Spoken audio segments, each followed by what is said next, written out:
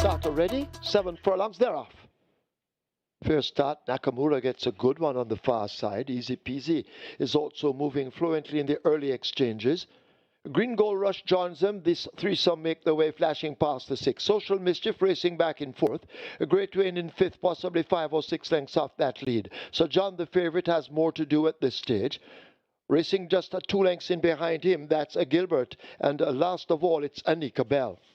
They've left the 5/8 and run now toward the final half of a mile, and Easy Peasy continues to control the speed up front, leading by a length and a long tail as they slip past the half-mile marker. Nakamura races up next. So John has made eye-catching progress. So too Social Mischief on the outside. A break of 3 lengths back to Great Wayne. Green Gold Rush backing out of it. Gilbert races second from the back, and last of all remains Anika Bell. They're at the 5/16th, coming into the top of the lane. Easy Peasy trying to go all the way with a good-looking advantage. Here now is Sir John now kicking in just on the outside. Nakamura is still in with a handy spot. Social Mischief racing on the outside, but Easy Peasy now running on wobbly legs gives way. It is the favourite Sir John snatching that lead. On the rail, Nakamura. Easy Peasy not finished yet, but Sir John drifting down to the fence continues to hold the advantage under the Sneaky Fox Radish Roman. A 16th of a mile remaining in the first of 10. It's all over. Radish Roman and Sir John take it by maybe 4 lengths. Easy Peasy second, Nakamura third, Anika Bell fourth. Social Mischief is back in 5th.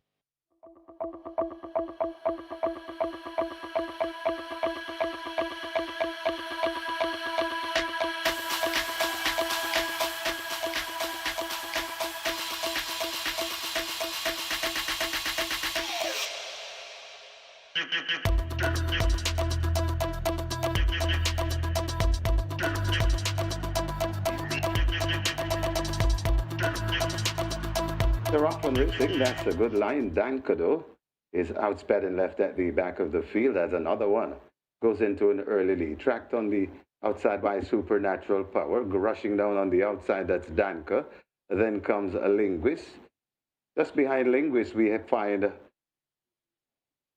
Riches to Rags and Balmore racing at the back of the field. They go past the 4, and it is on that lead another one, streaking off by about 2.5 lengths in front of racing in second, Supernatural Power. Another 2.5 before we come to Danka. Then comes 3 lengths before we come to Linguist. Then comes Balmore and Riches to Rags.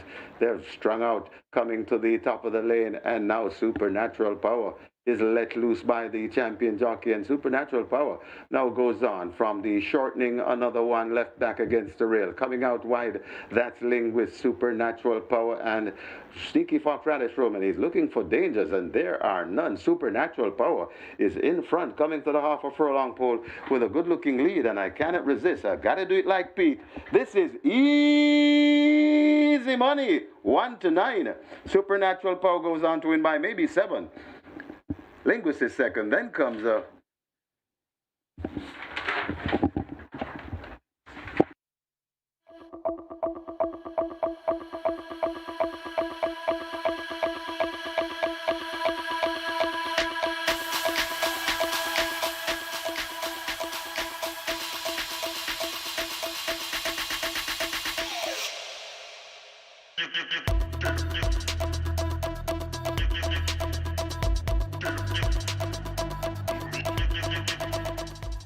They're off. Cost of Living misses it, left at the back early. Nuclear Jet is the one that rushes through under Roman to get that lead, slipping away by almost 3 lengths. Enthusiasm in between horses. Prince Kazir on the rail. My Eclipse hidden from view. Right there too, packing in as they charge away now toward the 5. That's Perfect Affair as Enthusiasm has faded back to second to last, and Cost of Living is at the back of the field.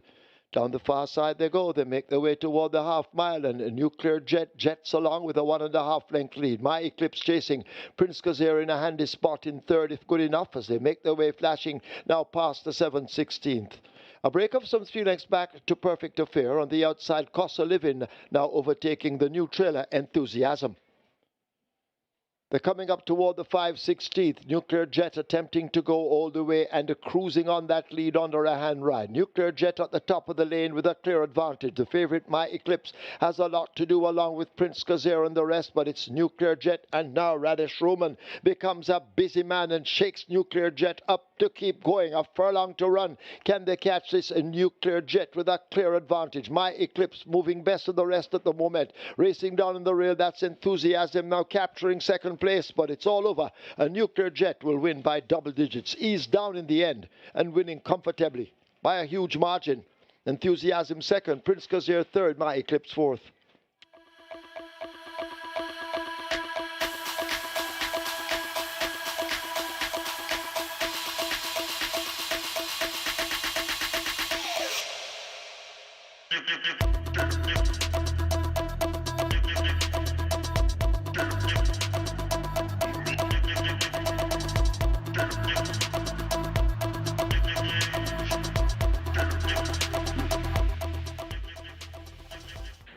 They're off and racing. Man Islam misses it along with Princess Talisi as rushing to take that lead. That is Strike Smart. Owned on the outside by Sweet Victory. Here comes Doc going ground on the outside, and here comes Doc along with Sir Wang Don. Sir Wang Don in front of Smart Strike, right there in a third. That is here comes Doc about 3 lengths before we come to Exotic Light. Man Islam rushing down for a place or two. Then comes Sweet Victory and Princess Talisi racing at the back of the field. Sir Wang Don takes them past the half mile, about 4 lengths in front of. Here comes Doc racing in second, retreating a bit. That is Strike Smart, overtaken by, on the outside, Man Islam. Then comes Exotic Light, improving a place. That's Princess Talisi, and racing at the back of the field, and now overtaking Princess Talisi. That's Sweet Victory. They're at the top of the lane, and it is Sir Wang Don in front. Here comes Doc, is coming on the outside. It's Sir Wang Don in front of. Here comes Doc, really coming down the racetrack on the outside, but here coming back for more. That's a Strike Smart. Man Islam is also in the mix. What a good race this is. Man Islam has now hit the front. Strike Smart against the rail. Here comes Doc between horses, and now Strike Smart. What's Sir Wang Don? It's Sir Wang Don in front. Strike Smart on the inside, and now Strike Smart is the front. Sir Wang Don, Strike Smart, Man Islam, and Sir Wang Don. Strike Smart going by together. Could be Strike Smart, could be 4 for the Sneaky Fox.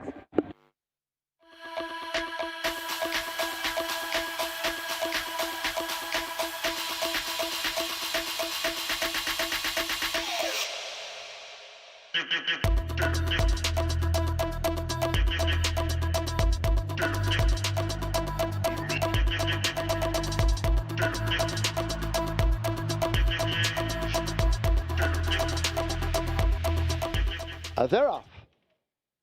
Small Boss had an awful beginning, left at the back with a lot of work to do. Mr. Wonderful gets a good start. Stormer Come is there, these 3 in line with Rusty on the outside.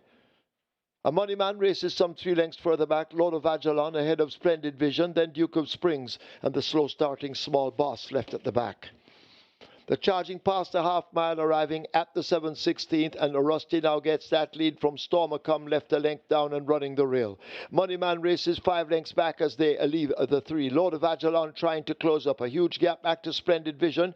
Duke of Springs making some ground on the outside. That's Small Boss. And last of all, and totally left out of it, that's Mr. Wonderful, as they've come into the top of the lane, and Rusty is in complete control with 3/16 remaining. It's all Rusty out front. Lord of Ajalon in a battle for a minor share along with Stormer Come, but Rusty leaves the furlong pole with what looks to be an unstoppable advantage. They drive inside the final 16th. Rusty getting a couple of cracks in the end, but it's Rusty and DeMar Williams. Rusty wins it easily, maybe by double digits. Duke of Springs in a photograph with Lord of Ajalon, a photograph also between Splendid Vision and Stormer Come.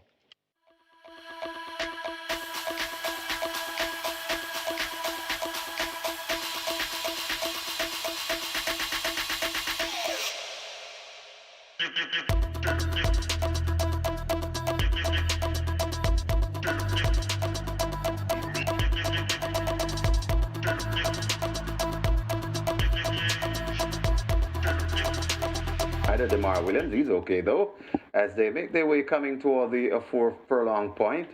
Right in the middle, that's Cold Pursuit, closest to us. That's Mid of the Whack, traveling nice, powerfully. Also there, that's Air of Fire. Sir Ganga Jamuna is present on the premises as well, over on the far side, K-Boy. But it is over on the far side and traveling well, that's Sir Ganga Jamuna switching over there. Air of Fire is right there. The loose horses in between and maybe causing some problem. Still running a good one. That is Minute the Whack. They're out of the chute, coming to the furlong pole. And it is Minute the Whack closest to us over on the far side. Sir Ganga Jamuna. Air of Fire has to do more. Minute the Whack. Sir Ganga Jamuna. This is where the race lies. Sir Ganga Jamuna looks to have the lead, and Sir Ganga Jamuna is going on to score. And Sir Ganga Jamuna goes on to win easily in the end, running on for second, Millennium Star. Then comes Mr. Mandate, Minute the Whack, got tied for fifth.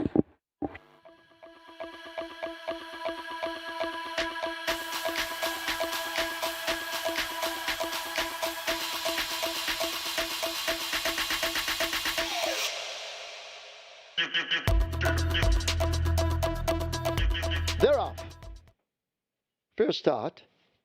Princess Chris gets a good one. Goes for that lead. Uncle Baba racing toward the outside. Widest of all, that's Rat's Treasure. And Rat's Treasure now goes on from Uncle Baba racing down into second.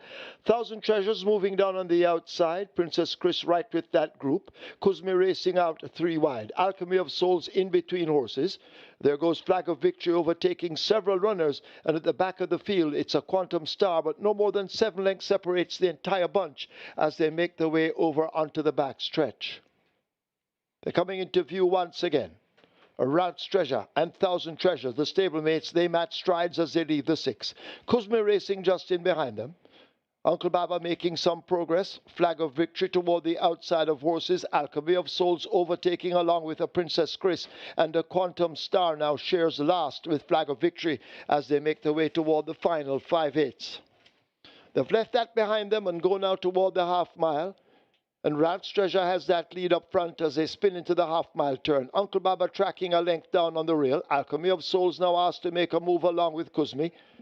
Princess Chris races next, 5 off that lead. Thousand Treasures has faded back through the field. A gap to Quantum Star and an even larger gap to Flag of Victory trailing. The front runners arrive at the 5/16. Rat's Treasure battling to hold the advantage. Attacked now by Uncle Baba. Alchemy of Souls stepping off just wide. Princess Chris getting a perfect rail run, but Uncle Baba now has taken charge up front. It's Uncle Baba with the lead. Here is Princess Chris harassing all the time. Thousand Treasures now beginning to run on from behind horses, but Uncle Baba now holds on to the advantage. Princess Chris continues the fight. Thousand Treasures has drifted down to the rail. It's Uncle Baba with a slim lead. Inside the final 16th, Uncle Baba and Princess Chris now they lock horns as they drive toward the line. Uncle Baba in a battle, and Uncle Baba will prevail over Princess Chris, then Thousand Treasures, Alchemy of Soul, Kuzmi coming back into 5th.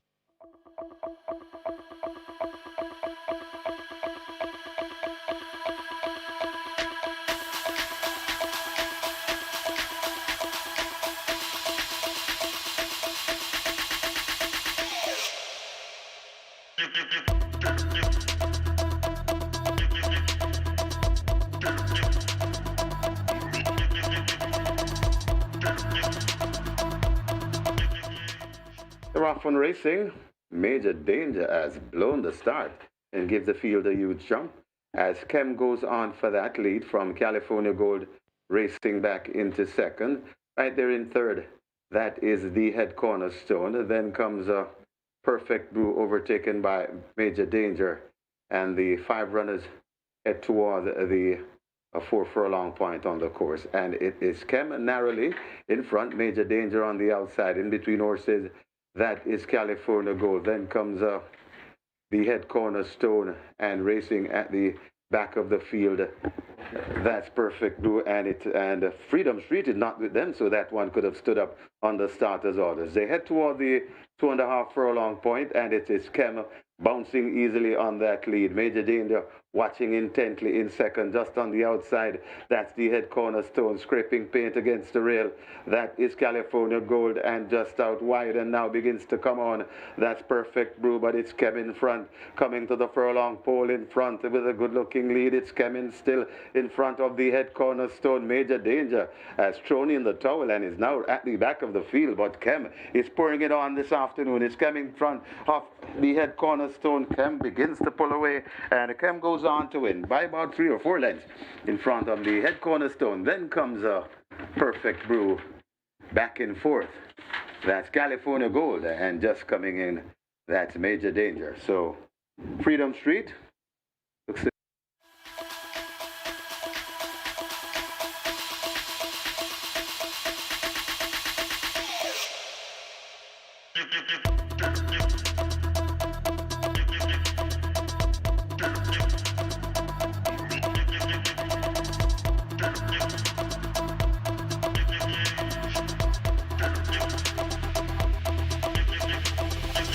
Michael Sims is ready, they're off.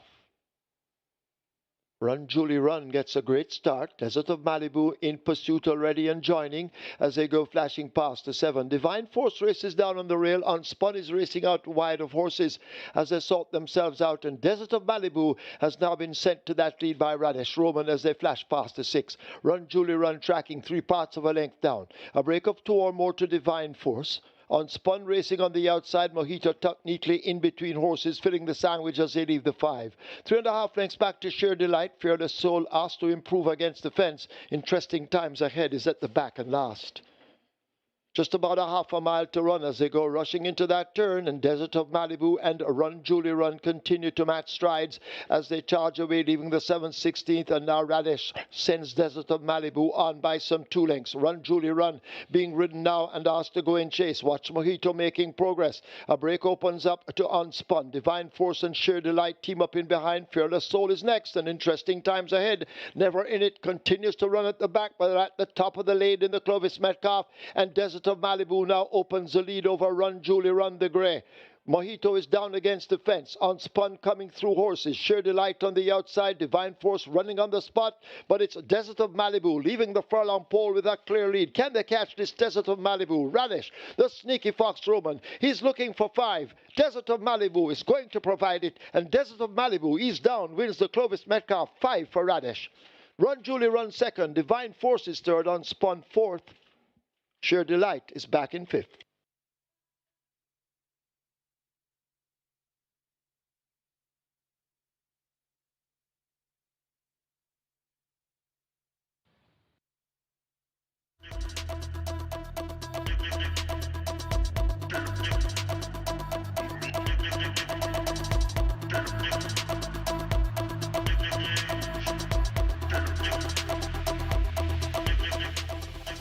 blindfold off, and they're off and racing. Indestructible, though. Break awkwardly and is left at the back of the field. Not so Galloping de Villas. Bold Move is also on the premises early and undisclosed location. Overtaking across on the far side, that's Hail the Queen, racing quite prominent. So it's Hail the Queen, undisclosed location, Bold Move, and Galloping de Villas. Just behind them, that is Crypto Girl and First Offense. First Offense closest to us. Just behind them, that's Tornado Steel as they make their way coming out of the chute with just about 2 furlongs to travel. Bold Move, undisclosed location. These two are battling for it along with Galloping de Villas. A nice looking race over on the far side. That's Hail the Queen. Bold Move is traveling powerfully. It's Bold Move who looks to have the lead from Galloping de Villas. Coming on to that is First Offense. Bold Move hanging tough from Galloping de Villas. Bold Move begins to find more, and Bold Move and Action Pack Rain Lewis going on to win it. Got tight for second. First Offense made it close to with Galloping de Villas, and they finished in a heap for fourth.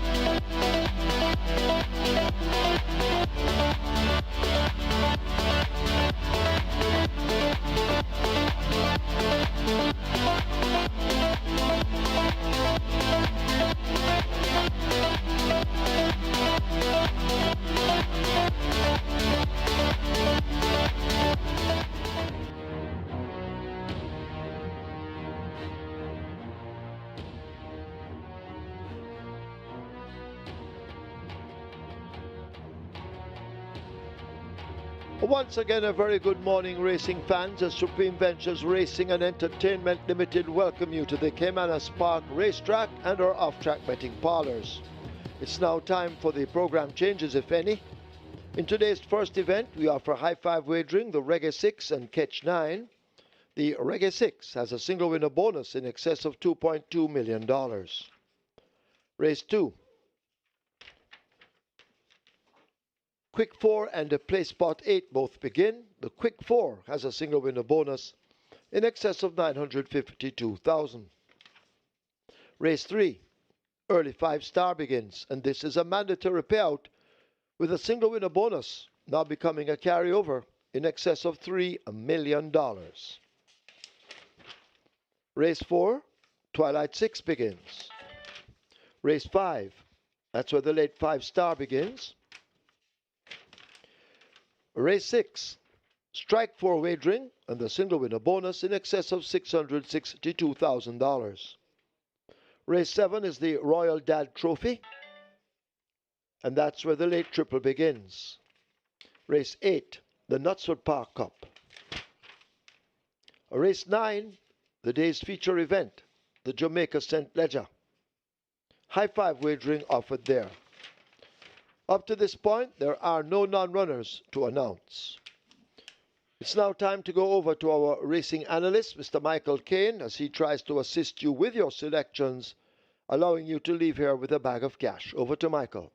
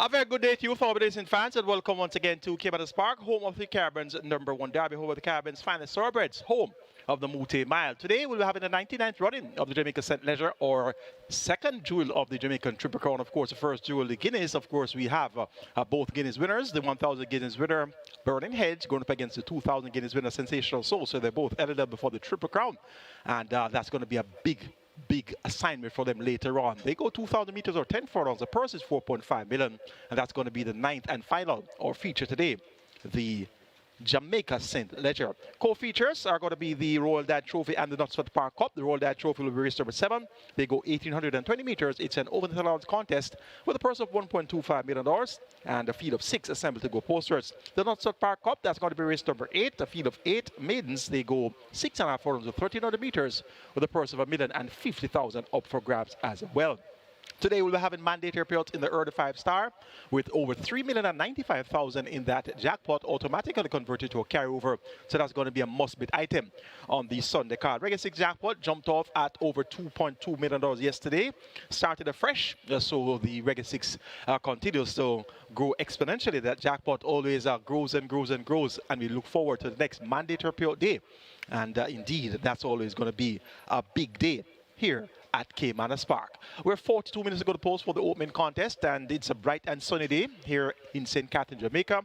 And yesterday, how about Radish Roman? He had a 5-timer, and the apprentice Damar Williams had a double, and the trainer GR.I, he had a double as well. So a very successful day for Radish Roman, Damar Williams, and GR.I. So look forward to those to have a good day. Again, usually when horsemen have a good day on the day before, they normally follow through with the following race day with another good day. Catch 9 and Regular 6 both begin in race number 1. Minimum guarantee payout for your Regular 6, 3 million. Minimum guarantee payout for Catch 9, 500,000.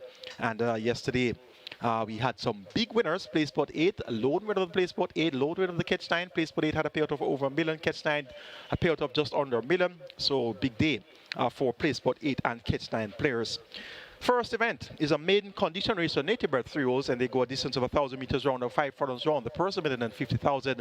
And your favorite in early wagering is at even money. That's number 4, Duchess. You get 5-2 for number 1. The newcomer, Dreamer's Corner. It's 3-1 for number 6. Good Conscience. Then you get 5-1 for number 9, Legal Fight. 6-1 for numbers 2, Black Ringo, and 8 altogether. So the betting is spread right across the board here. 2 horses neglected at betting, 99-1 for number 3, Smoking Thumb, and 72-1 for number 7, Jukebox. But 7 of the 9 runners are in single-digit odds. Number 6 is my day of the top selection here, my day of the winner, and that's my top selection. That's Good Conscience. This Good Conscience showed good speed last time, outgoing 6 furlongs. Second by 4.5 lengths behind Alive. In a field, so 117 and a fifth of a second for 6 furlongs, but they ran into a fierce headwind. So that day, the final furlong or 2 furlongs of each races were run quite slow. So we're not going to knock this Good Conscience for that 117 and a fifth of a second final time, which was run by Alive. Richard Henry, he picks up the mount to place in Richie Shakes, and he rides here for Turner Fitzgerald Gillespie. Good Conscience now cutting back the 5 furlongs round, a furlong shorter, and having shown much better speed than all the rivals we've seen so far today. I'm expecting Good Conscience to make the lead. I'm expecting Good Conscience to be able to show them a clean pair of heels. Duchess number 4, not as speedy as Good Conscience, but she has pace, and she has good late pace, good mid-race pace, good late pace. Last time out, she was second by 2 lengths to Rowan Kitty, going 6.5 furlongs in 124 and a fifth of a second. Another day where we had a very strong headwind. 2 starts are back, second by 3 lengths to Woman in Love. Woman in Love subsequently had stepped up on 1 right away at nuns of 2. So this Duchess, though not as speedy as Good Conscience, I'm expecting her to be in the firing line inside the final furlong and a half. And if Good Conscience does not deliver, look for Duchess to be the one to capitalize. The other horses of interest here, we have numbers 1, Dreamer's Corner, makes a debut. She's a 3-year-old bay fitted by a successful native out of the South Street Southern St. Dam Dream Point, bred by Karen Passard, own PJK team, trained Ian Passard, and this Dreamer's Corner was foaled on the 15th of April. Radish Thinking Fox Roman, he has great form, so he should very well continue that great form onto the St. Ledger card, and he'll be aboard Dreamer's Corner. Tongue tie on for the debut. This Dreamer's Corner has looked fairly fluent in the morning, nothing eye-catching, nothing clock-stopping, no bullet work, so to speak. We're in 36-4 alongside Rowan Kitty stablemate on the 15th of June, and on the 29th of June, went a half man in 50 and a fifth of a second alongside stakes winner Mahogany. So she has been primed for her debut alongside the likes of Mahogany. So a decent enough effort is expected here from Dreamer's Corner. Number 9, make that number 8 altogether. Paul Francis rides for trainer Ryan Darby, and this altogether was a runner-up 2 starts back on the 4th of May at 19-1, beaten by Queen Latifah in 116 flat for 6 furlongs, and was second by 7 1/4 lengths. A similar effort. We'll see this altogether being thereabouts when it's being decided. There's some market signal for number 9, Legal Fight. Got market signals on debut 9-1, and was 5th by 8.5 lengths, not totally disgracefully behind Native Flyer, Enthusiasm, and Prima Suprema. With that run under his belt, now coming around the bend, blinkers fitted by trainer Patrick Lynch, with Taj Marway picks up the mount, and the market signals are strong 5-1 for Legal Fight. So many ways to go here in race number 1. A lot of unknown quantities. There are a couple of other debutants. 2, Black Ringo. He's a 3-year-old bay colt by Bold Conquest, although he's the real thing, damn. Golden Treasure. Bred O'Neill Hines, owned by Granville Bias, trained Barrington Dawes, and significant choice of rider is Shane Ellis. And they're getting 6-1 there. That's also fairly strong market signals for the first-time starter, Black Ringo. Number 3 is Smoking Tom. This one makes his debut. He's a late fold on the 1st of June. We saw a late fold yesterday in UK Jet, winning by the proverbial City Block. So these late folds are acquitting themselves quite well thus far. Smoking Tom, a 3-year-old bay colt by Midnight Hawk out of the Sorrentino Dam, Girly Links. Bred by Raymond Tong, owned, Javid, trained by Christopher Pearson, more popularly known as Superman, and the female apprentice rider, Joy Haynes, will be aboard. The figure has been fitted for the debut, and this Smoking Tom has looked fairly fluent in the mornings, but no fast exercise times recorded. So look for this one at odds of 99-1 to benefit from the exposure. Another debutant, number 5, Abe. This one is a 3-year-old dark bear brown colt by Successful Native out of the Freetown Vajanti Dam. She's a Spy. Bred by Lydia Anglin, owned VNO Racing, trained Lydia Anglin, and Everty Clunas will be aboard. And there are absolutely no tickets sold on Abe so far. You can see that 0 beside the number 5. That means that no tickets have been sold on this first-time starter as yet. And it's quite a rare occurrence to see a 0 beside a horse in any race at Caymanas Park, because usually every horse has a ticket or 2. So I guess the Abe fans aren't out as yet. So this one should also be one that should benefit from the exposure. Going here for number 6, Good Conscience, to get the better of number 4, Duchess, then 1, Dreamer's Corner, and 9, Legal Fight.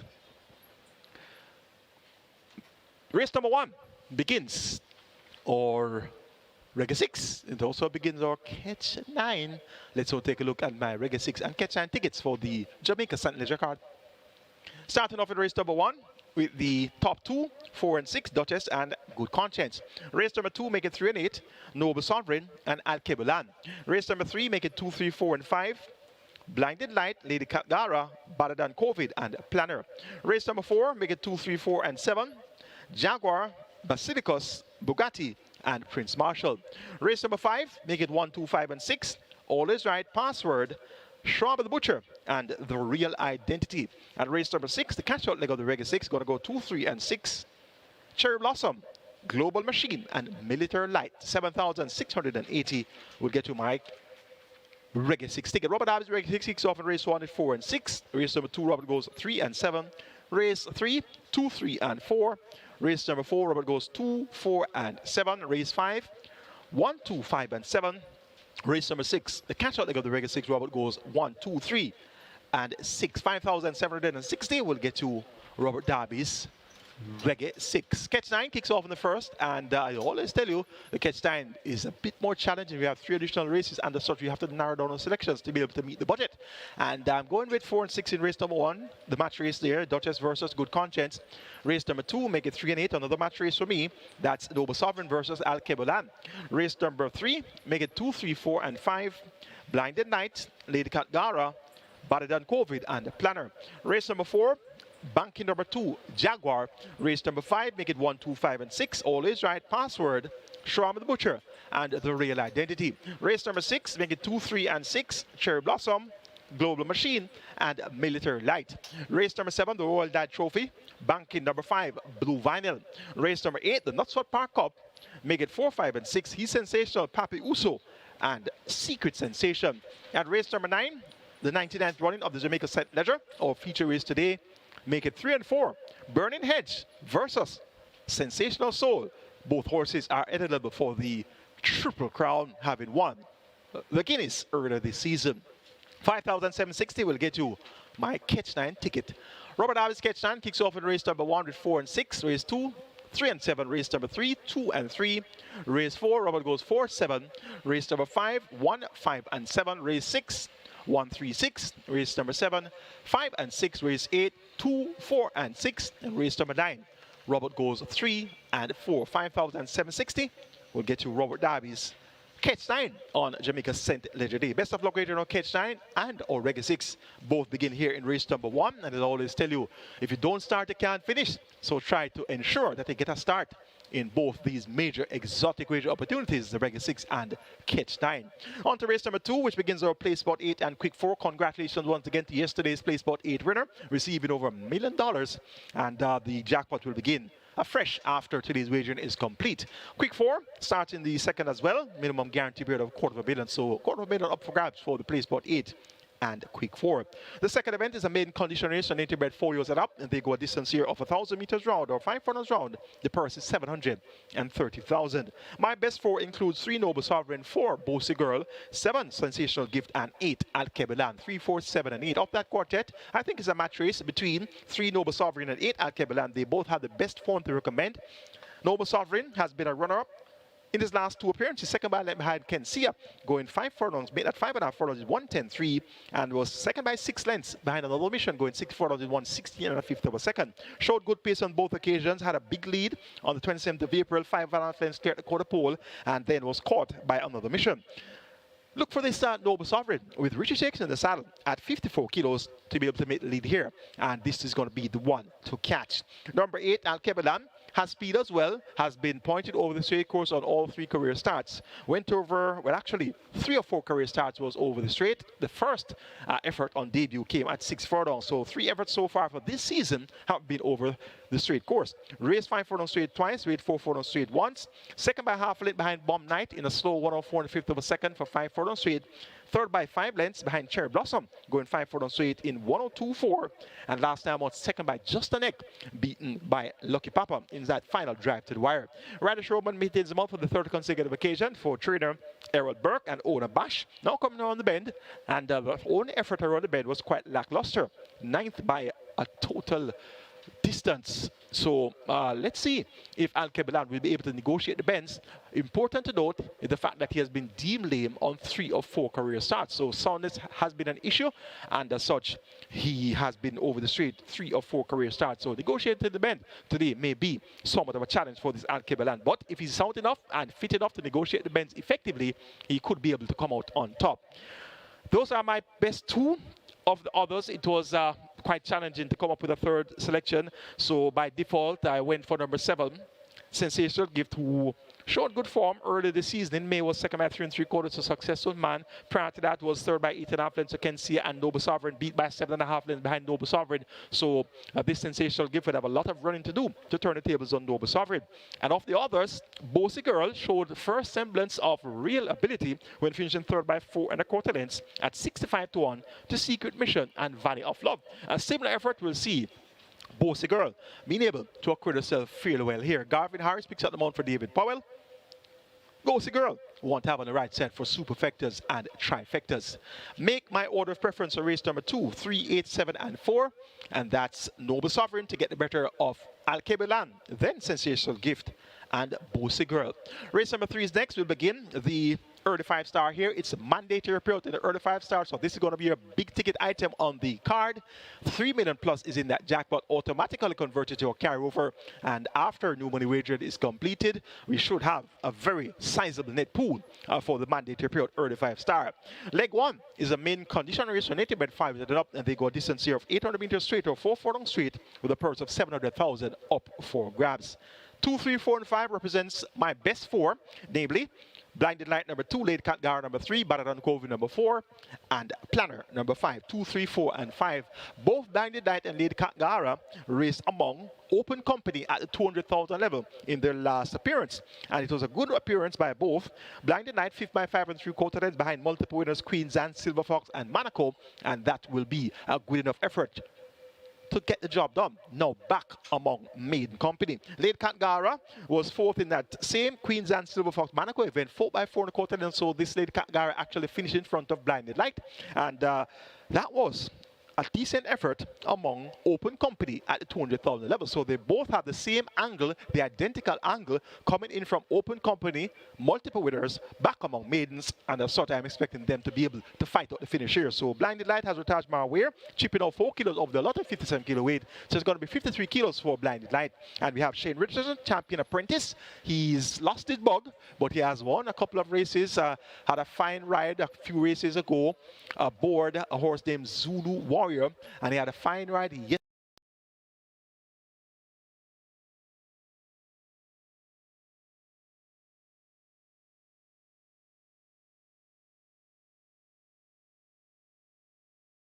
Indeed, I'm expecting him to have Lady Gara in a fighting position throughout.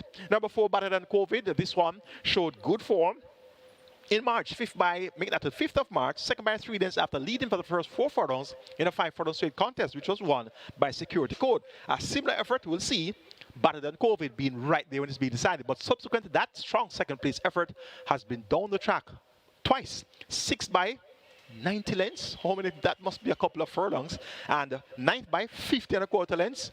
Sounds like a couple of furlongs as well. So those 2 efforts are way too below par.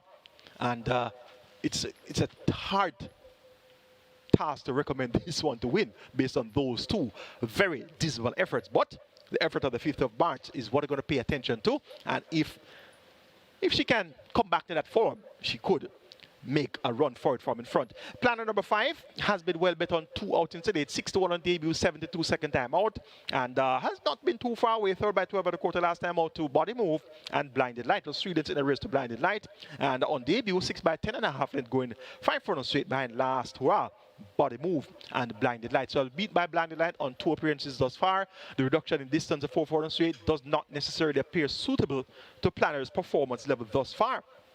Visor maintains, tongue time maintained, and Richie Shakes, he maintains them for the 3rd consecutive occasion for trader Michael Mardo. So Planner has scope to improve. Only raced twice versus Blinded Light was raced 17 times versus Lady Gara has raced 12 times. So that's always another positive angle to take the chances of horses, the scope to improve with the lesser amount of races.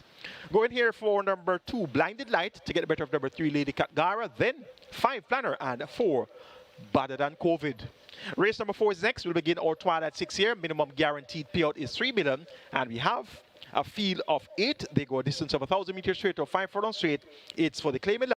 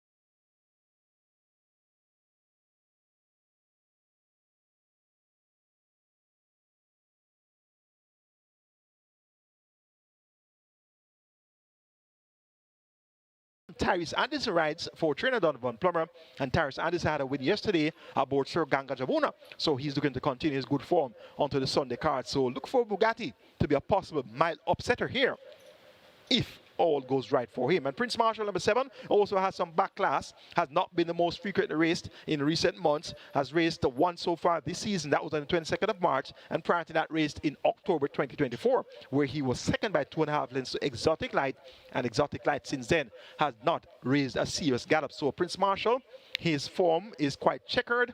Emilio McLean, also known as Dika, picks up the mount for trainer Ryan Darby.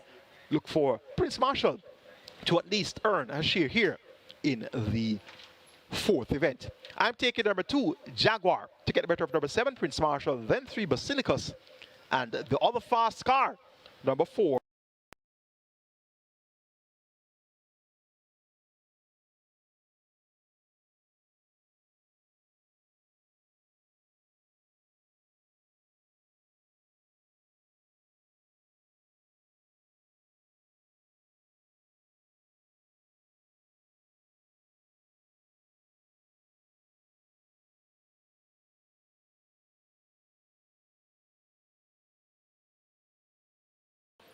Global Machine, and Military Light. Race number 7, the Royal Dad Trophy. I'm banking number 5, Blue Vinyl.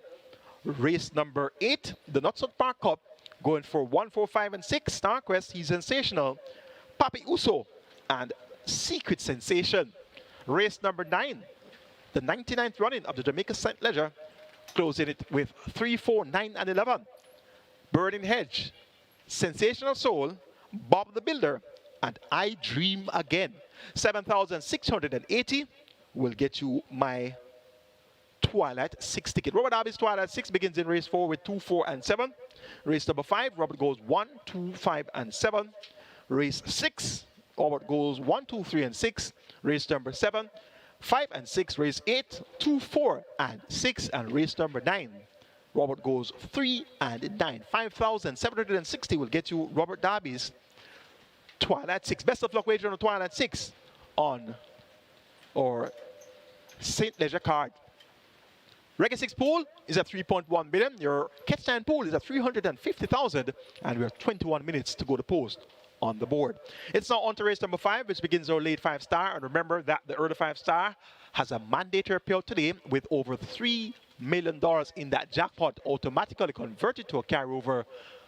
And we have another runner coming in, race number 1, scratch horse number 2, and that's Black Ringo. Scratch number 2, Black Ringo, not eligible. So Black Ringo, not eligible, and is a non-runner. Late 5-star kicks off in race number 5 with a minimum guarantee bid of 300,000 up for grabs. It's a restricted allowance, 4 for 80 bed, 5 up, nuns of 3, and importees 5 years and up. Non-winners of 2 with a purse of 750,000 up for grabs. They go 1,400 meters or 7 furlongs. My best 4 here includes 1, All Is Right, 2, Password, 5, Shram the Butcher, and 6, The Real Identity. 1, 2, 5, and 6, that's where we're going in race number 5. All Is Right, a narrow loser last time out, second by nose, beaten behind Papa Gray. That was at 7.5 furlongs. Cuts back in distance now just by half a furlong to 7 furlongs. Anthony Adam maintains about for the 4th consecutive occasion for trainer Michael Marlowe. All Is Right, from a similar effort, can very well go one better. She has caught the pace of this level for some time now. She has been at nuns of 3 for several months. Number 2 is Password, 3rd by length to the quarter in that same Papa Gray All Is Right event, and that was marked improvement, going 7.5 furlongs too. Cuts back in distance to 7 furlongs, so a half a furlong shorter. Philip Parchment picks up the mount, replacing Richard Shakes in the saddle, and this sees Password picking up 4 kilos to go at 55 kilos. So we're going to keep him on the right side, having shown that he's nearing his best once again. Number 5, Shram the Butcher, 6 by 8.5 lengths last time. We're going 6 furlongs behind Kismet, Princess Sophia, and Papa Gray. Went 7 furlongs, 2 starts back, and was served by just 3/4 of a length behind Sir Wangdon and Papa Gray. So Papa Gray, you can draw a line through Papa Gray in comparison with Shram the Butcher and Password. So once you give Password a chance based on that run behind Papa Gray, we have to also give Shram the Butcher a chance based on those 2 good runs behind Papa Gray. The Real Identity number 6, this one has good scope to improve, has already raced 4 times, has 2 wins, 1 second and 1 third. So this is going to be a very positive angle to take the chances of the Real Identity at. And both of his wins have been by open lengths. One by level lengths, released the main tag. Slow time though, 1:17.4, but the win was visually impressive, beating Shine For Me and Run Georgie Run. Had his first attempt at nuns of 2, a very encouraging attempt, 3rd by length behind Meadow Ward and Moneybox. And then he came back alone by 8.5 lengths, beating Moneybox. And Moneybox was a next out winner. So this, the Real Identity, has a lot of scope to improve. Everett Clunis picks up the mount once again. He has been aboard to both victories. And this, the Real Identity, should be able to fight out the finish here among more exposed runners. Going here for Shram the Butcher number 5. To get the better of number 2, Password, then 1, All Is Right, and 6, The Real Identity. Race number 6 is next. This is the cash out leg of the Reggae 6 and start of the Strike 4. Strike 4 minimum guaranteed payout is 500,000. We have a field of 8, and they go a distance of 1,100 meters or 5.5 furlongs. It's a restricted allowance 5 for native red 4 years and up, nuns of 2, and importees 4 years and up, maidens with a purse of 750,000 up for grabs. My best 4 includes 1 Never, 2 Cherry Blossom, 3 Global Machine, and 6 Military Light. 1, 2, 3, and 6. That's where I'm going in race number 7. Cherry Blossom, third by length last time out, going 6.5 furlongs, beaten by Solace, and Successful Man was just beaten on the wire for second behind Successful Man. That was at 6.5 furlongs, led for a long way, cut back in distance by 4 furlongs to 5.5 furlongs. Clive Lynch picks up the mount for trainer Colin Ferguson, and Clive Lynch back in action in recent months, and he's a very bustling rider. He's quite accomplished as well, Clive Lynch, and he has a very sizable fan base here at Caymanas Park, and we welcome back Clive Lynch to active competition, coming off a lengthy break. Now this is going to be his best chance to return to Williams Clover since his recent return. This Cherry Blossom has been on the upgrade, won easily going 5 furlongs straight in 102.4, releasing the main tag, stepped up to on 2 for the first time and broke slow and was just beaten by half length, running on strongly behind Design Diva going 5 straight, and that last effort I told you about, third by just a length, going 6.5 furlongs behind Solace. So Cherry Blossom is going to be the horse they'll all have to try and beat here. She has the speed to make the lead, and when Clive Lynch is in front, he is even more dangerous. So look for Cherry Blossom to take some catching here. Milton Light will try to do just that. This one void of early pace and speed, but has a good late turn of foot. Did not deliver last week Saturday, the 28th of June, when sent by 6.5 lengths to Solace, Successful Man, and Cherry Blossom. So cutting back in distance now by a furlong to 5.5 furlongs, gets a 4 kilo claim on tires. Anderson shipping out 4 kilos of the lot at 55 kilo weight, so it's going to be 51 kilos here for Military Light. We'll keep Military Light on the right side. And Global Machine has been a source of disappointment in recent times, 8 to 5, 5 to 2, 3 to 5, but just not getting his head in front.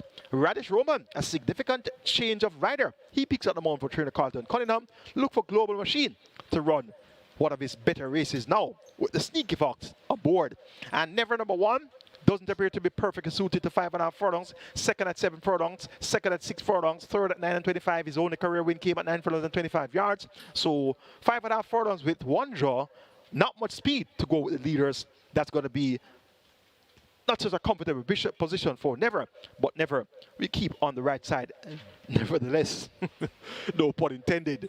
Going here for number 2, Cherry Blossom to get the better of number 6, Military Light, then 3, Global Machine, and 1, Never.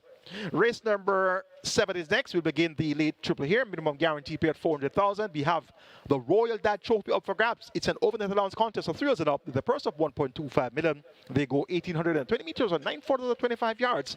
The spectator street as this event begins right in front of the grandstands. It's always a captivating sight to see the horses up close and in person as they parade behind the starting gates, and indeed when the loading procedure is being carried out, and indeed when they break from the starting gates with their riders just in for a good early position going into that clubhouse turn. So the spectator street is the starting point for the Royal Dad Trophy. And the former St. Ledger winner is on the card today, and that's Blue Vinyl. And of course, you know, Blue Vinyl won the St. Ledger, beating Atomica, but after that, Atomica brushed him aside in the Derby. So Blue Vinyl, fittedly, is racing on St. Ledger Day. He won the St. Ledger 3 years ago, and he has good form to recommend. Second by 6.5 lengths last time out, beaten by Rhythm Buzz going a mile. Second by Neck 2 starts back, beaten by Interesting Times Ahead. And another fact is that Blue Vinyl, when he won the St. Ledger, he was ridden by Radish Roman. And another fact is that the trainer at that time was trainer Patrick Lynch. Now trained by Gear Sobrati, M&M Racing Stable maintained ownership of Blue Vinyl. And yesterday, Gear Sobrati had a double. He also had a double last week Saturday, as in the Saturday before yesterday. So he's looking quite well. And look forward to Gear Sobrati to having more multiple win days. And this Blue Vinyl going 2 turns 9 and 25 right up his street. He's going to take a lot of beating here. Rainsville, another that goes well over 9 furlongs and 25 yards. And this one capable on his best day. Tyrus Anders picks up the mount for trainer Richard Azan. And this Rainsville, from one of his better efforts, would be able to chase home Blue Vinyl. Atlantic Convoy also quite capable of being prominent. Not proven at 9 furlongs and 25 yards. Better proven at mid distances such as 6.5 furlongs. And looking forward to Atlantic Convoy with the Speed Doctor, Wesley Callaloo Henry, also known as the Genie Man, also known as Greens, also known as Callaloo. He's of many ALSs here at Caymanas Park, and the Speed Doctor might very well be one of those. So look for Atlantic Convoy to be for the place here with Wesley Henry aboard, and he's going to be one of the pace contenders for the Royal Dad Trophy. Going here for a former St. Ledger winner on St. Ledger Day, Blue Vinyl, to get the better of Rainsville, then Atlantic Convoy. And for fourth, it's going to be a toss-up. And taking the informed Providence to fill in that frame. 5-3-6-1 in the Royal Dad Trophy. The 8th and penultimate is the KNUTSFORD Park Cup. We have a field of 8. These are maidens. They go 1300 meters, those 6.5 furlongs. The purse here, 1,050,000. Late double begins in race number 8. My best 4 includes 1 Star Quest, 4 He's Sensational, 5 Papi Uso, and 6 Secret Sensation. 1, 4, 5, and 6. He's Sensational came out of hiding last time out and got the lick, so to speak. And I was very pleased to have tipped the winner of that race, Benison, because I tipped He's Sensational on a previous outing and he broke slow, lagged behind the field, even showed that replay where he was lagging behind the field and making a good mid-race move on the 3rd of May. And I tipped him and I said, it must be now that He's Sensational is coming to run. And he didn't run. But when he came 9:25 on the 8th of June, broke winging, went to the lead, dictated turn, looking strong for the first 7 furlongs, but had no answer to the late kick of Benison. And He's Sensational. I wonder if he's going to be back to his wayward self now, breaking slow, lagging behind the field, and not really making any serious effort. So we're going to be looking on closely later on to see if that will be the case. I'm going to make it my selection, but I'm very skeptic about this top choice. He's Sensational. Hopefully, the presence of Radish Roman will count for something, and He's Sensational will be on his best performance today once again. And his best could be very well be good enough to win this contest. Secret Sensation, another sensation on the card. And if you're looking for a rake, racing fans, you know I always like to point out the rakes for you. We have a horse by the name of He's Sensational in race number 8. We have Secret Sensation in race number 8 as well. And there is some other sensation about the place. Sensational Gift in race number 2. So it appears that it will be a sensational day here at Caymanas Park. Well, we always have sensational days, but I'm speaking about the name of these horses now. And Sensational Soul will be in the scent letter. So hint, hint, hint, rake, rake, rake. Make it a sensational day for you. Sensational Gift in race 2. He's Sensational in race 8. Secret Sensation also in race 8. And Sensational Soul in race number 9. So this Secret Sensation, runner-up last time out, that was on mandatory period day in the Reggae 6, and I'm still smarting at my luck with this 9-1 chance not beating the holding favorite Midnight Runner. I'm quite sure that if Secret Sensation won that race with AC Grant, beating the 2-5 favorite Midnight Runner, the Reggae 6 could have paid maybe 500,000. It paid 110,000. Yes, with the big favorite winning. But what if Secret Sensation had won that race? We would be on the receiving end of some bigger bucks, so to speak. And of course, you know that my Reggae 6 ticket came in on mandatory period day, which I had 2 selections in that race, 3 and 8. And my Secret Sensation just couldn't get up in the nick of time. They were second by half a length. So today, we have Akeem Grant again, and we have Radish Roman again. And the last time Akeem Grant won a race, it was a horse named Lil Maggie beating a horse named Princess Catalina. So watch out for Akeem Grant to try and upstage Radish Roman here. The next horse of interest, number 5, Papi Uso, showed first signs of real ability when finishing third by length and 3/4 last time out in that same Midnight Runner Secret Sensation event. Now gets a 4.5 longer to travel. 6-time champion jockey Omar Walker maintains the mount. For trainer Anthony Baba Nunes and owner Stefan Narain we keep Papi Uso on the right side. And Star Quest number 1, Shannon's Ranch Jason Acosta. And this one has been showing improvement, but not getting as close to winning as one would like. After finishing second in April by a length and a quarter behind Pretty Perfect, hasn't gotten as close since. But look forward to a brave effort here from Star Quest, which Shannon is now appointed to ride. It's a KNUTSFORD Park Cup on Jamaica St. Leger Day. We're taking 4 He's Sensational to get the better of 6 Secret Sensation. It could be a sensational exacta. For third, make it number 5, Papi Uso. And for fourth, make it number 1, Star Quest. The 9th and final is the big one, the 99th running of the Jamaica St. Leger. A native bred 3-year-old futurity contest. It's a graded stakes event with a purse of $4.5 million up for grabs. And this is our second jewel of our Triple Crown. And the first jewel, of course, the 1,000 guineas and the 2,000 guineas. So both winners are in this event. Burning Head won the 1,000 guineas and Sensational Soul won the 2,000 guineas. And we have some replays in store for you. Compliments of our very able production team of Sports Max, the home of champions. And of course, replays requested by yours to Michael Kane, your racing analyst. And these replays always come in quite handy to beef up the handicapping seminar, so to speak. So we're going to have a look first and foremost at the first classic of the season, the 1,000 guineas, run on the 7th of June. That was on the 7th of June, the 1,000 guineas with a field of 15 fillies going a distance of 8 furlongs, 1,600 meters or a mile.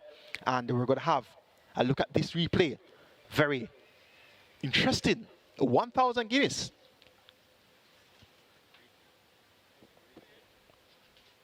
Regular 6 pool at 4.5 million and climbing, catch stand pool at 550,000. So we're going to have a look at the 1,000 guineas, and then we'll go on to the 2,000 guineas. So we're going to have a look at both the classics, the season's first classics, the 1,000 guineas run on the 7th of June, and the 2,000 guineas run on the 8th of June. Lets them go. They're off for the 1,000 guineas. Queen Latifah just came out toward the back of the field. Toward the far side, Adanka is running quickly with no apology. Wayne's at Cherry Links now moving up to take them on early. Simply Enchanting is on the premises. Khaleesi the Grey right there too as they make their way down the back stretch. No Apology has come through to get a narrow lead. Wayne's Cherry Links now making eye contact as they float past the 6. Khaleesi is 2 lengths down. Queen Latifah on the rail. Mighty Gully in between horses. Hansa racing out widest of them all. Linguist asked to make ground with Danker on the outside. Pretty Perfect is racing next, several lengths off that lead. Burning Hedge now asked to pick up. Costa Living overtaking horses toward the outside as they're about to arrive at the half-mile marker. Simply Enchanting races toward the back. Perfect Affair is there too with Social Aviator. And at the back of the field a long way last, that's Enthusiasm as they come flashing past the 3. Wayne's Cherry Links has taken charge up front, being chased all the while now by Hansa in second. Danka, the other Azan horse, now dropping down into third. Khaleesi is there. Mighty Gully asked to close up. Linguist now making late progress, but they're coming into the top of the lane. Wayne's at Cherry Links, rubbing shoulders with Hansa. Watch Danka down against the rail. Wayne's Cherry Links also trying to close up. Linguist and Burning Hedge in a battle out wide, and these two now go on. It's Linguist and a Burning Hedge. They're rubbing shoulders. Burning Hedge now gets the nose in front. Linguist trying to fight back, but Burning Hedge now begins to go on. It's Radish Roman. He's looking for 4, and he's going to capture the feature. The Jamaica 1,000 guineas. Burning Hedge by 5 or more. Linguist is next. Mighty Gully ahead of Hansa. Pretty Perfect is back in 5th.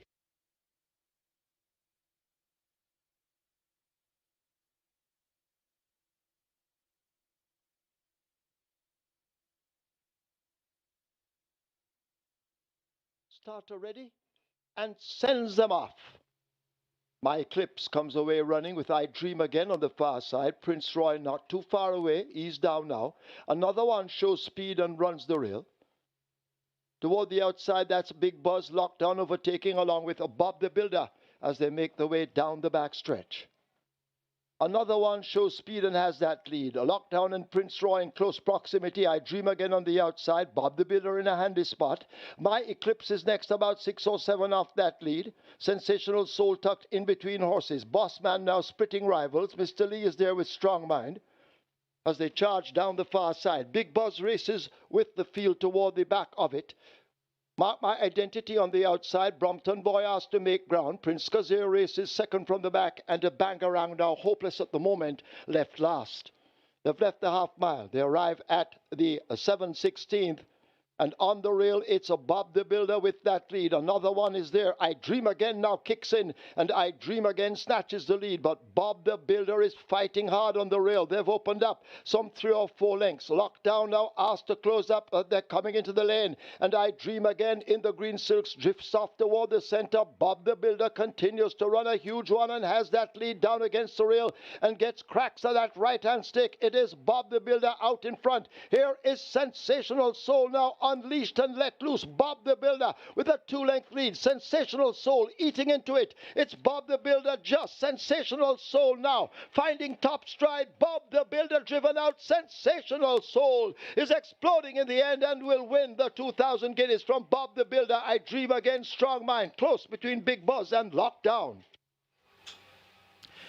So that's the replay of the 2,000 and 1,000 guineas. Of course, we saw Burning Heads with earlier, and that's on the monitor right now. Sensational Soul winning the 2,000 guineas. So both performances were quite creditable. And of course, visual impressive was the win by Burning Heads, winning by some 5 lengths, drawn away in the end, and winning in a quicker time. 1:41 and 3/5 of a second was the time that Burning Heads did for the 1 mile distance for the 1,000 guineas. And the following day, the Colts did 1:42 and 4/5 of a second, which is a 2nd and a 1/5 of a second slower than the fillies did on Saturday. So that equates to 6 lengths. 1 second in the handicapping world is equivalent to 5 lengths. A 1/5 of a second is equivalent to a length. So a 2nd and a 1/5 is equivalent to 6 lengths. So when you do the handicapping based on those numbers, Burning Heads is 6 lengths better than the Colts, who did 1:42 and 4/5 of a second. Now, pointing back to the fact of the times, earlier in the season, we had the Prince Consort and the Thornbird Stakes, which were run in the identical time, 1:28 and 3/5 of a second. So the fillies did 1:28.3, the Colts did 1:28 and 3. That was for the Thornbird and Prince Consort events. That was the that was one of the major preps for the first classic. Now the next major prep, the final major prep for the classics, were the Kingston and Portmore, both at 7.5 furlongs, and incidentally, they were both run in the identical final time of 1:35 and a 1/5 of a second. There was a little bit of a variable in the 6 furlong split for maybe 1 or 2 of the races, maybe a 1/5 of a second, nothing major. So the fact is that both the Prince Consort and Thornbird, the Kingston and Portmore, were run in the identical times. Now the Prince Consort was won by Runaway Star, first past the post, disqualified and placed second by an Honor Prince. In that event, Sensational Soul did not participate, but he participated in the Kingston, which he won in 1:35 and a 1/5 of a second. So the Colts and fillies were equally matched based on those times for those 4 races. Now, coming into the season's first classics, the time had a significant differential, a 2nd and a 1/5. Is that going to prove to tip towards the filly to be better than the Colt? Or is it just that that day was just an off day for the Colts in terms of that full 2nd and a 1/5 of 1 and a 1/5 of a second? So, and it's interesting visit of the numbers there in terms of time. Looking forward to this event today. Now, to add to that fact, the sex allowance of 2 kilos will be also beneficial to the fillies. And that will see Burning Heads can 55 kilos getting 2 kilos from the Colts. So in addition to the fact that she did a 2nd and a 1/5 faster for the Guineas, she's going to be getting weight. And 2 kilos is equivalent to 4.4 pounds. It's 2.2 pounds that makes a kilo. So she's getting weight. She ran a faster time.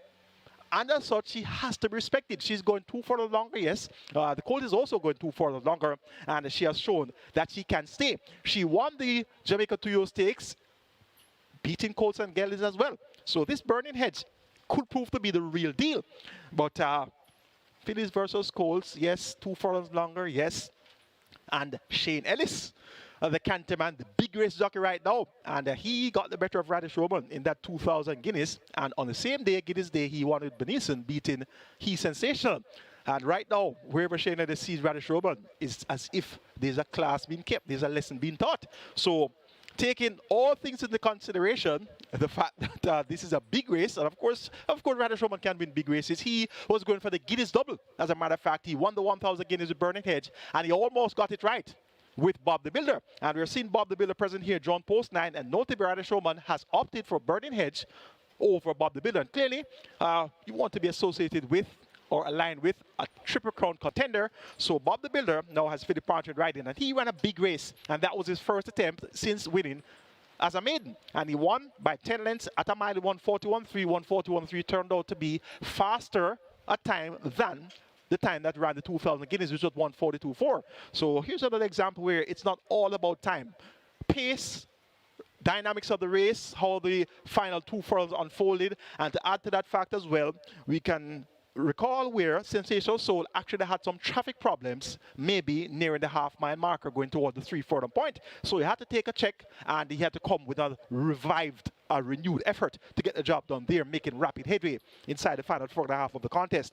So Shevan Maharaj is also the owner of Sensational Soul. So there's a lot going for Sensational Soul here. Shevan Maharaj, a multiple classic winning owner of course, Supreme Soul fame, Triple Crown winner. Also, of course, of Calculus fame, Derby and St. Ledger winner.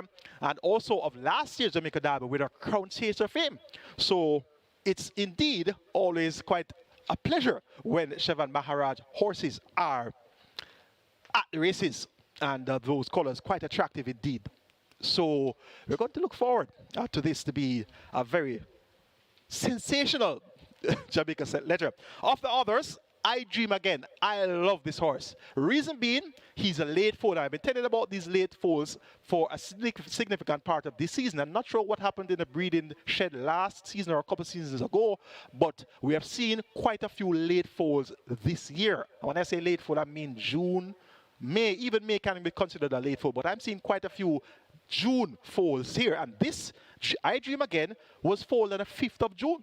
So by the standards of being mature physically, mentally, as a thoroughbred, he will be well behind his rivals, which were foaled much earlier in the season, such as January, February, and March. But I Dream Again has proven himself to be quite capable. He won a debut by 9 lengths in 108 flat. That didn't beat much. Giant Vigorous, that one, still a main Brompton boy, came third. But after that debut win, he went straight into the Prince Consort Stakes, which was, of course, against the best 3-year-old colts and geldings. And he ran a brave race, led for the first 3 furlongs, fought by 8 lengths in the end behind Runaway Star, Honor Prince, and Mark My Identity. And after that, he competed in the Kingston, where he was noticeably held off the fractions, didn't really want to go with his tailor-made Runaway Star. So things were more planned around Runaway Star making all the running. But I Dream Again prompted the issue. 4 by 2.5 at the half mile, came to the quarter pole, second by length and a quarter, third by 3.25 at the furlong pole, and finished up a brave 4th by 4.5 lengths in only his 3rd career start. And his 4th career start came in the Jamaica 2000 Guineas, the classic. And look at the effort by I Dream Again. We just saw the replay. He made a bid for the lead at the top of the lane. He actually pointed on the lead at the top of the lane.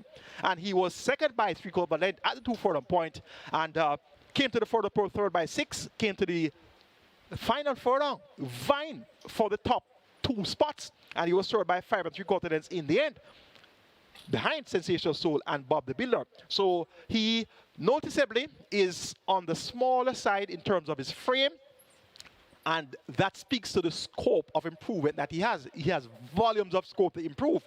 So if there's going to be an upset in any way, shape, or form for this Jamaica St. Ledger, look no further than I Dream Again, who is of an abundance of class and quality and potential. So look for this one to be the one to try to be the fly in the ointment later on in the Jamaica St. Ledger. Going here for Sensational Soul number 4 to get the better of number 3, Burning Hedge, then 9, Bob the Builder, and 11, I Dream Again. 4, 3, 9, and 11 in the 99th running of the Jamaica St. Ledger. That's the handicapping seminar for you today, and I sincerely hope that that analysis would have better guided you when making your decisions about comprising your permutations. And at the end of today's wager, right here at Caymanas Park and all the OTBs island-wide, and also through the SV Games app, wagering MBet, and also on ExpressBet, NairBets, the Woodbine mobile betting platform, and also on FanDuel, that you'll be a winner wagering Caymanas Park Racing.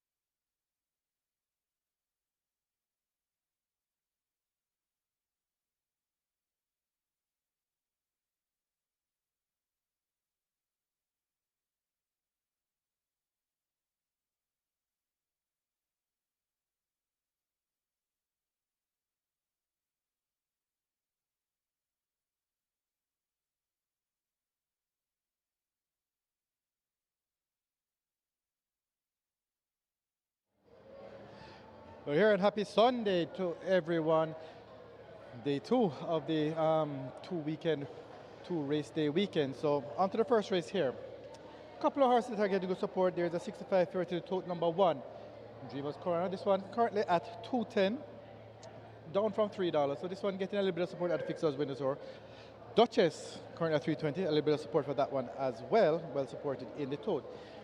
However, it is the big mover for race number one. Number 9, Legal Fight. This one opened at $11, down to $6 now, and this one is at 5 to 1 in total, getting good support at the total as well. So number 9, Legal Fight, is a big mover at the fixers windows for race number one. Like I said, $11 down to $6. So this one getting some very good support there. Moving later on into the card, race 3, Better Than COVID, opened at $4. Bet down to $3.50. That's one that's getting the support at the fixers winners for race 3. In race 4, Jaguars All the Rage, opened at $2, down to $1.50 now. And then little later down, race 8, Skillet Arms, $17 into $9.50. So good support for that one. And in the 9th and final, the St. Ledger, Big Buzz, $21 opening price, down to $11. So good support for that one. And as expected, Birding Hedge, opened at $3. Good support for this one, bet down to $2.50 now. So those are the movers for the later races. And back to race number one, big mover here. Race number 9, Legal Fight, $11 down to $6, and he's at 5 to 1 in total. So good luck for race number one.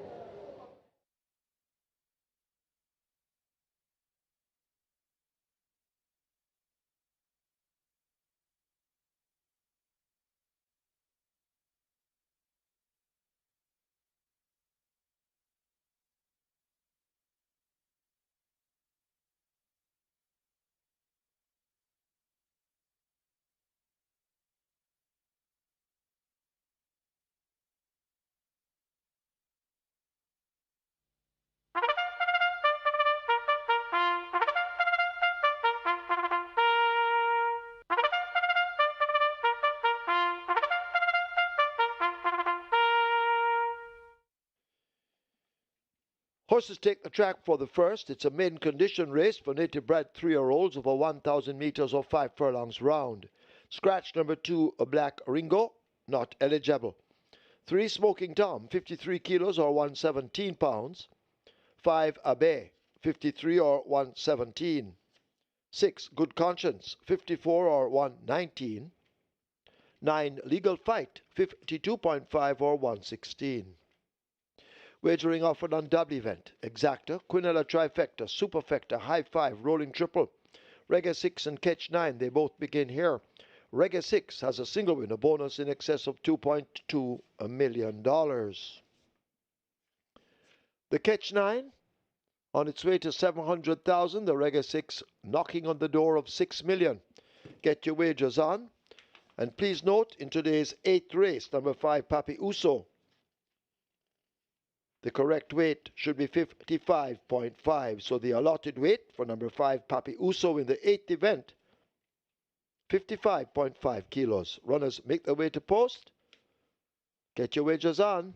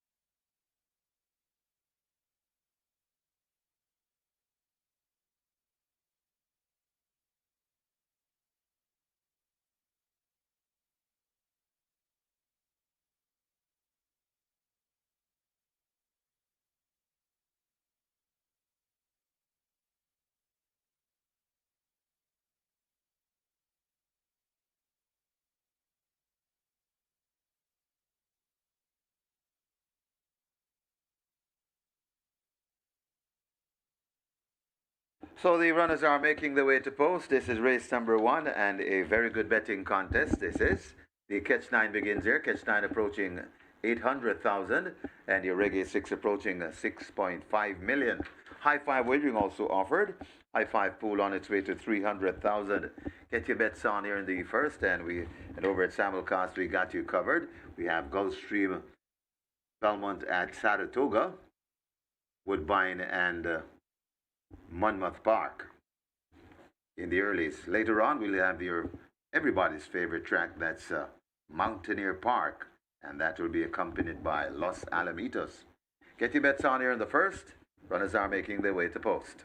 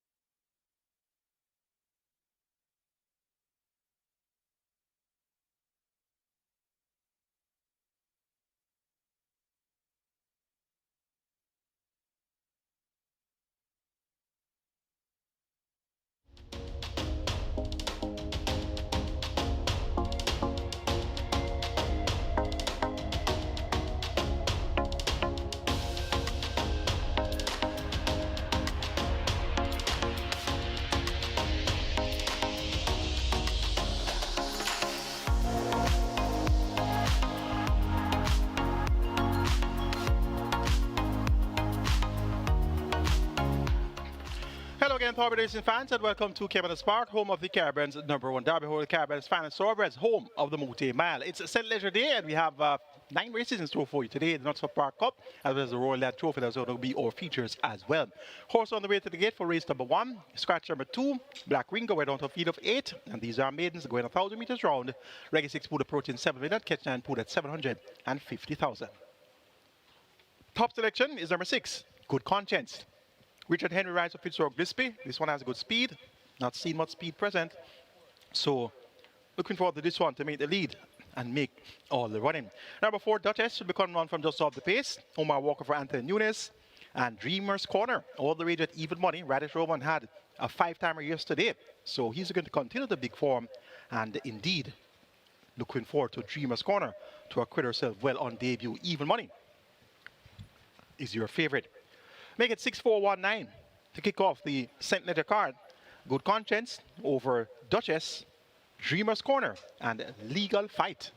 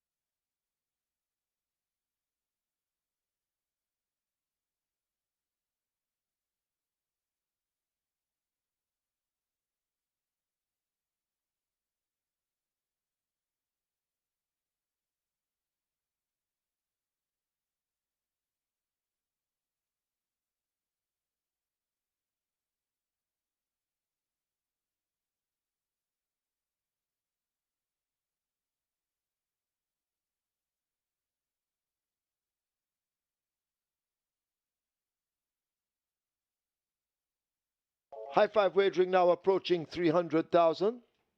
Catch 9 on its way to 800,000. Reggae 6 heading for a $7 million. Get your wagers on.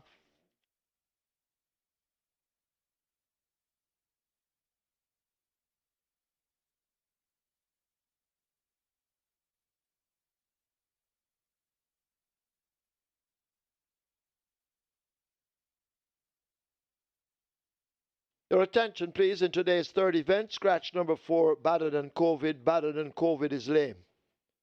Race 3, scratch 4, Battered and COVID, lame.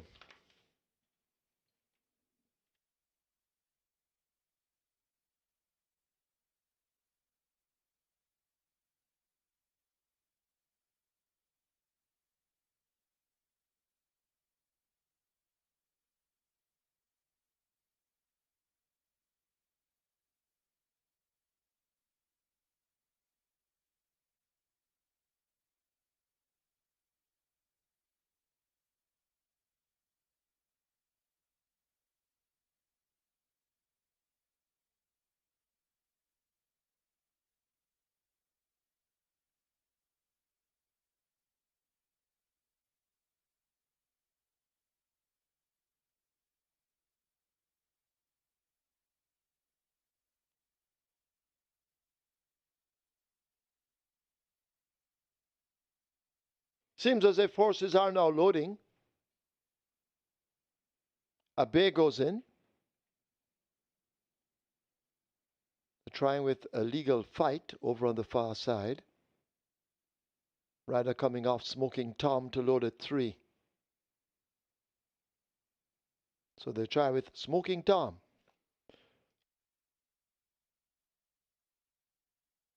And the high five on its way to 300,000. So they continue to try with this Smoking Tom. Legal fight has gone in at 9.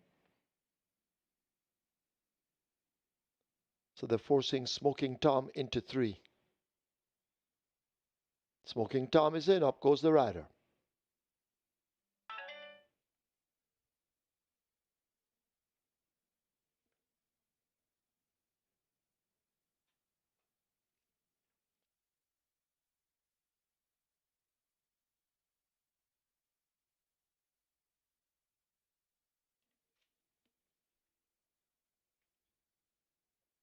Good Conscience, they'll put in at 6.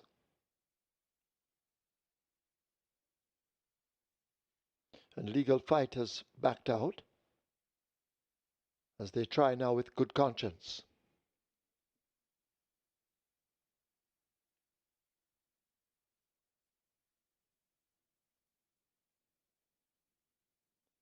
So Good Conscience now getting help. Good Conscience is in.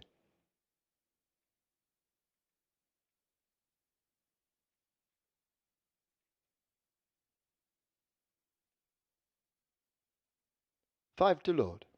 Jukebox, they walk to 7.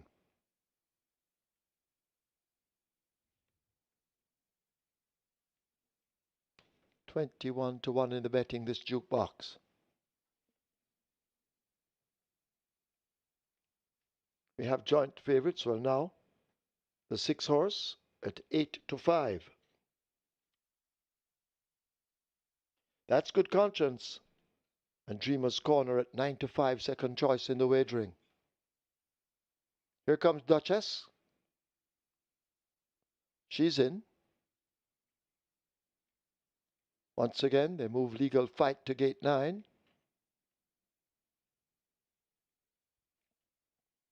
Dreamer's Corner lining up to load at 1 and all together waiting as they're trying with this Legal Fight at gate 9.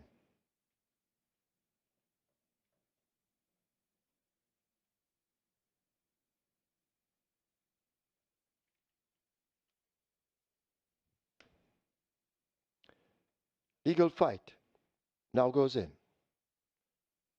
Next up, Dreamer's Corner at 1. Dreamer's Corner goes in. Altogether will be the final one.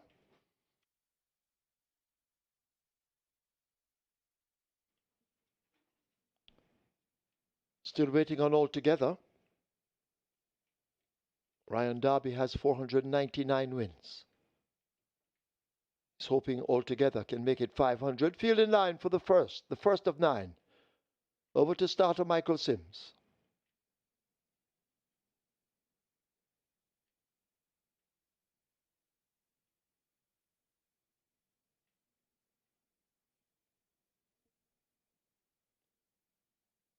Starter holding them.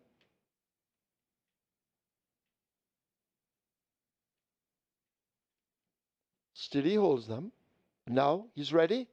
They're up for the first. Bay steps off a beat slow with Smoking Tom relegated to last in a flash. A Dreamer's Corner shows speed with Altogether. They go for that lead, and Altogether now takes charge as they run passing the half mile. Altogether out in front, opening up some 3 lengths. Dreamer's Corner. Jukebox now going in pursuit on the outside. Duchess runs the rail. Racing out wide of horses, that's a legal fight. Good Conscience right there in the thick of things. Possibly 6 or 7 lengths separates that group. A gap opens up to Obey. And last of all, it's a Smoking Tom as the field come turning for home. They're at the quarter pole. And out in front, it is Altogether now darting down toward the fence. Altogether out on that lead. Jukebox now trying to cut into it. Duchess races down against the rail out wide and getting cracks of that stick. That's legal fight. But it is Altogether with a furlong to run who continues to fend them off. Duchess now asked to close against the fence. Jukebox looked to have cried enough. Legal Fight is asked to close up on the outside, and now Altogether begins to fold, and Duchess snatches that lead close home. Well timed. Duchess wins it. Legal Fight is second. Altogether third. Jukebox fourth. Dreamer's Corner is back in fifth.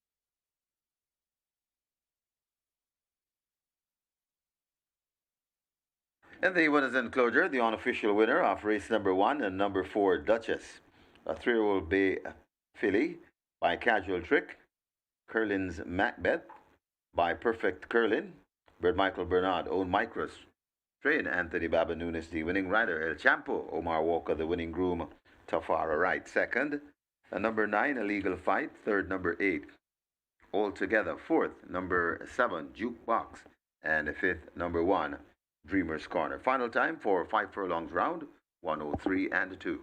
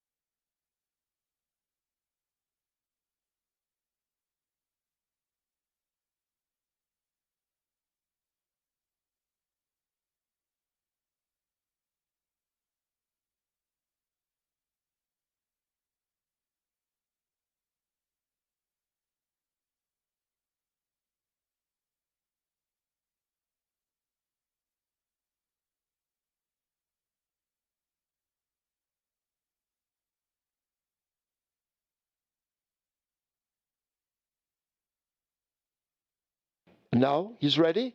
They're off for the first. Bay steps off a beat slow with Smoking Tom relegated to last in a flash. Dreamer's Corner shows speed with Altogether. They go for that lead, and Altogether now takes charge as they run passing the half mile. Altogether out in front, opening up some 3 lengths. Dreamer's Corner, Jukebox now going in pursuit on the outside. Duchess runs the rail.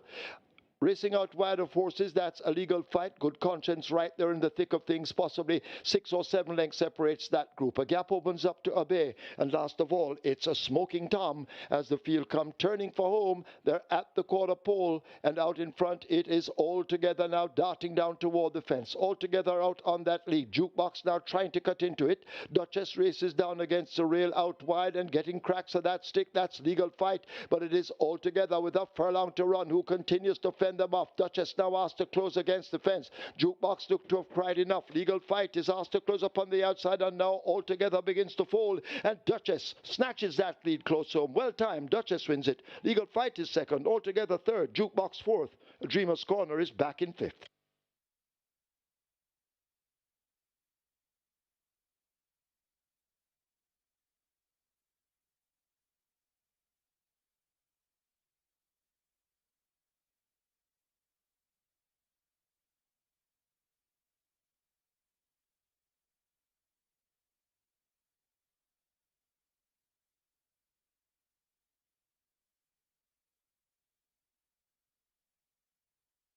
Result of the first now official. Horses to the testing barn. 4 Duchess, 7 Jukebox. 4 and 7 both go to be tested.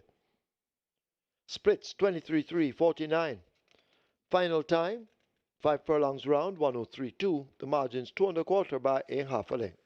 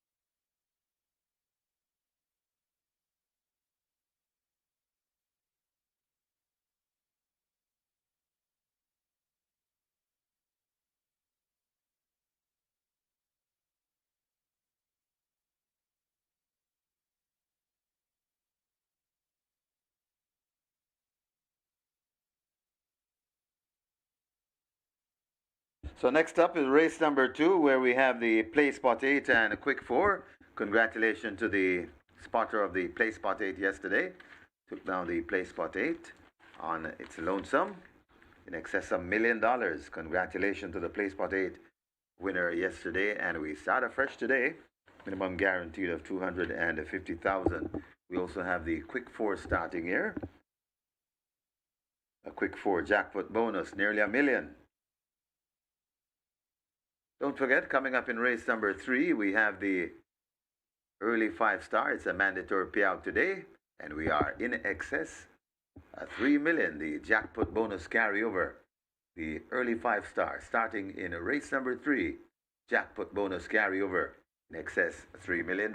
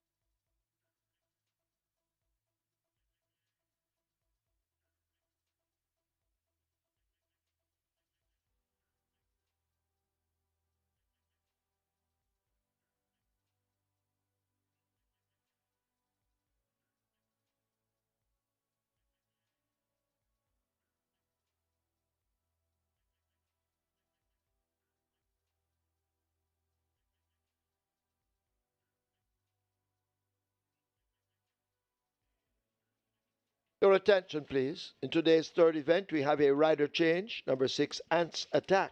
Make the rider Everett Clunis. Everett Clunis rides 6, Ants Attack in the third event.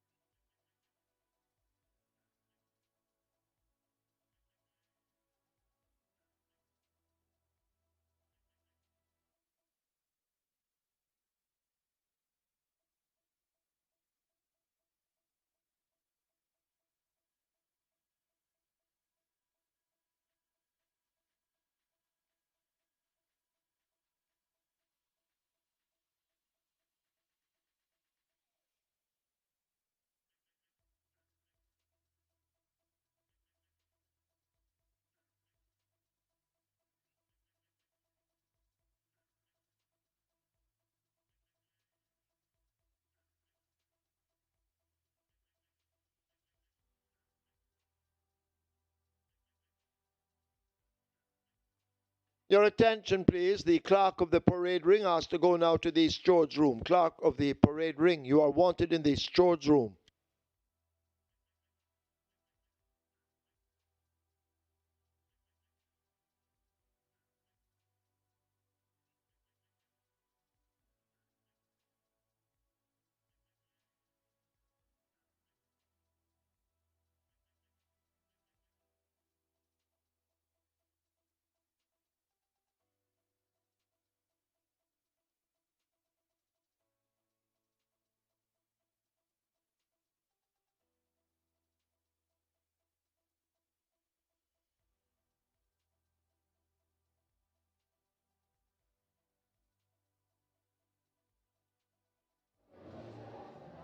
And we're on to race number 2 here. There's really nothing really noteworthy at the fixed odds winners for race 2 because as the betting is in the tote, the 3 to 5 favorite number 3, Noble Sovereign, $1.65 at the fixed odds winners, and number 8, Al Kebelan, currently at $2, which is also the even money second favorite in the tote.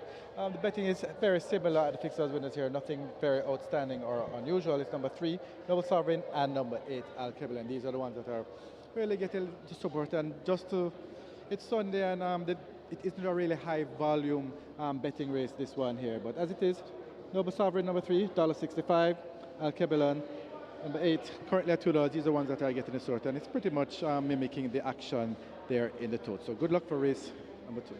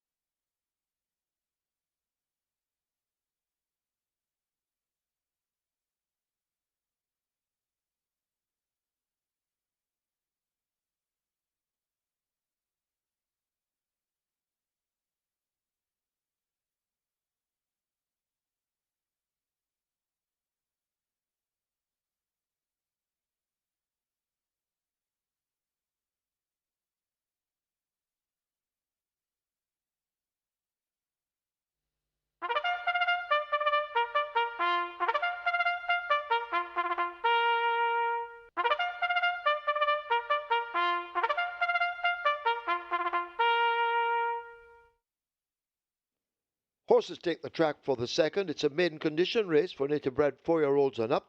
The distance 1,000 meters or 5 furlongs round. Number 2, Oh My Gosh. Make the weight 52.5 or 116. 3, Noble Sovereign, 54 or 119. 5, Rani, 53 or 117. Wagering offered on double event. Exacta, Quinella Trifecta, Superfecta, Rolling Triple. Quick 4 and Play Spot 8 both begin here. Quick 4 has a single winner bonus in excess $952,000. Quick 4 on its way to $400,000. Play Spot 8, $600,000. Hurry, get your wagers on.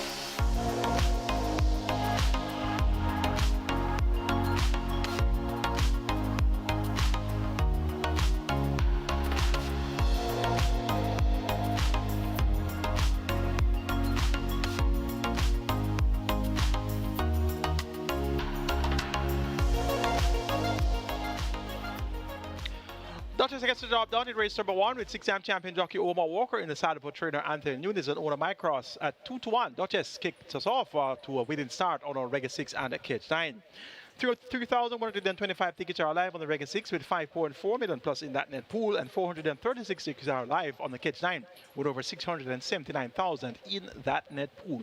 It's now time for the start of the Play Spot 8 and Quick 4. Both have a minimum guarantee period of a quarter of a million. We have a field of 8. These are maidens. They go 1,000 meters round. Let's take a look. Top selection goes to number 3, Noble Sovereign. Richie Six riding for Donovan Clark. Runner-up 2 of the last 2 races. Second by 6 cents on the mission. Second by behind Kensia. Looks to be in a spot where he should be able to make the lead comfortably here. And Noble Sovereign. should be the one to catch. Number 8, Al Kebadan has shown speed as well. Raced over the straight course 3 or 4 career starts. Deemed lame 3 or 4 career starts. So soundness an issue and coming around the bed now, 57 kilos of weight. Radish Roma, the Seeky Fox, maintains the mount for trainer Errol Burke. Al Kebalan should acquit himself well also. So look for Al Kebalan and Noble Sovereign to be responsible for the fractions here, and they're going to be the ones to try to get back to. Number 7, Sensational Gift, 1 to 5, 2 started back and failed to finish. 5th by 24 lengths on last, so her well-being questionable at the moment, but they look particularly well coming out of the racetrack. For departure picks up the mount for trainer Victor Williams and DSTL and Associates. Look for Sensational Gift to return to competitive ways here, and 6 to 1 represents good value. Number 4, Bossy Girl, showed first signs of readability when third by 4 1/4 lengths behind Secret Mission and Valley of Love. That was at 6.5 furlongs at 65 to 1. A similar effort will see Bossy Girl earning a share in this field of 8. Make it 3, 8, 7, and 4. Noble Sovereign over Al Kebalan, Sensational Gift, and Bossy Girl. Place for 8 pool is at 600,000. Your quick 4 is at 300,000. You have limited time remaining. Get your wages on now, and best of luck.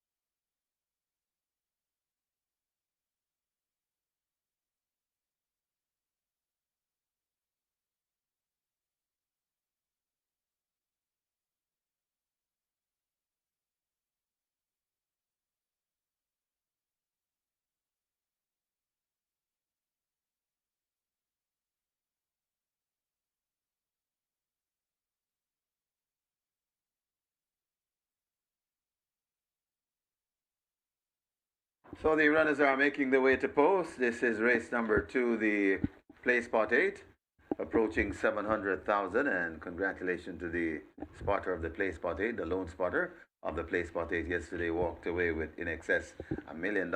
We also had one person taking down the catch 9 yesterday, nearly $1 million. Congratulations from us here at SVREL. And here's a chance to get right back in the game on the play spot 8. It's approaching 700,000. Quick 4 has a massive jackpot bonus, nearly $1 million. And that's approaching 400,000. Runners making their way to post. And we are 1 away from the start of the well-anticipated early 5-star mandatory payout today. And we already have in excess $3 million in the kitty. Gonna get a massive pool. That one is well worth your wager. Must bet. Coming up next.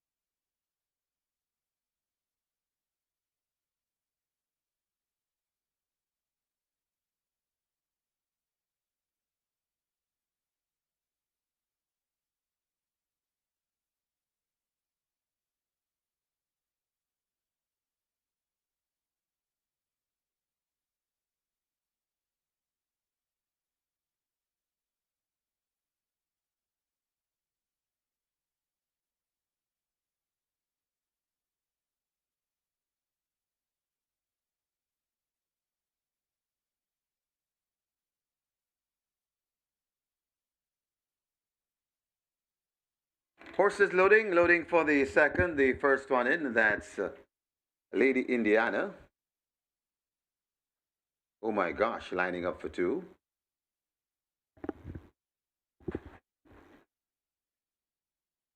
Still approaching 700,000, the play spot 8. And the quick 4 on its way to 400,000. Working on, oh my gosh. Now goes into 2. A Noble Sovereign is next at 3. One of 2 entries for Trainer Donovan Clark. Rani into 5. That's one of 2 from DSTL and Associates. Lord Espo, brought to gate number 6, goes in. Loading up, moving fast and smooth. Gotta hurry to the windows and place your bets. Sensational Gift is next. Bossy Girl to 4.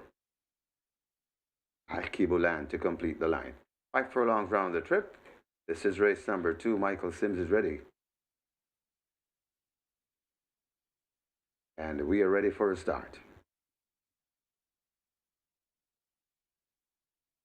They're off and racing, not a bad line. As Lady Indiana has gotten rid of the rider, that one whipped around. As Alkebulan sets off in front as they go past the 4. Just ahead of Noble Sovereign Racing in second. Right there in third, that's Bossy Girl. Coming on in fourth, Lord Espo. Then comes on the rail, that's Randy, just outside. Randy is a stable companion. Sensational Gift, and racing at the back of the field, oh my gosh. They head toward the 2.5 furlong point, and it is Alkebulan enjoying a 6-length lead. Coming at the top of the lane, Noble Sovereign is getting closer. Alkebulan in front. Noble Sovereign is beginning to come forward nicely. Alkebulan still in front of Noble Sovereign out wide. That's Lord Espo, and now Noble Sovereign joins Alkebulan, but Alkebulan still has a fight. Coming to the half a furlong pole, Alkebulan, Noble Sovereign sits still there. Alkebulan still fighting on the rail. Noble Sovereign is still there fighting, but Alkebulan begins to find something extra, and that's the sneaky fox. Alkebulan beats Noble Sovereign. Then comes Lord Espo back in fourth. That's Rani.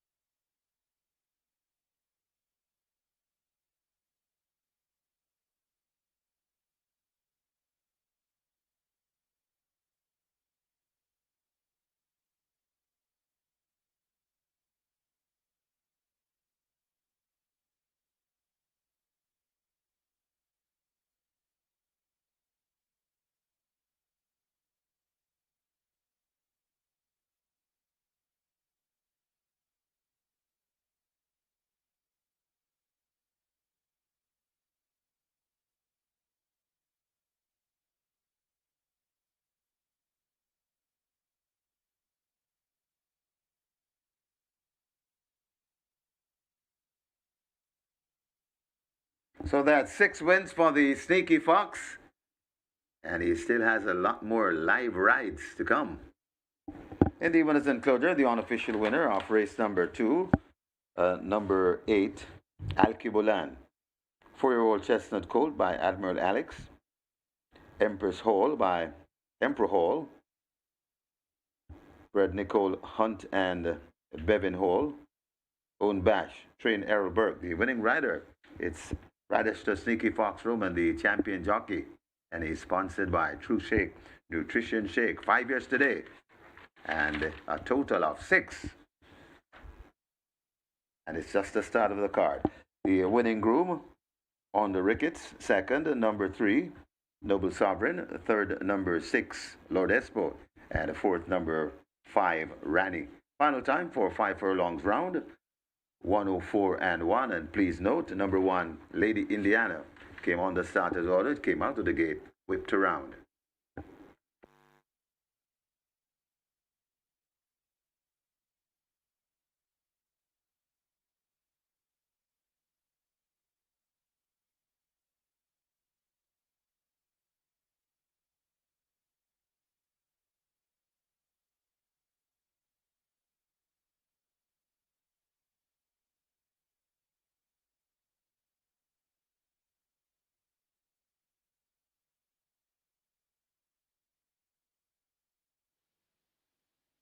They're off and racing, not a bad line. As Lady Indiana has gotten rid of the rider, that one whipped around. As Alkebulan sets off in front as they go past the 4. Just ahead of Noble Sovereign Racing in second. Right there in third, that's Bossy Girl. Coming on in fourth, Lord Espo. Then comes on the rail, that's Randy, just outside. Randy is the stable companion.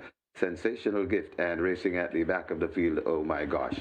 They head toward the 2.5 furlong point, and it is Alkebulan enjoying a 6-length lead. Coming at the top of the lane, Noble Sovereign is getting closer. Alkebulan in front. Noble Sovereign is beginning to come forward nicely. Alkebulan still in front of Noble Sovereign out wide. That's Lord Espo, and now Noble Sovereign joins Alkebulan, but Alkebulan still has a fight. Coming to the half a furlong pole, Alkebulan, Noble Sovereign sits still there. Alkebulan still fighting on the rail. Noble Sovereign is still there fighting, but Alkebulan begins to find something extra, and that's the Sneaky Fox.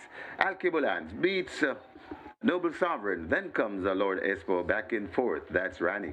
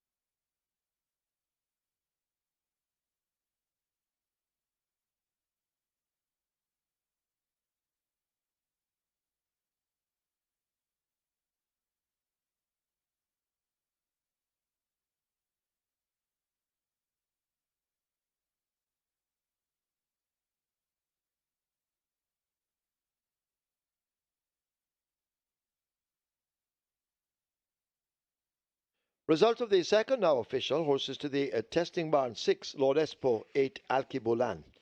6 and 8 both go to the testing barn. Splits 24-3, 50 and 2. Final time 5 furlongs round, 104.1. The margins 1.5 by 17.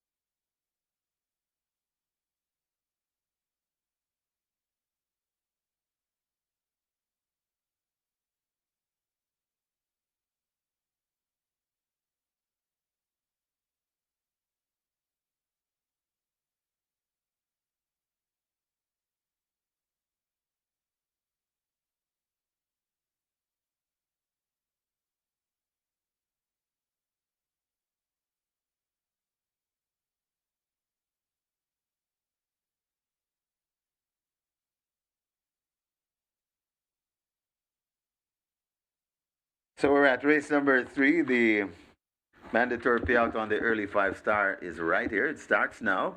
And the pool approaching $3 million. We already have $3 million in the kitty. It's a mandatory payout. So it's a jackpot bonus carryover in excess $3 million. And we're close to $3 million. And there's still time to wager. Hurry to the windows. Do not wait till the final minute to get your bets on. Wager early.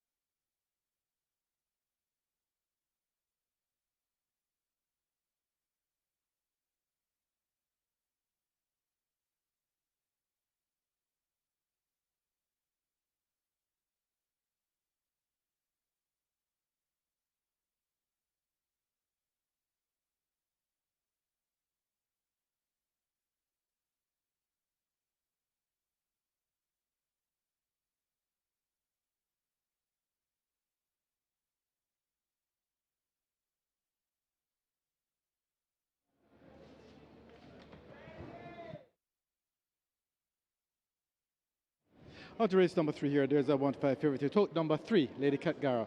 $1.90 at the fixed odds windows. Good support for that one, along with number 2, Blinding Light, currently at $2.50. However, the big story of this race in terms of the price movement, number 7, Time Bomb. This one opened at $13. Took a lot of money there.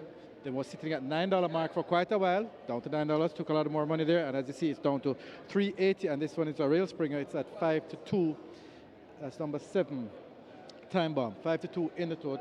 Down to $3.80 at the fixed odds winners. And this one is the big mover for this race. $13 all the way down to $3.80. So that's pretty much the story here for race number 3 at the fixed odds window. So good luck.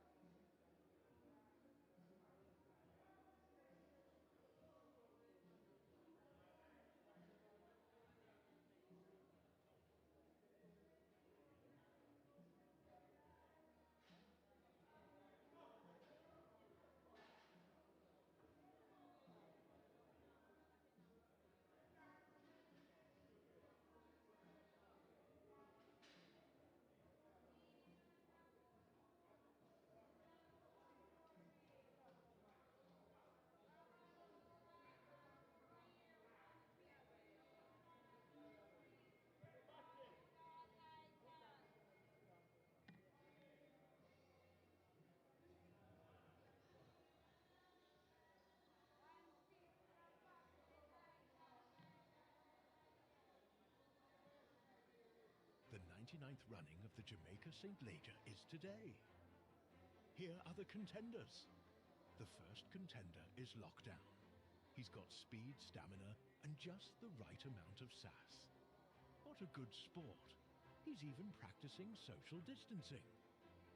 Next is Mighty Gully. Built like a champion and moves like one too.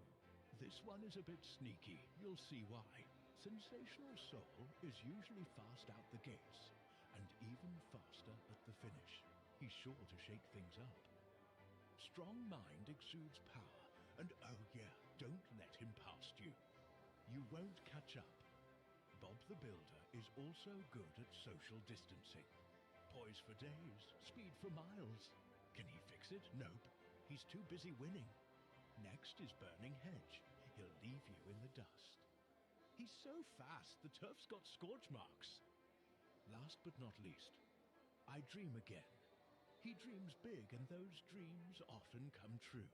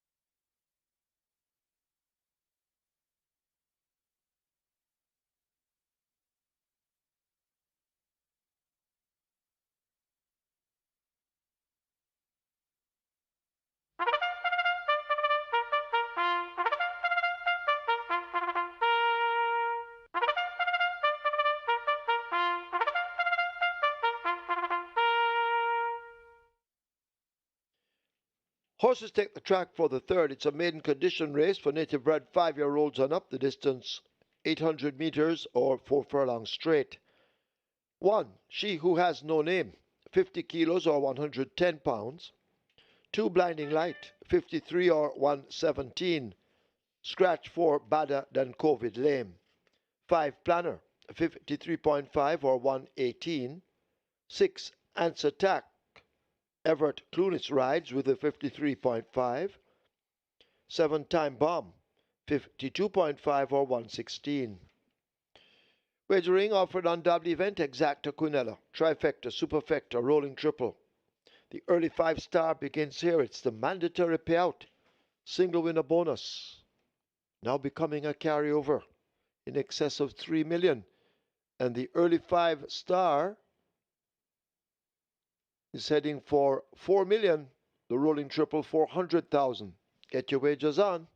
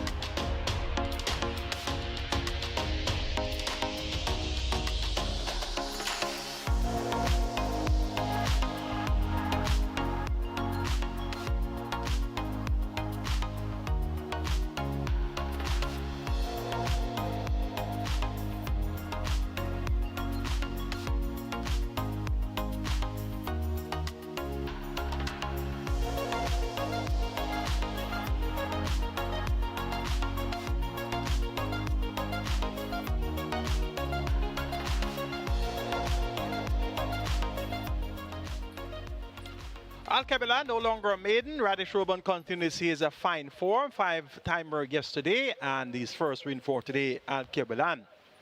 Trained by Erlberg, owned by Bash. Runner-up, Noble Sovereign, and they were the 2 favorites, and they were well clear of the others. That ticket count on the Regular 6, 2,275 with 5.4 billion plus in that net pool. That ticket count on the Catch 9, 291 with 679,000 plus in that net pool. And we just saw the graphics a while ago, where the lone winner of the Catch 9 had a spend of $720, and the lone winner of the Play Spot 8 had a spend of $80. So $720, you get just under $1 million, and $80 fetched just over $1 million. So well done to those 2 lone winners of the Catch 9 and Play Spot 8 yesterday. It's now on to the mandatory payout early 5-star with 3 million plus in that jackpot, converted to a carryover, and new money wagered is at 4.3 million. Let's take a look at the third. It's a maiden condition race over 5 years and up. They go 800 meters straight or 4 furlongs straight. Scratch number 4, Badder Than COVID. Number 2, Blinded Light. Runner-up. 2 of the last 3, strong runner-up among 200,000 claimers. Second by half a length, beat by Golden Emperor, going 5 furlongs straight. And then second by 9 1/4 lengths, the Body Move, going 6 furlongs. Either of those 2 efforts reproduce here, we'll see Blinded Light coming out on top. Taj Mahawir, he maintains the mount for the 6th consecutive occasion, riding for trainer Gary Griffiths, and Taj Marware's only career win came aboard a horse named Ruby's Light, trained by Gary Griffiths. So his 2nd career win could very well be aboard another Gary Griffiths trained runner. Number 3, Lady Katgara, also comes in from the same angle of running among open company at the 200,000 level. Comes with that same 28th of June event over 4 furlong straight at the 200,000 level, and was fought by 4 1/4 lengths behind Queen Zan, Silver Fox, and Monaco, and was just in front of Blinding Light. So they both are here. Back among maidens, Lady Katgara has champion apprentice Shane Richardson riding for Turner and Matthew, and Bombay Stud Farm look for Lady Katgara to acquit herself well here. She's your favorite at 4-5. Number 5, Planner. This one gets odds of 9-5. Has raced only twice. 6-1 on debut, 7-2 second time out. 6 by 10.5 lengths on debut, going 5 straight to last hurrah, and 3rd by 12 1/4 lengths to Body Move and Blinded Light. Those 3 lengths in arrears to Blinded Light last out on the 14th of June. Blinded Light gets 5-2, and Planner gets 9-5. So Planner has more scope to improve. I've only raced twice, while Blinded Light has raced 17 times, and we have seen Lady Katgara 12 times already.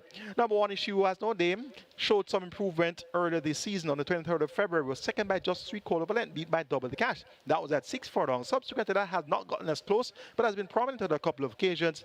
And Natalie Berger has been asked to ride by trainer Michael Marlowe and owner Nubu Limited. Michael Marlowe and Nubu Limited have 2 runners here, She Who Has No Name and Planner.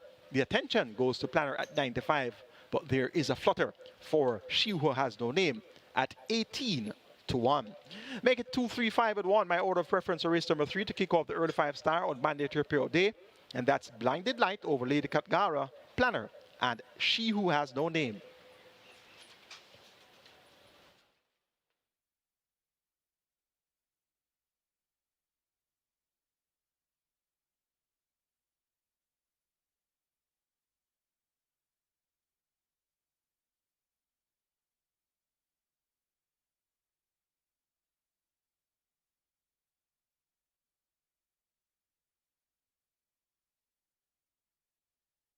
So they've closed up the front of the gates as loading up is about to begin. And the first one is She Who Has No Name. Loads at gate 1. Get your wagers on. Early 5-star heading for 5 million, rolling triple 400,000.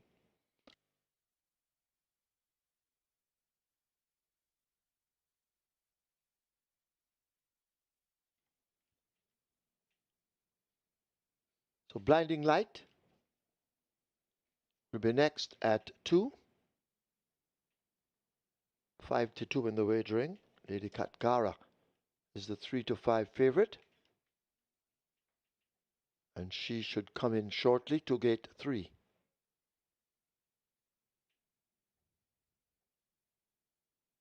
So 2 have loaded. And once again, Ryan Darby.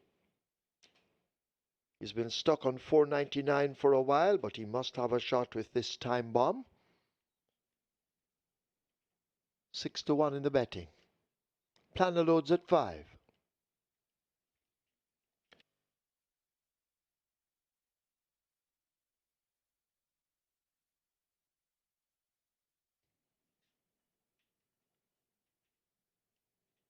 Ants Attack in at 6. Time bomb coming to 7. And then we wait on the final one with Devon A. Thomas, General Kairula at 37-1. Field in line. 4 furlongs straight. And we have a problem. She Who Has No Name getting rid of the rider. Caught, but the vet will have to have a look. So we have a slight delay to the start, which gives you time to wager if you didn't already.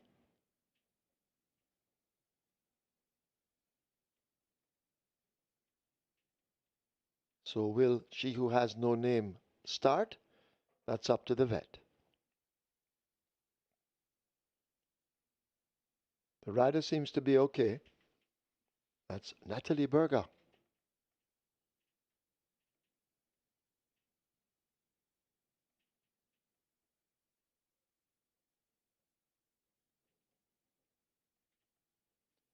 They're off. She Who Has No Name, not with the field.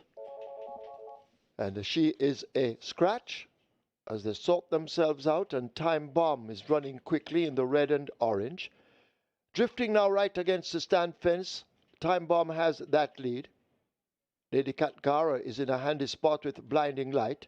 Ants Attack has drifted over toward the center, left out of it at this stage General Kairula, and also out of it Planner. But they charge away inside the last quarter. Time Bomb under the stand fence gets the left-hand stick and holds that lead. Ants Attack in the yellow cap on the far side. Lady Katgara in between them. Blinding Light now asked to shine on the far side. It is Time Bomb battling to hold the advantage, but Ants Attack now goes on to get it. Here is Lady Katgara and Blinding Light trying to close, but Ants Attack has stung them and wins it by almost 2 lengths. Lady Katgara second, close between Blinding Light and Time Bomb fading.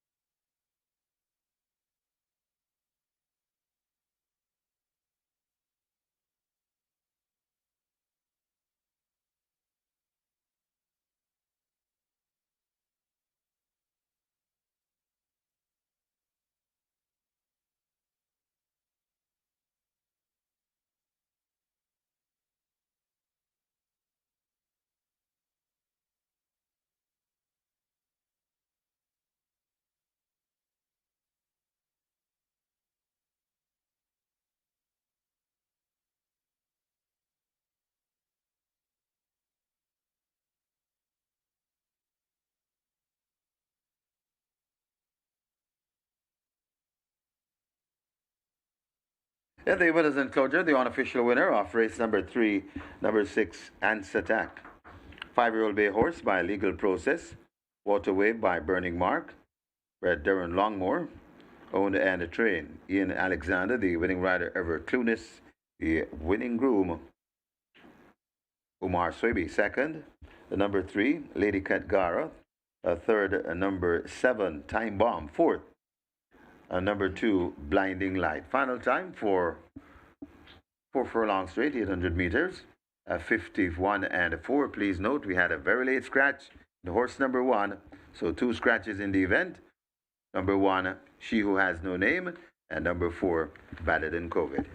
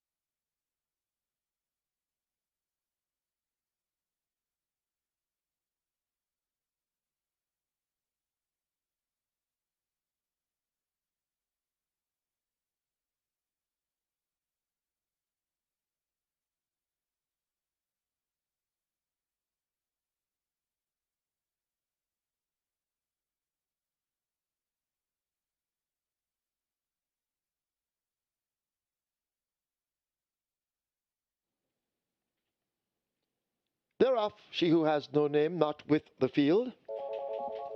And she is a scratch as they sort themselves out, and Time Bomb is running quickly in the red and orange.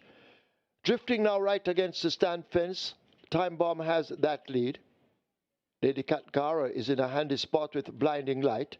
Answer Tack has drifted over toward the center, left out of it at this stage, General Kairula, and also out of it Planner. But they charge away inside the last quarter. Time Bomb under the stand fence, gets the left-hand stick and holds that lead. Answer Tack in the yellow cap on the far side. Lady Katgara in between them. Blinding Light now asked to shine on the far side. It is Time Bomb battling to hold the advantage, but Answer Tack now goes on to get it. Here is Lady Katgara and Blinding Light trying to close, but Answer Tack has stung them and wins it by almost 2 lengths.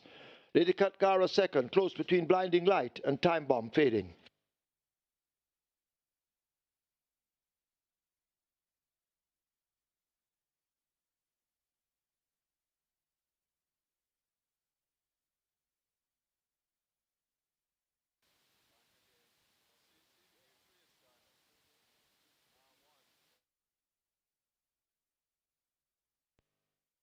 Result of the third now official. Horses to the testing barn. 3, Lady Katgara. 6, Ants Attack. 3 and 6, both go to be tested. The split was 25-4. 4 furlongs straight completed in 51-4. And the margin's 1.5 by a neck.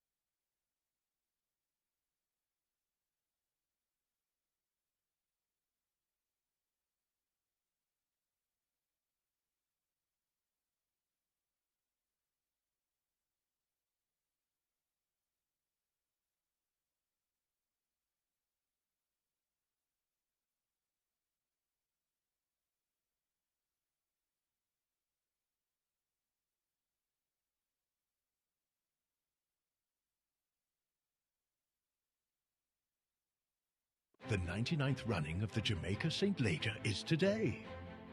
Here are the contenders. The first contender is Lockdown. He's got speed, stamina, and just the right amount of sass. What a good sport. He's even practicing social distancing. Next is Mighty Gully. Built like a champion and moves like one too. This one is a bit sneaky, you'll see why. Sensational Soul is usually fast out the gates, and even faster at the finish. He's sure to shake things up.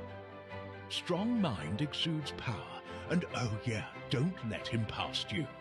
You won't catch up. Bob the Builder is also good at social distancing. Poise for days, speed for miles. Can he fix it? Nope. He's too busy winning. Next is Burning Hedge. He'll leave you in the dust. He's so fast, the turf's got scorch marks. Last but not least, I Dream Again. He dreams big, and those dreams often come true.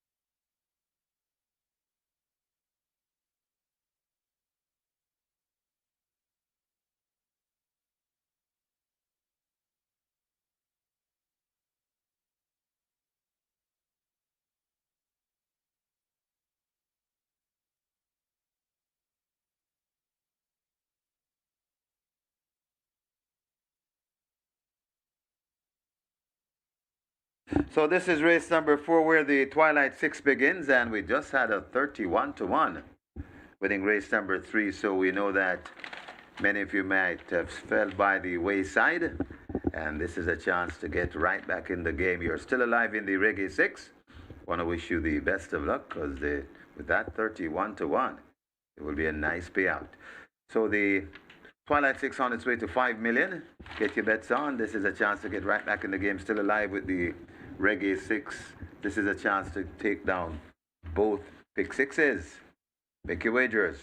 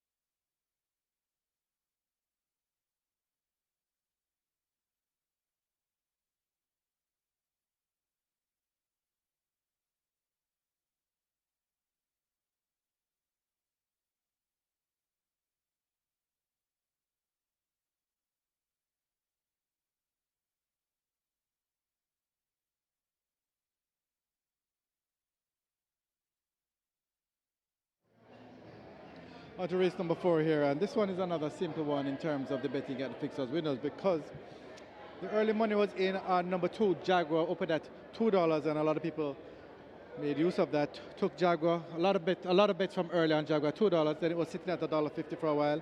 More money has come in down to $1.35 now. Jaguar is by far, well, he's pretty much the only horse being bet at the fixers windows here. Jaguar number 2, $1.35, pretty much being bet to the exclusion of all others. Number 2 Jaguar, best back runner at fixers window. This is 2 to 5, total favorite. $1.35 fixers winners. Good luck for race number 4. It's number 2 Jaguar.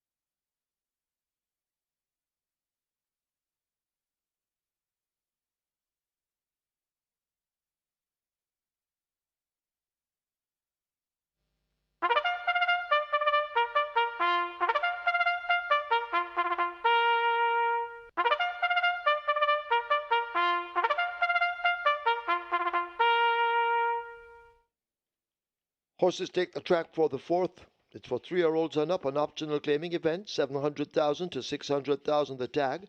Also 6-year-olds and up, non-winners of 4. The distance 1,000 meters or 5 furlongs straight. Number 3, Basilicus. Make the weight 52.5 kilos or 116 pounds. 4, Bugatti, 51.5 or 114. 5, Tap It Good, 53 or 117. 6, T. Brady, 54 or 119. 7, Prince Marshall, 50.5 or 111. Wagering offered on double event, exacta, Cunella trifecta, superfecta, rolling triple. This is where the Twilight 6 begins. Twilight 6 on its way to 6 million. Runners make their way to post. Get your wagers on.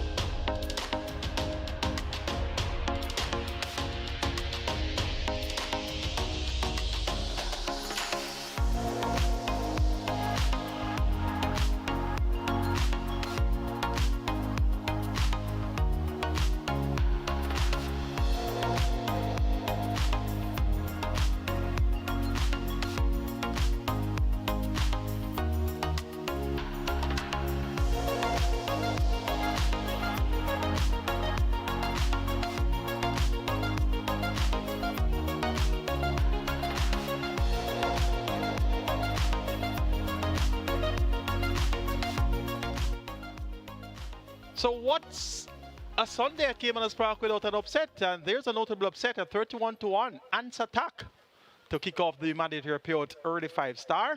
And a verticlunis rode there for Ian Alexander, more popularly known as Shane. And that's a notable upset on the Reggae 6 as well as on the Catch 9 and early 5-star. Live ticket count on your Reggae 6 now down to 129 with 5.4 million plus in that net pool. 10 tickets are live on the Catch 9.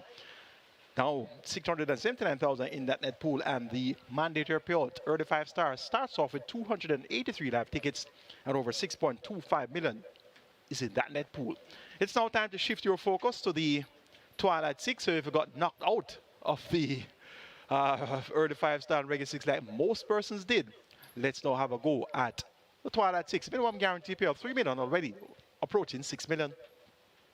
A field of 8 go 1,000 meters straight or 5 furlong straight. Top choice is number 2, Jaguar. Reports first time over the claim, now trained by champion trainer Jason DeCosta. Robert Haldane rides. Second by 3 lengths. Last time out beaten by Emperor of the Cats. Emperor of the Cats returned to win at 1 million since. So Jaguar looks like it to be able to clear off and lead this group, and it's going to take an awful lot of catching. Number 7, Prince Marshall. This one gets 5-1. Emilio McLean rides for trainer Ryan Darby. Scratch when deemed lame on the 27th of April. Returns looking quite sound and ready. And he should step up with a big run here. His best run in a long time. Number 3, Basilicus. This one has pace, has speed. Steps up the claiming ladder from 500,000 up to 700,000. Wesley Henry, the G man, he picks up the mount for Alfred Brown. The usual honest effort is expected from Basilicus. And number 4, Bugatti. 6-1 for Tyrese Addison. And Bugatti versus Jaguar. Who will be fastest? The one that has the best current form is Jaguar, but Bugatti has good back class. He won in upset passion at 15-1 on the 30th of November, going 5 furlong straight among 750,000 claimers beating Generational and Brompton Alex. A similar effort will see Bugatti on the premises come decision time. Make it 2, 7, 3, and 4. My order of preference on race number 4. Jaguar over Prince Marshall, Basilicus, and Bugatti. Twilight 6 pool should be at 6 billion, another second or two. Get your bets on, and best of luck.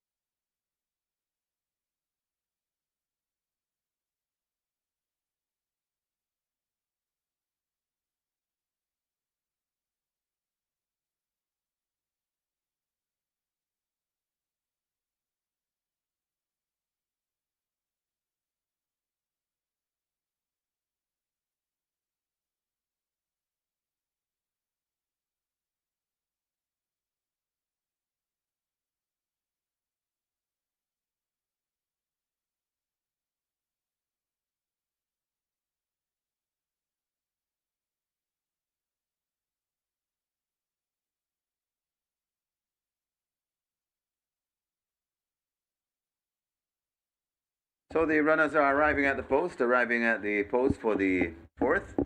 Twilight 6 approaching the 6.5 million, and I just saw the graphics with the live tickets. 129 live tickets in the Reggae 6. So still time to get in a bet here if you have gone a bust in the Reggae 6. Twilight 6 approaching a 6.5 million. Get your bets on. Running out of wagering time for sure.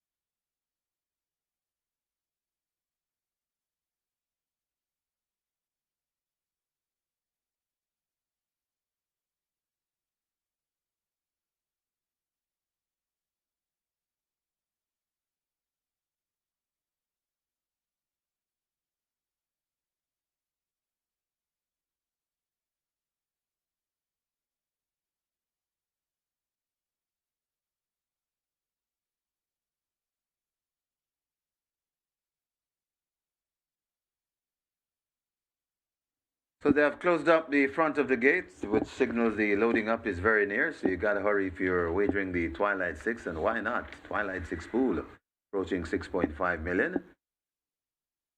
And you know that many of your Reggae 6 tickets, after that 31-1 upsetter in race 3, has gone awry. And time to get back right in the game. Nearly 7 million now in the Twilight Six pool as the pool on the move. Loading up is very near. Hurry and make your wagers.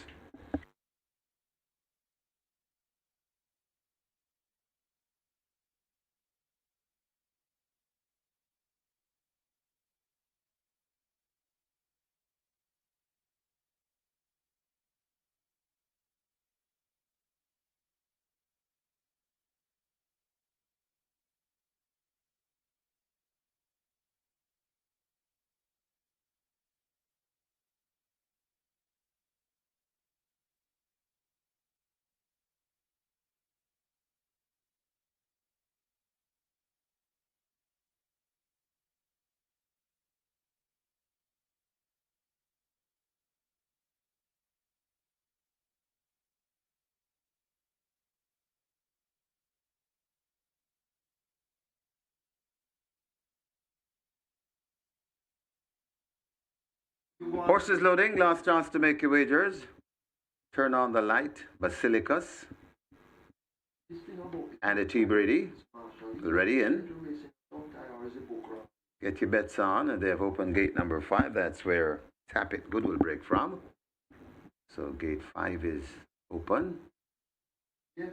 So who is Might be working on.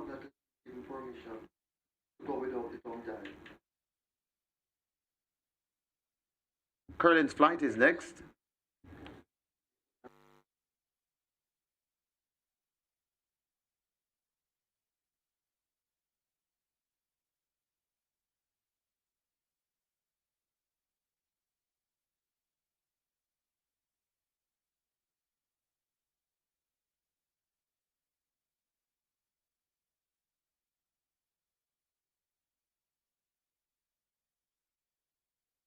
Curlin's Flight is in at 8. Jaguar lining up for 2. Jaguar the 3 to 5 favorite. That's the one they seem to be working on.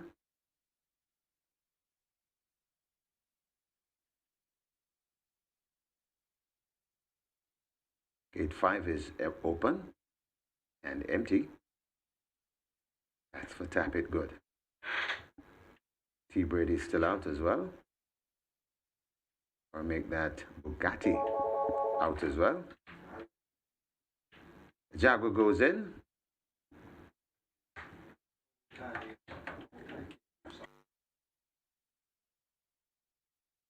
So the tongue tie came loose on number 5. That's Tap It Good. Permission granted to race without the tongue tie. Ooh, number 7 is rearing in the gate, doing all sorts of things. So, gonna have a delay. We're gonna have a delay. So the 7 horse, skillfully caught by one of the starter's assistants, reared in the gate. So there is a slight delay, more wagering time, and we'll wait on the stewards. Get your bets on here in race 4.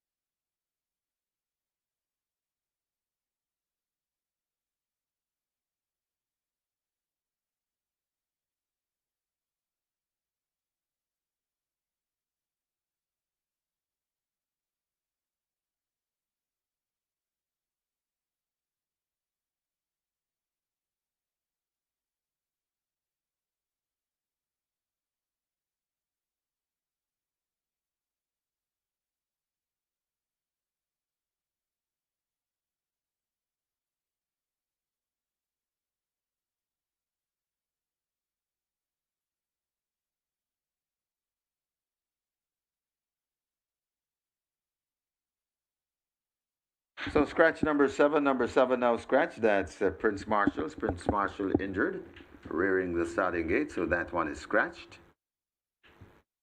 They've taken out Curlin's Flight, now reloading. Bugatti's in at 4. Curlin's Flight goes in. 1 to load. Tap It Good to gate 5. 5 furlongs straight the trip. And we are ready for race number 4.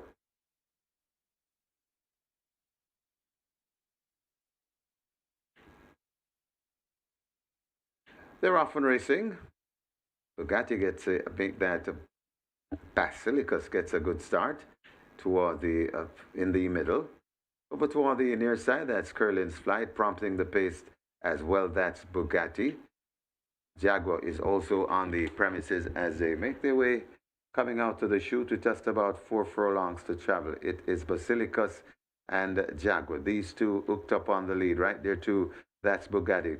Just behind them on the near side, it's Curlin's Flight, but it is Jaguar just the leader from Basilicus racing down there. It's Jaguar and Basilicus fighting it out. Bugatti not too far away. Jaguar is now looks to getting the upper hand, but Basilicus is still determining. It's Basilicus in front. Jaguar still fighting hard. Basilicus keeping on from Jaguar. Jaguar not quitting. Jaguar on the inside. Basilicus out in the middle, and now Jaguar gets the upper hand. But flying on the outside and flying fast, T. Brady. And I think T. Brady has gotten Jaguar.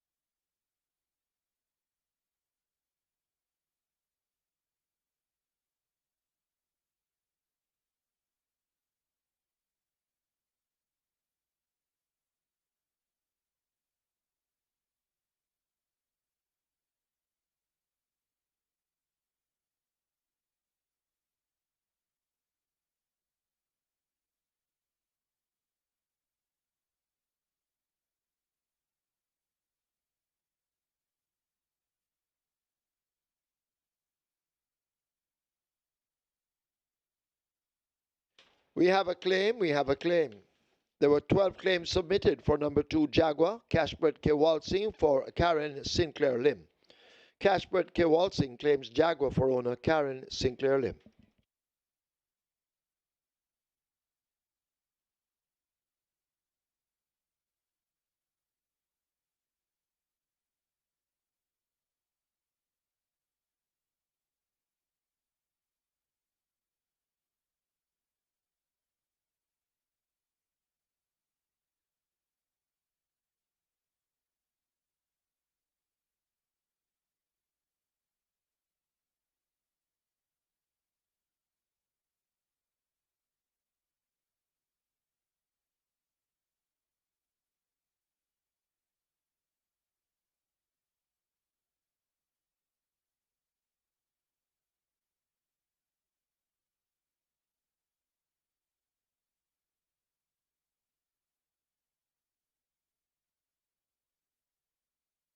Your attention, please. Jockey Wesley Henry wanted in the storage room. Wesley Henry, please go now to the storage room.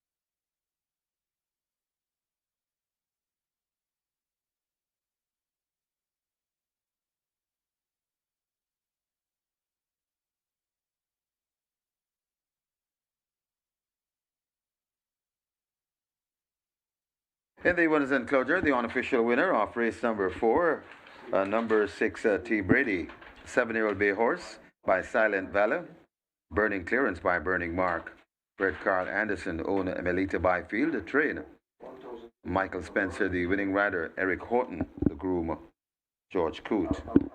Second, number 2, Jaguar. Third, number 8, Curlin's Flight, and fourth, number 3, Basilicus. Final time for 5 furlong straight, 102 and 3.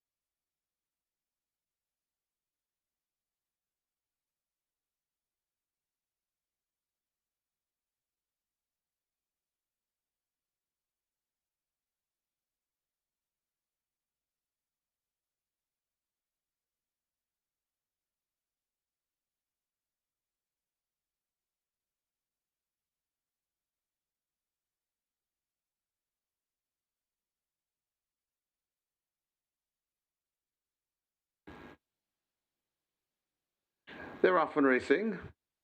Bugatti gets a, I think that Basilicus gets a good start toward the in the middle. Over toward the near side, that's Curlin's Flight, prompting the pace as well. That's Bugatti. Jaguar is also on the premises as they make their way coming out to the chute to just about 4 furlongs to travel. It is Basilicus and Jaguar. These two hooked up on the lead right there too. That's Bugatti. Just behind them on the near side, it's Curlin's Flight, but it is Jaguar just the leader from Basilicus racing down there. It's Jaguar and Basilicus fighting it out. Bugatti not too far away. Jaguar is now looks to getting the upper hand, but Basilicus is still determining. It's Basilicus in front. Jaguar still fighting hard. Basilicus keeping on from Jaguar. Jaguar not quitting. Jaguar on the inside. Basilicus out in the middle, and now Jaguar gets the upper hand. But flying on the outside and flying fast, T. Brady. And I think T. Brady has gotten Jaguar.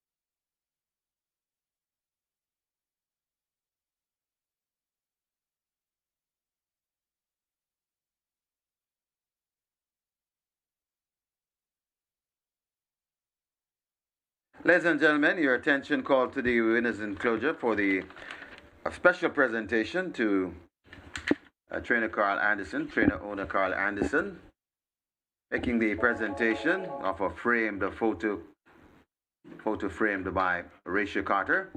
That's our owner Keisha Brown, winners enclosure coordinator, and she makes it to Carl Anderson, and it's a framed photo of Burning Edge winning the 1,000 guineas, and Burning Edge will turn up later on in the Jamaica St. Ledger, and we want to wish Carl Anderson all the best. May I have your attention, please? Eric Horton, you're wanted by the stewards. That's jockey Eric Horton. Please go down to the stewards room.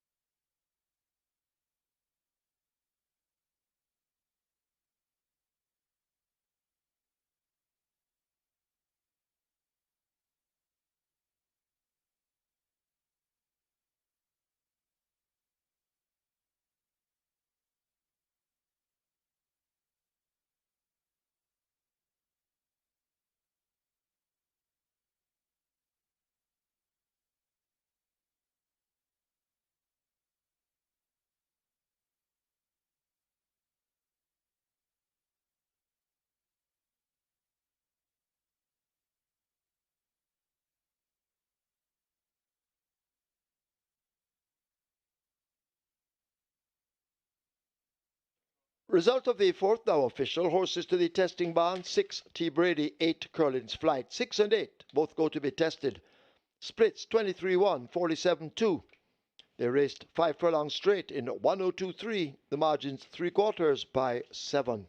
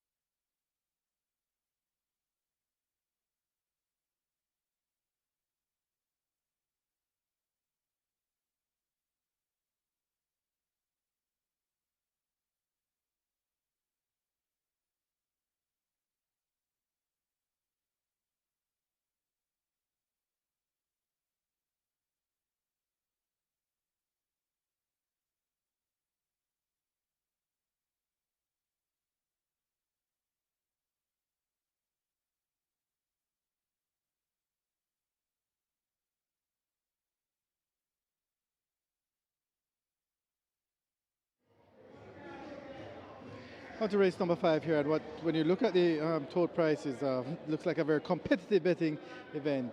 However, at fixed windows, it's really just two horses that are really getting gambled here. Number 6, Real Identity, open at 250. Very well bet, down to 210 now. This one is the best back runner here, and the other one that's getting some good attention here is number 3, Dream Warrior. This one opened at $13 and has been bet down to $7.50. So it's really 6, Real Identity, 250 into 210. That's he's also the 3-2 favorite in the tote, and number 3, Dream Warrior, $13, bet down to $7.50. Good support for this one here at a pretty good price. So depending on whether or not he breaks today, I guess. So race number 5, that's it. The betting here, Real Identity, best back runner, 250, currently at 210. Good luck.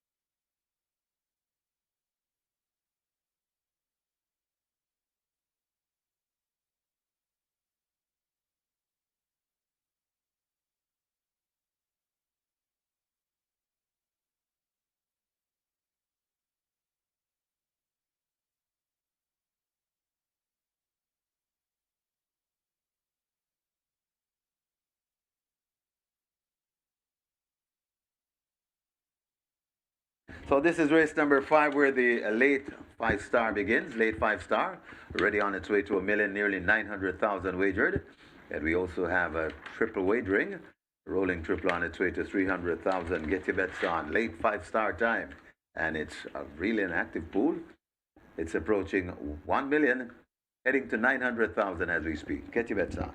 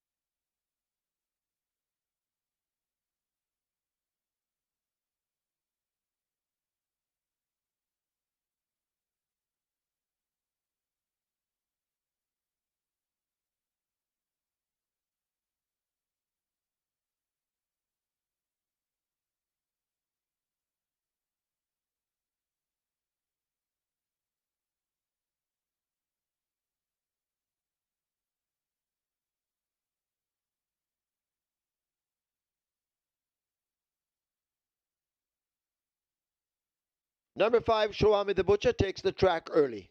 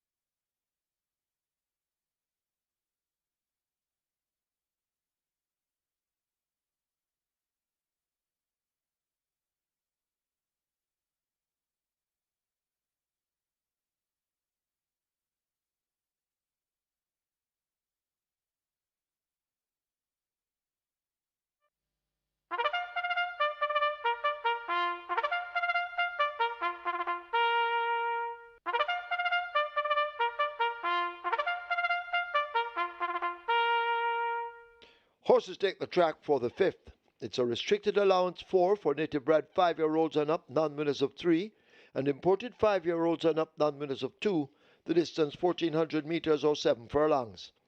Number 1, Always Right, the weight 52.5 kilos or 116 pounds. 4, Captain Philip, 51.5 or 114. 7, Charming Sound, 48.5 or 107. Wagering offered on the double event, Exacta, Quinella, Trifecta, Superfecta, Rolling Triple. The late 5-star begins here. A late 5-star already at 1.1 million and climbing. The Rolling Triple heading for 400,000. Get your wagers on.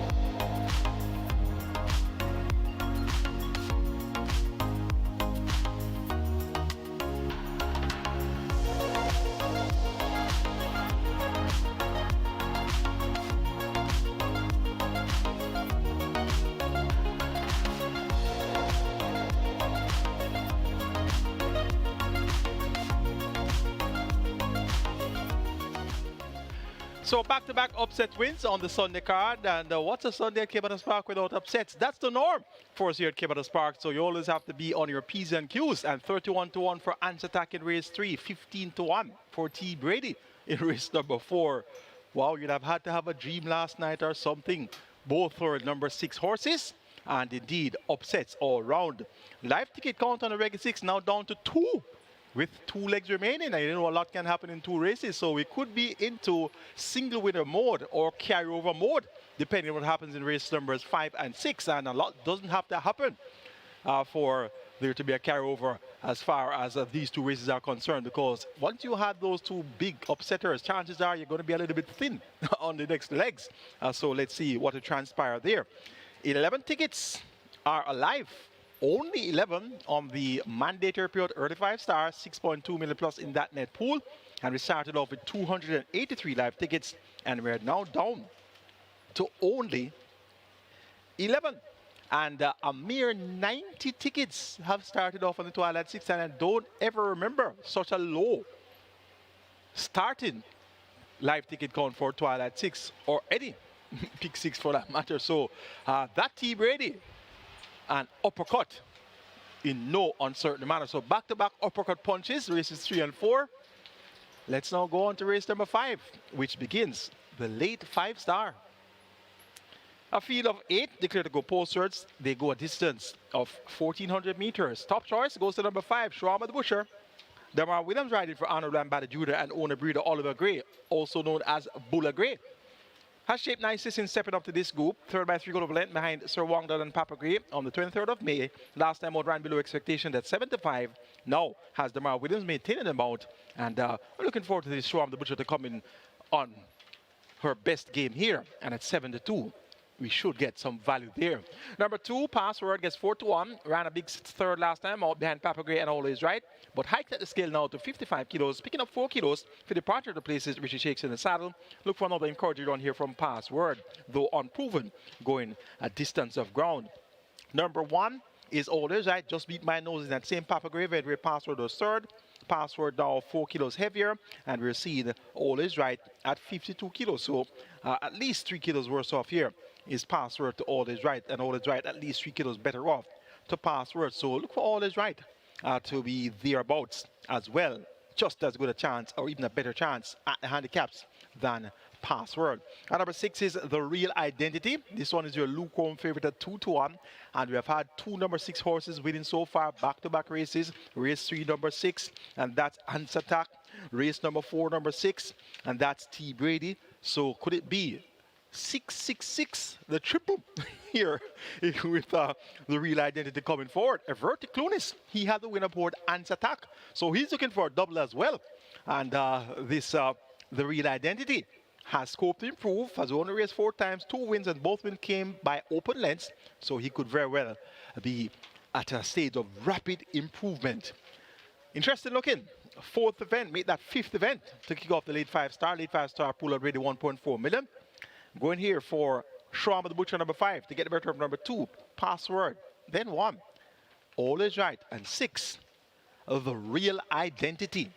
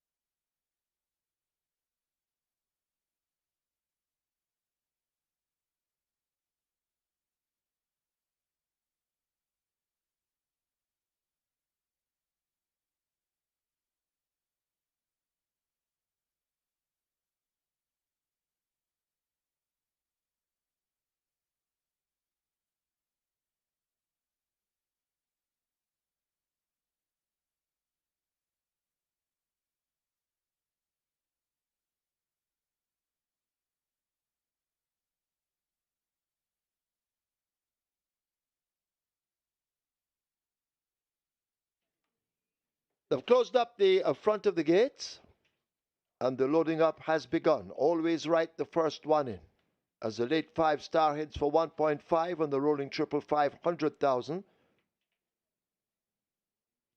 Gate 5 is now filled. Shawami the Butcher. 7-2, well supported.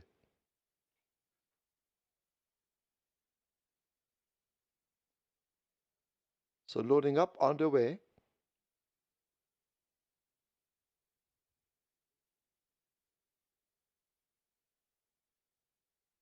The Real Identity will load at 6.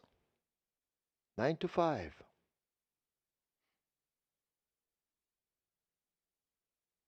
Clowning around, coming into it.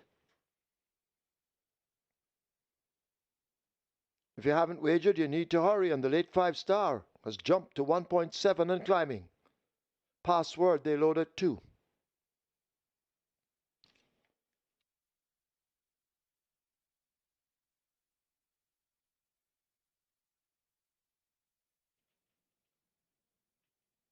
Dream Warrior coming into 3. Well, backing away. So 1 to load, Dream Warrior. Dream Warrior, they try again. Dream Warrior in. A field in line for the 5th. 7 furlongs. They're ready? Couple of heads bobbing in the gate. Starter holds them, now they're off. Dream Warrior, the rider on the ground, eject button pressed early, and Dream Warrior out of the race. Charming Sound and Showami the Butcher match strides as they come flashing past the 6, and Showami the Butcher now outspeeds Charming Sound to get it by a length and a half. Always Right races right there on the rail, just toward the outside. That's Password as they go flashing away toward the final 5. Captain Phillip follows them as the field all strung out, leaving the 5. The Real Identity races up next and clowning around at the back of the field. They're about to arrive at the half-mile and go spinning into that turn, and Showami the Butcher leads up by some 2 lengths. Always Right glued to the rail. Charming Sound now coming into view on the outside, slips down into 2nd, Always Right in 3rd. Password is back in 4th. Captain Phillip races next, asked to pick up. The Real Identity has a mountain to climb, so too clowning around. About to flash past the 5/16th and coming into the lane, and it is Showami the Butcher out in front with a clear advantage. Charming Sound the grey now asked to pick up. Always Right gets the stick and brushes the rail toward the outside. Asked to come on now. That's a Captain Phillip, but it is Showami the Butcher now coming under pressure. Captain Phillip applies it with a vice grip on the outside. Here's the Real Identity. It's Captain Phillip and the Real Identity. They come away from the rest. The Real Identity now sticks the nose in front. Captain Phillip not done yet. These two in a battle royale as they're inside the final 16th. The Real Identity. Captain Phillip coming once again under a vigorous ride, and Captain Phillip beats the Real Identity. Charming Sound is 3rd, Always Right 4th. Password is 5th.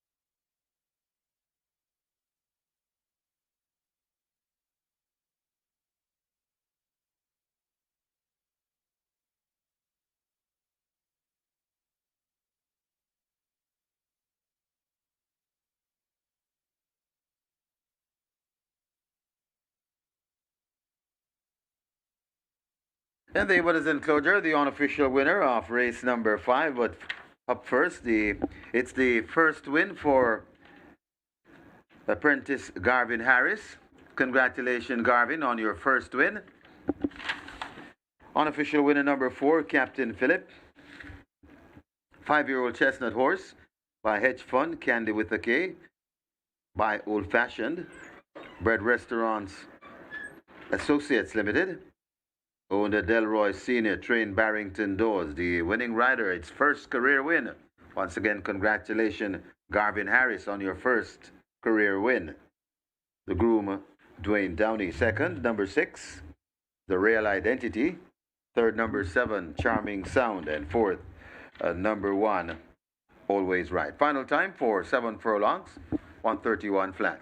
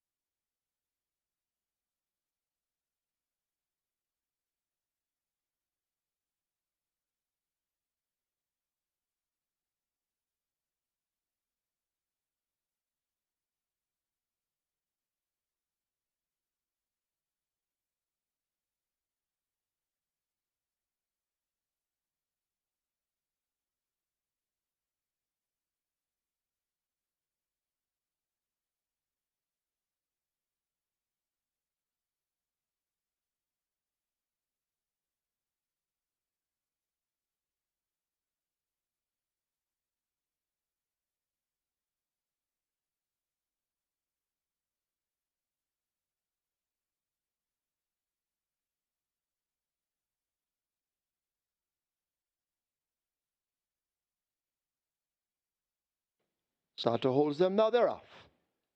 Dream Warrior, the rider on the ground, eject button pressed early, and Dream Warrior out of the race. Charming Sound and Shawami the Butcher match strides as they come flashing past the 6, and Shawami the Butcher now outspeeds Charming Sound to get it by a length and a half. Always Right races right there on the rail, just toward the outside. That's Password as they go flashing away toward the final 5. Captain Philip follows them as the field all strung out, leaving the 5. The Real Identity races up next and clowning around at the back of the field. They're about to arrive at the half mile and go spinning into that turn, and Shawami the Butcher leads up by some 2 lengths. Always Right glued to the rail. Charming Sound now coming into view on the outside, slips down into second. Always Right in third. Password is back in fourth. Captain Philip races next, asked to pick up. The Real Identity has a mountain to climb, so too clowning around. About to flash past the 5/16th and coming into the lane, and it is Shawami the Butcher out in front with a clear advantage. Charming Sound the grey now asked to pick up. Always Right gets the stick and brushes the rail toward the outside. Asked to come on now. That's a Captain Philip, but it is Shawami the Butcher now coming under pressure. Captain Philip applies it with a vice grip on the outside. Here's the Real Identity. It's Captain Philip and the Real Identity. They come away from the rest. The Real Identity now sticks the nose in front. Captain Philip not done yet. These two in a battle royale as they're inside the final 16th. The Real Identity. Captain Philip coming once again under a vigorous ride, and Captain Philip beats the Real Identity. Charming Sound is third. Always Right fourth. Password is fifth.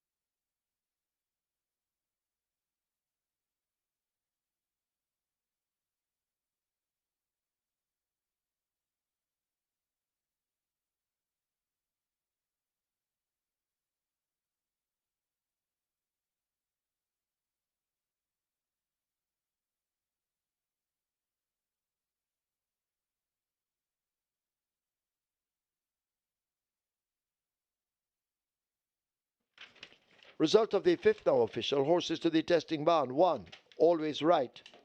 4, Captain Philip. 1 and 4 both go to the testing barn.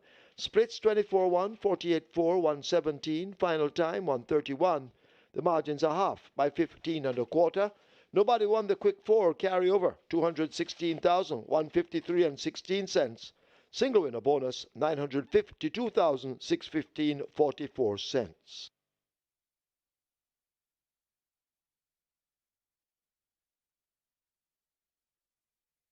Ladies and gentlemen, your attention called to the winners enclosure for a special presentation of a framed photograph of Sensational Soul winning the 2,000 guineas.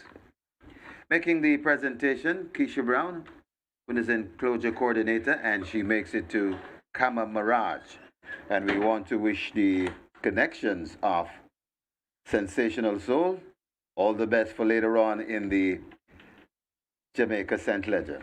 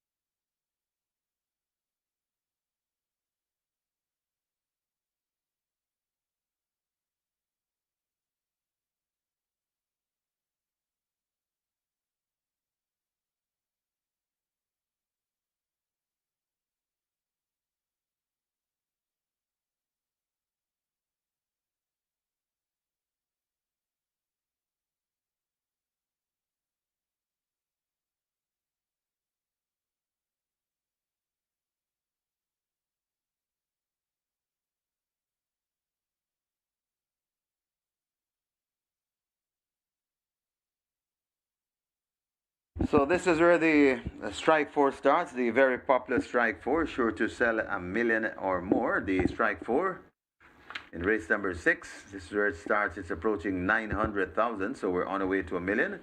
And the runners are still in the parade ring. Get your bets on as the jockeys are coming out, so we'll have the riders up soon and they'll be making their way onto the track. But the Strike 4 approaching 900,000, rolling triple on its way to 350,000. Get your bets on.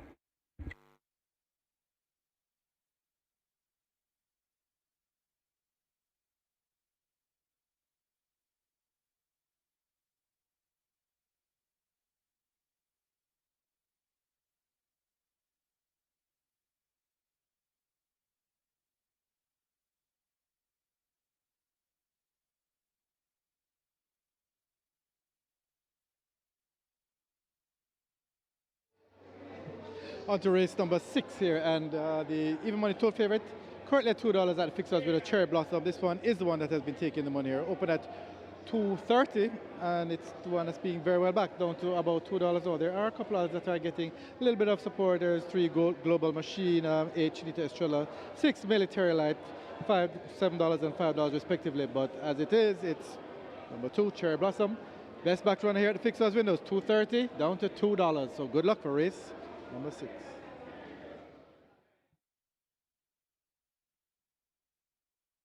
And number 2, Cherry Blossom, takes the track early.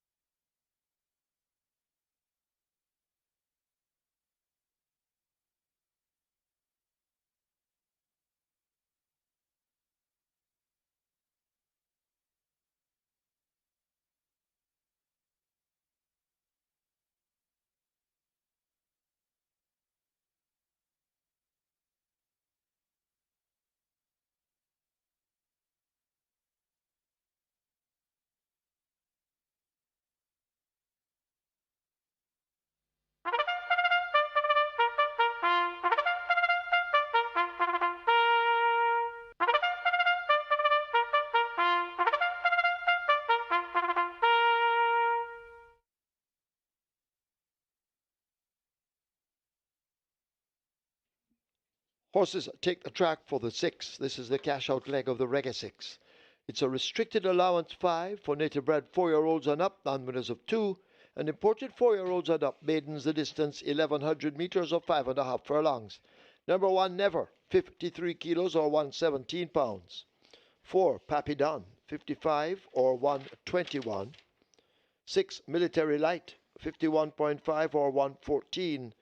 7, GR.I, 49.5 or 109. Wagering on double event, exacta, quinella, trifecta, superfecta, rolling triple. This is where the strike 4 begins, the single winner bonus in excess of 662,000. Rolling triple heading for 400,000, strike 4 on its way to $1 million. Get your wagers on.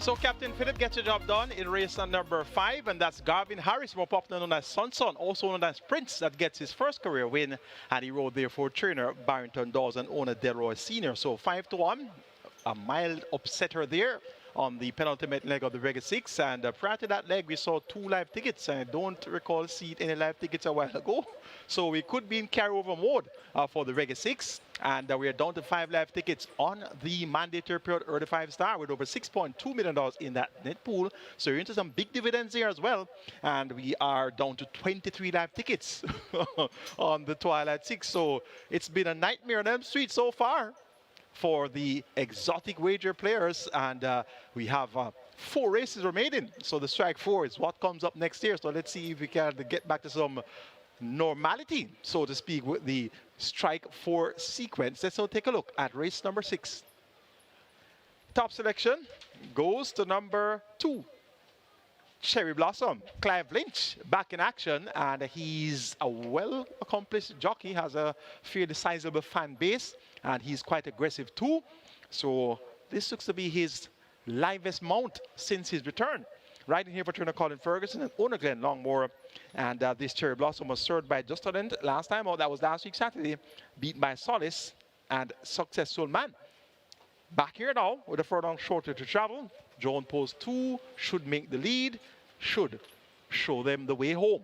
Number 6, Military Light, will be coming on from off the pace. Tyrese Addis riding for trainer Gary Griffiths, and this one, not the most consistent of runners, but when he puts it together, and he should be able to put together a nice off-the-pace run here. Look for him to be closing in deep stretch. Number 3, Global Machine, 2-1 for Radish Roban, and he rides here for Carlton Cunningham. This Global Machine has been fairly expensive to follow in recent times, 8-5, 5-2, 3-5, just not getting that major effort. But today, with Radish Roban aboard, we could see a sharp performance from Global Machine. Global Machine is the type that has speed as well, so look for this one to be the horse to give game chase to Cherry Blossom from early in the contest. And number 1 is Never, in fairly good form right now, run up 2 of the last 3, but 5.5 furlongs. John Post 1 doesn't have the speed to go with the likes of Cherry Blossom and Global Machine. Let's see if Anton Allen can pick out a trip, can find a path here for Never coming from off the pace. We'll have to switch out from that inside draw though, and try to make a run midway the contest towards center course.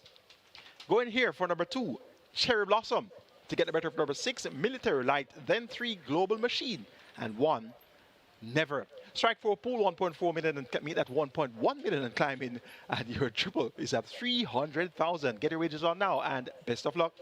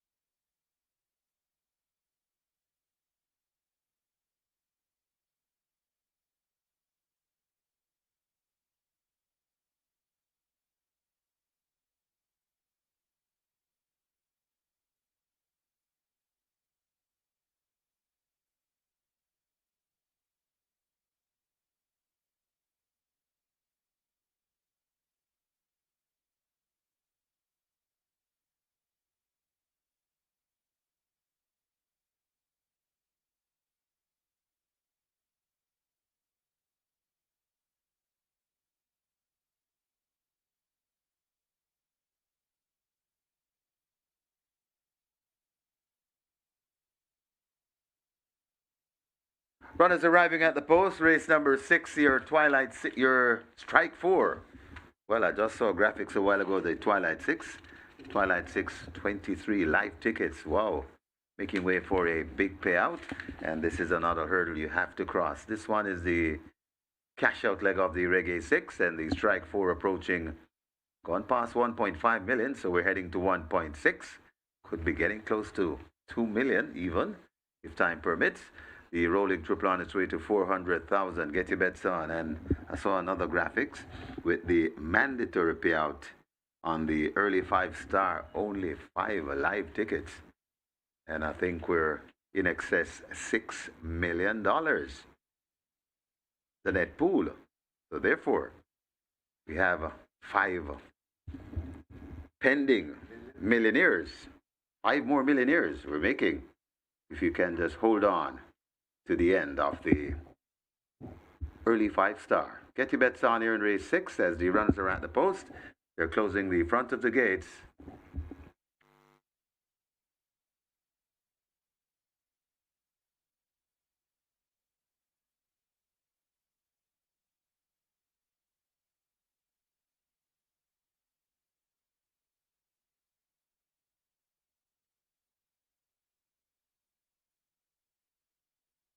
Horses loading, last chance to make your wagers. The runners are loading. The first one to load, Never in gate 1.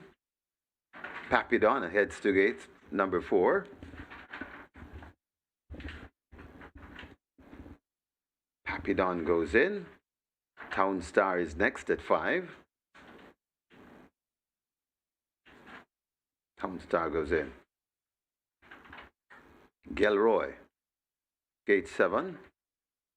Cherry Blossom moving to gate number 2, rather off. That's Clive Lynch. GR.I is in. Cherry Blossom backing away from gate 2.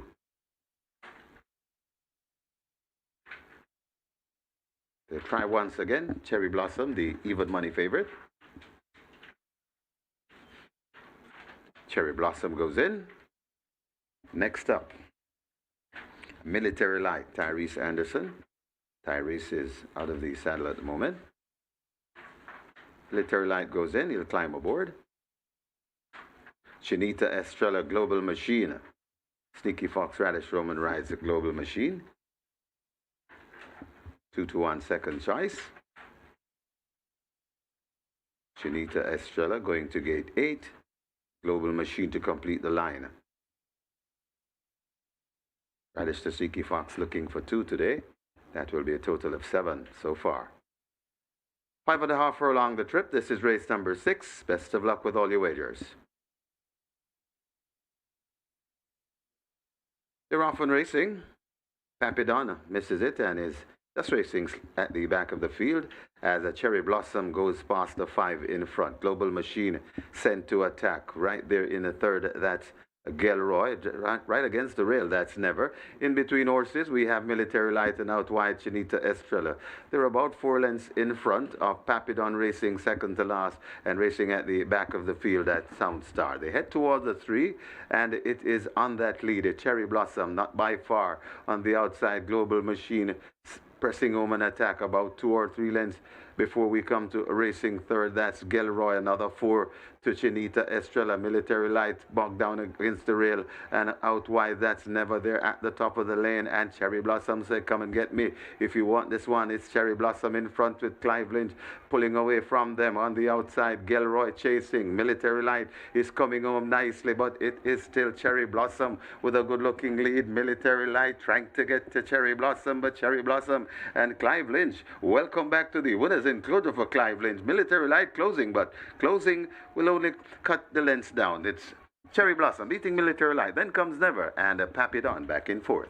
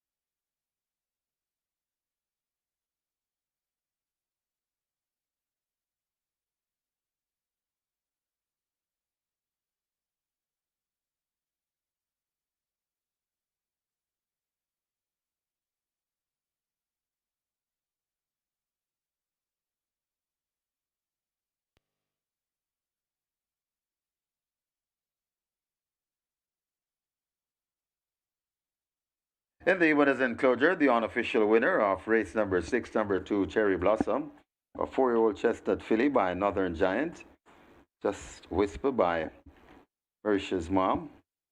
Bred Orange Valley Estates Limited, owned Glenn Longmore, trained Colin Ferguson, the winning rider. Clive Lynch, welcome to the winners enclosure. Welcome back to the winners enclosure, Clive Lynch. The winning groom, Darren Longmore. Second, number 6, Military Light. Third, number 1, Never.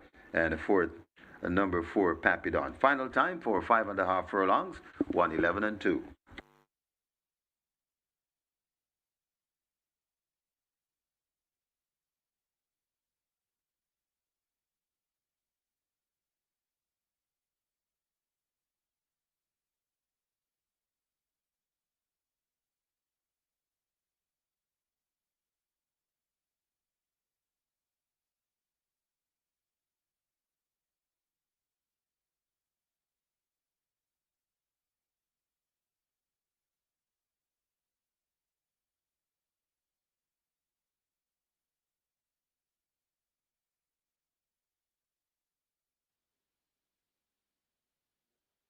They're off and racing.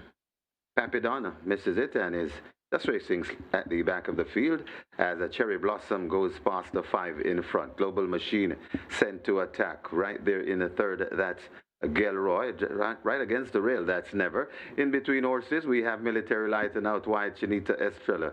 They're about 4 lengths in front of Papidon racing second to last and racing at the back of the field at Sound Star. They head towards the 3 and it is on that lead. A Cherry Blossom, not by far. On the outside, Global Machine pressing home an attack about 2 or 3 lengths before we come to a racing third. That's Gilroy, another 4 to Chinita Estrella. Military Light bogged down against the rail and out wide. That's Never there at the top of the lane. And Cherry Blossom said, come and get me if you want this one. It's Cherry Blossom in front with Clive Lynch pulling away from them. On the outside, Gilroy chasing. Military Light is coming home nicely, but it is still Cherry Blossom with a good looking lead. Military Light trying to get to Cherry Blossom, but Cherry Blossom and Clive Lynch. Welcome back to the winners enclosure for Clive Lynch. Military Light closing, but closing will only cut the lengths down. It's Cherry Blossom beating Military Light. Then comes Never and Papidon back in fourth.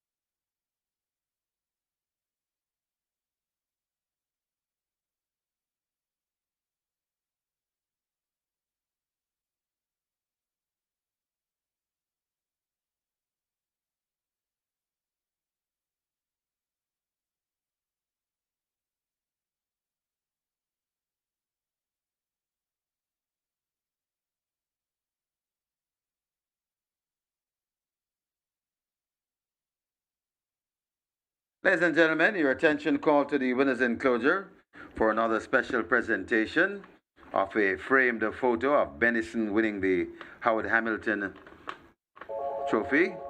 Making the presentation are VP Christelle Derizio, Operations and Admin, and she makes it to trainer Stephen Todd.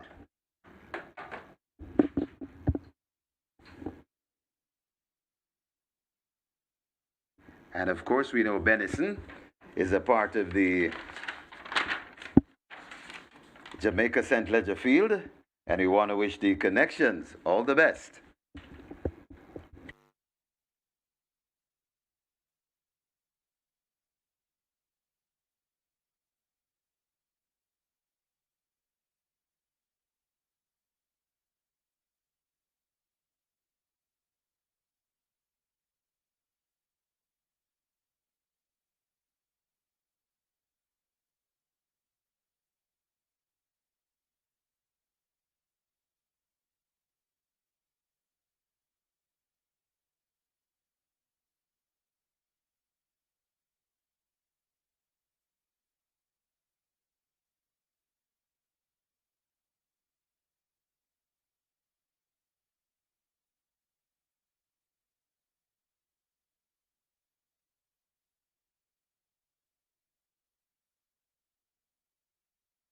Result of the 6 now official. Horses to the testing barn, 1 Never, 2 Cherry Blossom, 1 and 2. Both go to be tested. Splits 24-1, 50 and 1. They raced 5.5 furlongs in 1:11.2. The margins 1.5 by 4 3/4. Nobody won the Reggae 6. The carryover 5,485,892 and 12 cents.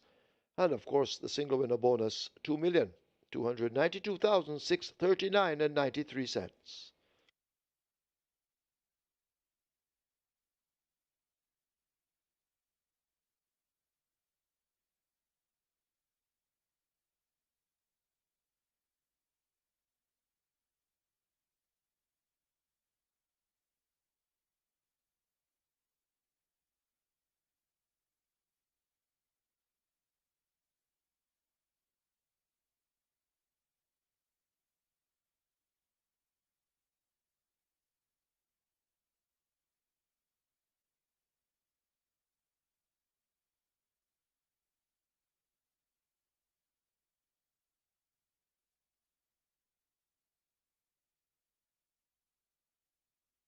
The 99th running of the Jamaica St. Leger is today.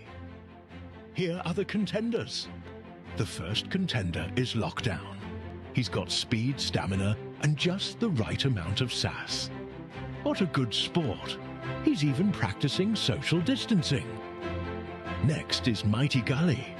Built like a champion and moves like one too. This one is a bit sneaky, you'll see why. Sensational Soul is usually fast out the gates and even faster at the finish. He's sure to shake things up. Strong Mind exudes power, and oh yeah, don't let him past you. You won't catch up.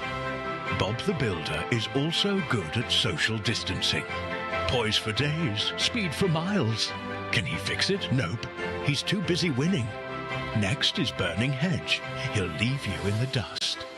He's so fast, the turf's got scorch marks. Last but not least, I Dream Again. He dreams big, and those dreams often come true.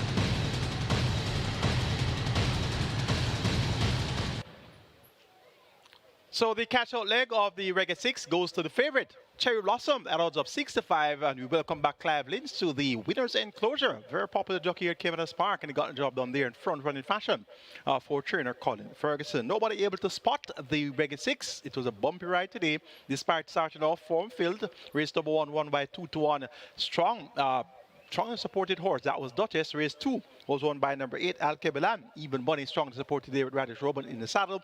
And the cash-out leg won by 6-5 favorite, Cherry Blossom. But races 3, 4, and 5, that's where the trouble started and ended, where we had in race number 3, 31-1, Ants Attack. Race number 4, 15-1, T. Brady. And race number 5, 5-1 chance there, Captain Philip. So let's take a look at the closing stages of the Reggae 6 sequence, which had a carryover. But it is all together with a furlong to run, who continues to fend them off. Duchess now asked to close against the fence. Jukebox looked to have cried enough. Legal Fight is asked to close upon the outside, and now all together begins to fold. And Duchess snatches that lead close home. Well timed. Duchess wins it. Legal Fight is second. Altogether third. Jukebox fourth. Dreamer's Corner is back in fifth. And now Noble Sovereign joins Al Kibulan, but Al Kibulan still has a fight coming to the half a furlong pole. Al Kibulan, Noble Sovereign sits still there. Al Kibulan still fighting on the rail. Noble Sovereign is still there fighting, but Al Kibulan begins to find something extra, and that's the sneaky fox. Al Kibulan beats Noble Sovereign. Then comes Lord Espo back in fourth. That's Rani. It is Time Bomb battling to hold the advantage, but Ants Attack now goes on to get it. Here is a Lady Katgara and Blinding Light trying to close, but Ants Attack has stung them and wins it by almost 2 lengths. Lady Katgara second, close between Blinding Light and Time Bomb fading. But Basilicus is still determining. It's Basilicus in front. Jaguar still fighting hard. Basilicus keeping on from Jaguar. Jaguar not quitting. Jaguar on the inside. Basilicus out in the middle, and now Jaguar gets the upper hand. But flying on the outside and flying fast, T. Brady. And I think T. Brady has gotten Jaguar.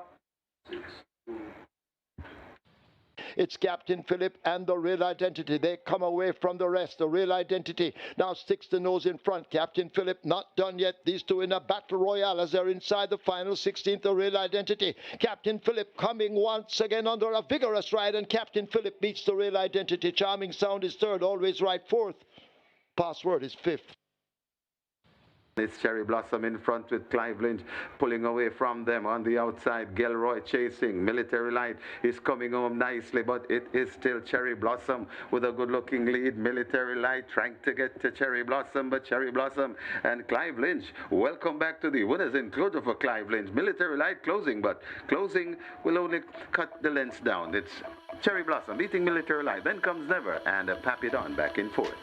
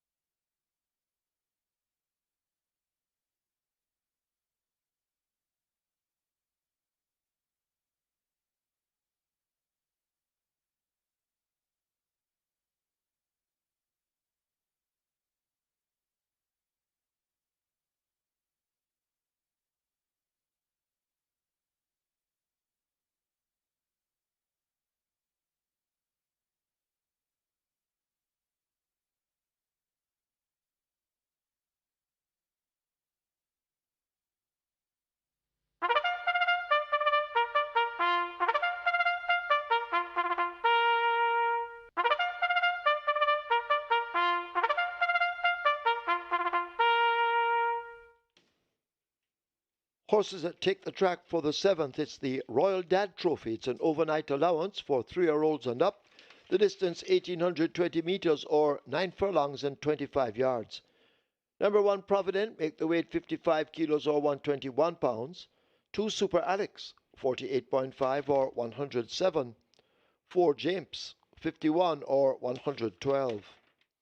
Wagering offered on a double event, exact a trifecta. This is where the late triple begins. The late triple heading for 800,000. Get your wagers on.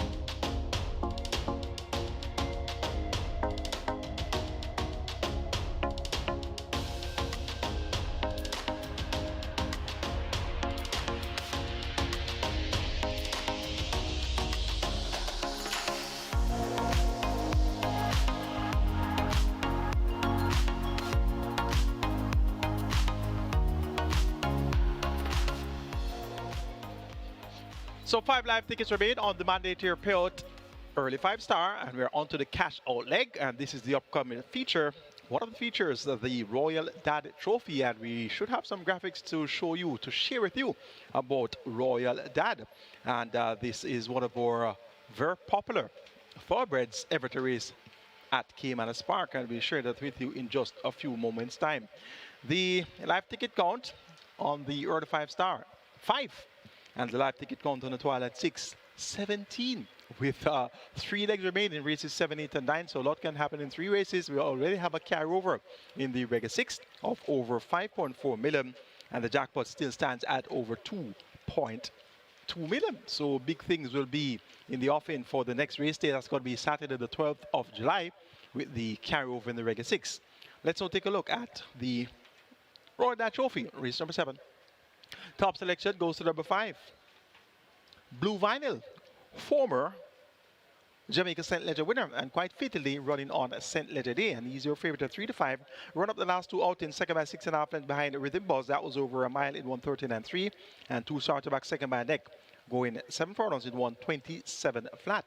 So Blue Vinyl gets the vote here, your 3-5 favorite. Number 3, Rainsville. This one is at odds of 4-1. Tyrus Anderson riding for trainer Richard Azam. And this Rainsville goes well over 2 turns. Was third last time out behind Rhythm Buzz and Blue Vinyl. Just a short head behind Blue Vinyl. Look for Rainsville to acquit himself well in the Royal Dad Trophy. Number 6 is Atlantic Convoy. This one gets 7-2. Wesley Henry riding for Patrick Lynch. And this Atlantic Convoy improved over 2 turns, but quite effective at middle distances. So he should use his pace to make things interesting. 7-2 looks to be a fairly good price for Atlantic Convoy. Number 1 is Provident, in form at the moment. Back-to-back wins coming into this. Won by 10.5 lengths easily, beating Jay Smith. That was at 7 furlongs among nuns of 4. Now takes on over to the Lawns for the first time. Look for Provident to use fitness and earn his keep. Going here for number 5, Blue Vinyl to get better of number 3, Rainsville. Then 6, Atlantic Convoy, and 1, Provident. Final triple is at 1.1 million. Get your widget on now, and best of luck.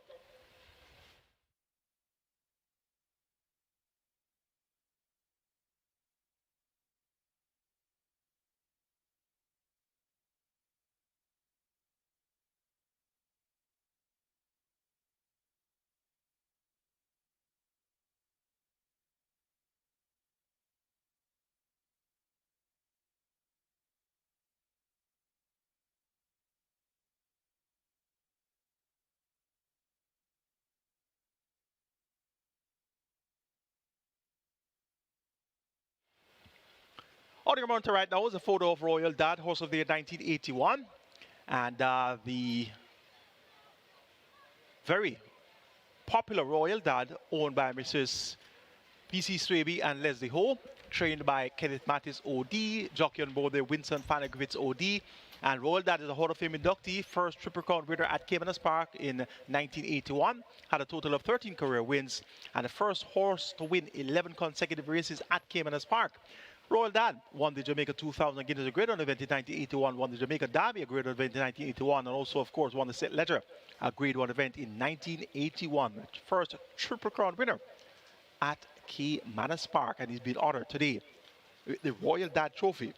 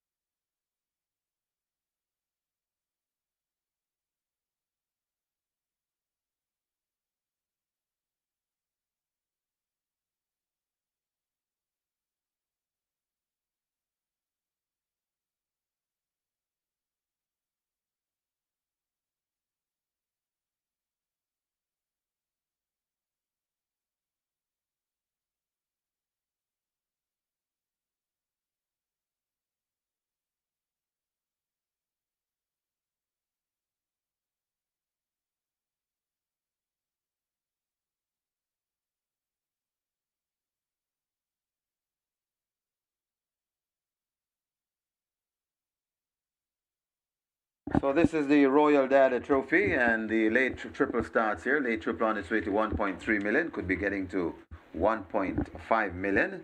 And just saw the graphics a while ago. We still have 17 live Twilight 6 tickets. And this is another hurdle you have to cross. The Reggae 6 carryover today. So we'll have a massive carryover on Saturday of in excess $5.48 million. Jackpot bonus in excess $2.2 million. Get your bets on here in race number 7, the Royal Dad Trophy, the triple approaching 1.3 million. Late triple, last chance you'll get to wager a triple on the card at Caymanas, so you got to make the best of it. Hurry to the windows and place your wagers.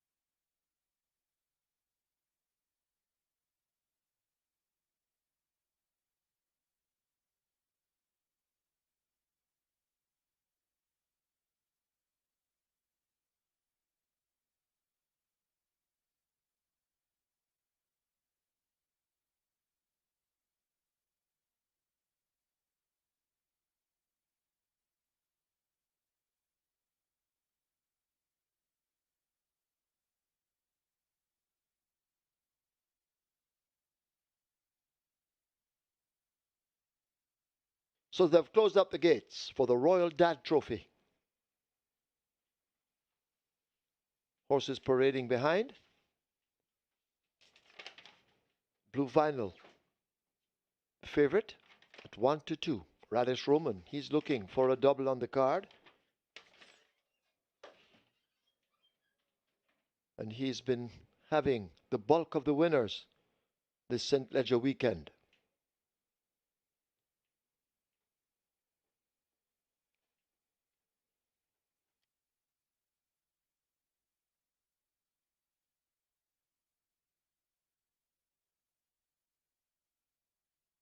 Horses now loading, first one in Provident. Super Addicts will load at 2.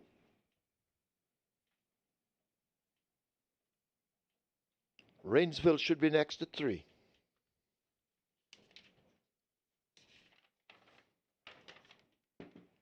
James walking into 4. A riderless Blue Vinyl, the favorite, will load at 5. And then we wait on the Canadian Atlantic Convoy.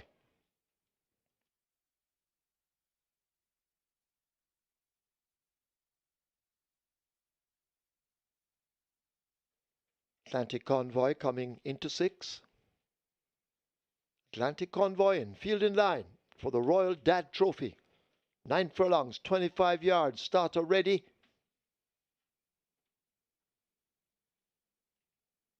And they're off. Rainsville gets a good start going for that lead. Provident hustles on the inside to challenge early as they make their way toward the clubhouse turn. Blue Vinyl on the outside picks up a narrow lead. James pressing right there in between horses. Provident on the rail. Atlantic Convoy out wide. Rainsville tracks these, and at the back of the field it is Super Alex as they go into that clubhouse turn and make their way toward the back stretch. Atlantic Convoy a narrow leader. Blue Vinyl throttle back on the inside. Ahead separates them. Rainsville with the grey and James race up next. Then Provident and Super Alex continues to trail. Over on the back stretch they go. They make their way flashing past the 6. Blue Vinyl on the rail. Atlantic Convoy. Rainsville now forms the line of 3 on this Ménage à Trois. Heads toward the 5. A gap opens up to James. Super Alex and Provident shoulder to shoulder as they charge away now, leaving the 5 and run toward the final half of a mile. Blue Vinyl on the rail continues to fight for that lead. Rainsville now pressing home on the outside. These two heads apart, with Rainsville now going on at the half mile. Blue Vinyl backing out into second. Here's Provident now asked to kick. Super Alex making ground, overtaking Atlantic Convoy, and James has never been in it and left at the back as they go coming past the 3 and head toward the 5/16. Blue Vinyl once again takes that lead as they alternate on it. Rainsville left back a bit in second. Super Alex asked to close up. Provident has a lot to do along with James and Atlantic Convoy, but the favorite Blue Vinyl turns for home at the top of the lane, and Radish Roman asks him to really go inside the final 3/16. It is Blue Vinyl now taking complete control as they flash past the final furlong. Rainsville left back wobbling in second. Super Alex is running in third. The rest are all of it, but it's all Blue Vinyl in the Royal Dada. 16th to catch him. Can they catch him? Never. They will never be able to catch him, and Blue Vinyl romps the Royal Dad by double digits. Super Alex coming on late gets second over Rainsville third. Provident is fourth.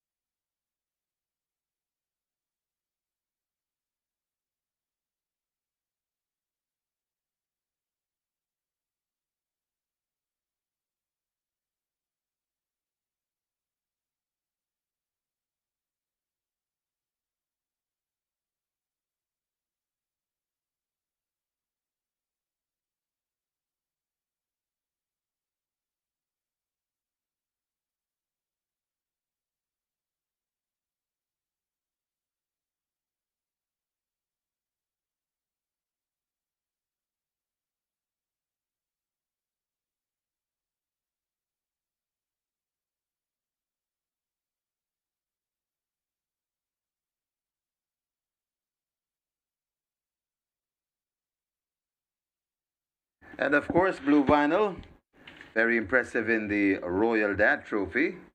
In excess 14 lengths, the margin. And of course, Blue Vinyl was the 2022 Jamaica St. Ledger winner. And it's 2 on the day for the Sneaky Fox. So he has 7 on the weekend so far. In the winners enclosure, the unofficial winner of race number 7, the Royal Dad Trophy, number 5 Blue Vinyl, 6-year-old a chestnut horse by Burn Identity, Blue Field by Haynesfield, bred Ian Prasad, owned M&M Racing Stable. Trained Gary Sobrati, the winning rider, champion jockey, Radish the Sneaky Fox Roman, 2 on the day. The groom Lindell Bennett, second. Number 2, Super Alex. The third, number 3, Rainsville, fourth. Number 1, Provident. Final time for 9 furlongs and 25 yards, 158 flat.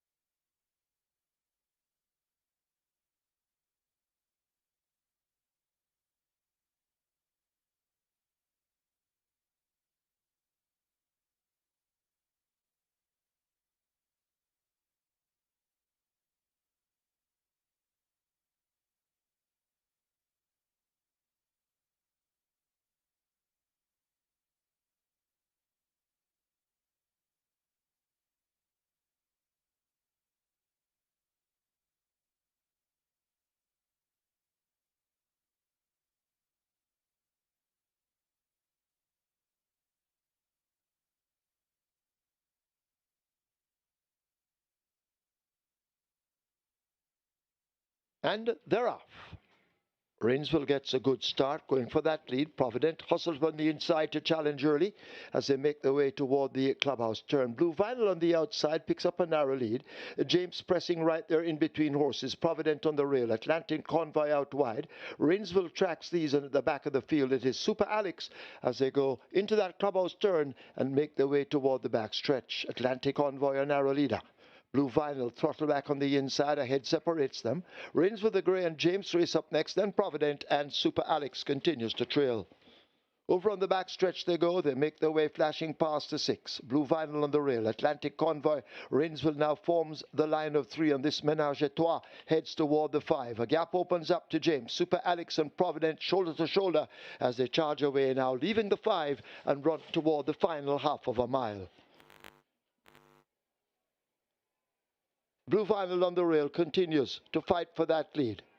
Rainsville now pressing home on the outside. These two heads apart with Rainsville now going on at the half mile. Blue Vinyl backing out into second. Here's Provident now asked to kick. Super Alex making ground, overtaking Atlantic Convoy, and James has never been in it and left at the back as they go coming past the 3 and head toward the 5/16. Blue Vinyl once again takes that lead as they alternate on it. Rainsville left back a bit in second. Super Alex asked to close up. Provident has a lot to do along with James and Atlantic Convoy, but the favorite Blue Vinyl turns for home at the top of the lane, and Radish Roman asks him to really go inside the final 3/16. It is Blue Vinyl now taking complete control as they flash past the final furlong. Rainsville left back wobbling in second. Super Alex is running in third. The rest are all of it, but it's all Blue Vinyl in the Royal Dada. 16th to catch him. Can they catch him? Never. They will never be able to catch him, and Blue Vinyl romps the Royal Dad by double digits. Super Alex coming on late gets second over Rainsville third. Provident is fourth.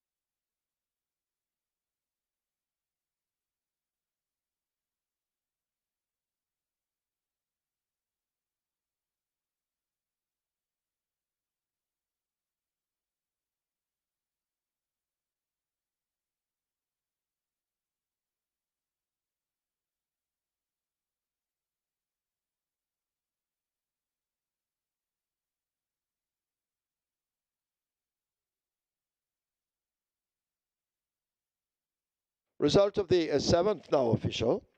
Horses to the testing barn. 2, Super Alex. 5, Blue Vinyl. 2 and 5, both go to be tested. Splits, 26, 50 and 2, 116 1, 142 3. Final time, 9 furlongs at 25 yards, 158 flat. And the margins, 14 by 3/4.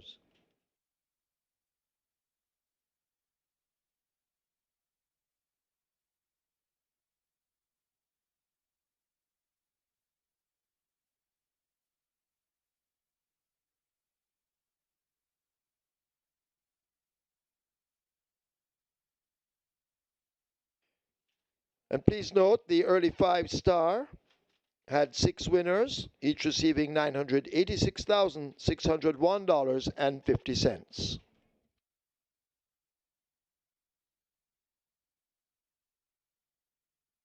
Ladies and gentlemen, your attention called to the winners enclosure for the presentation of the Royal Dad Trophy.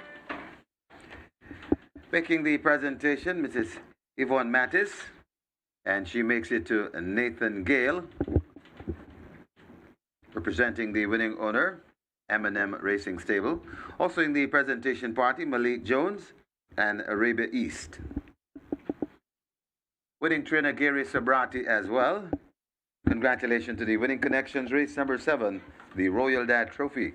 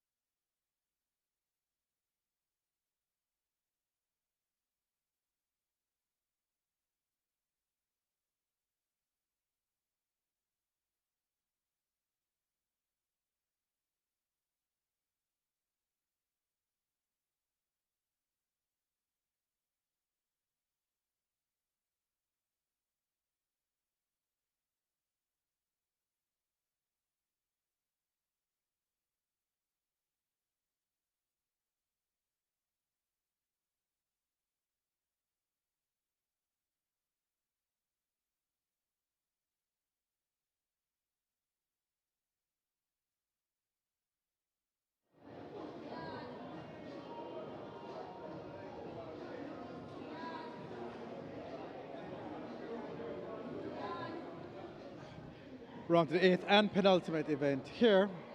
This one we have 65 fairy tote number 4. He's sensational now. He's sensational.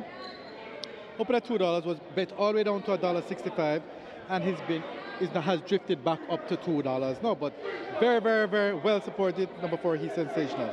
The big mover here though is, as I would have mentioned earlier in the day, number 7, Skillet Arms. This one opened at $17, was hovering down at about 9, and has been absolutely crushed again, all the way down to 440, and the similar support has been showing in the total, as its one is at 4-1 in the total at the minute. So 2 horses really mainly being bet here. 4, he's sensational, currently best back runner at $2 at the fixed odds window. So good luck for race number 8.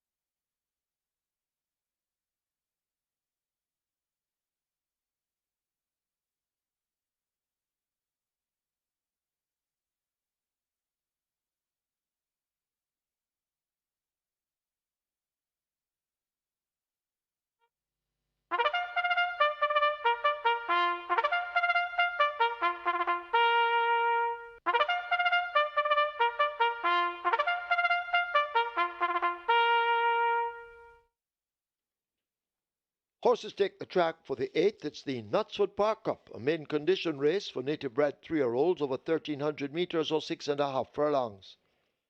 Number 3, Laurie. Make the weight 51 kilos or 112 pounds.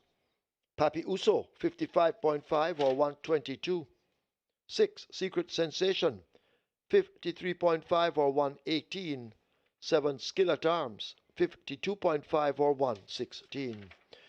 Wagering offered on a double event. This is the late double. Exacta, Quinella Trifecta, Superfecta. Get your wagers on.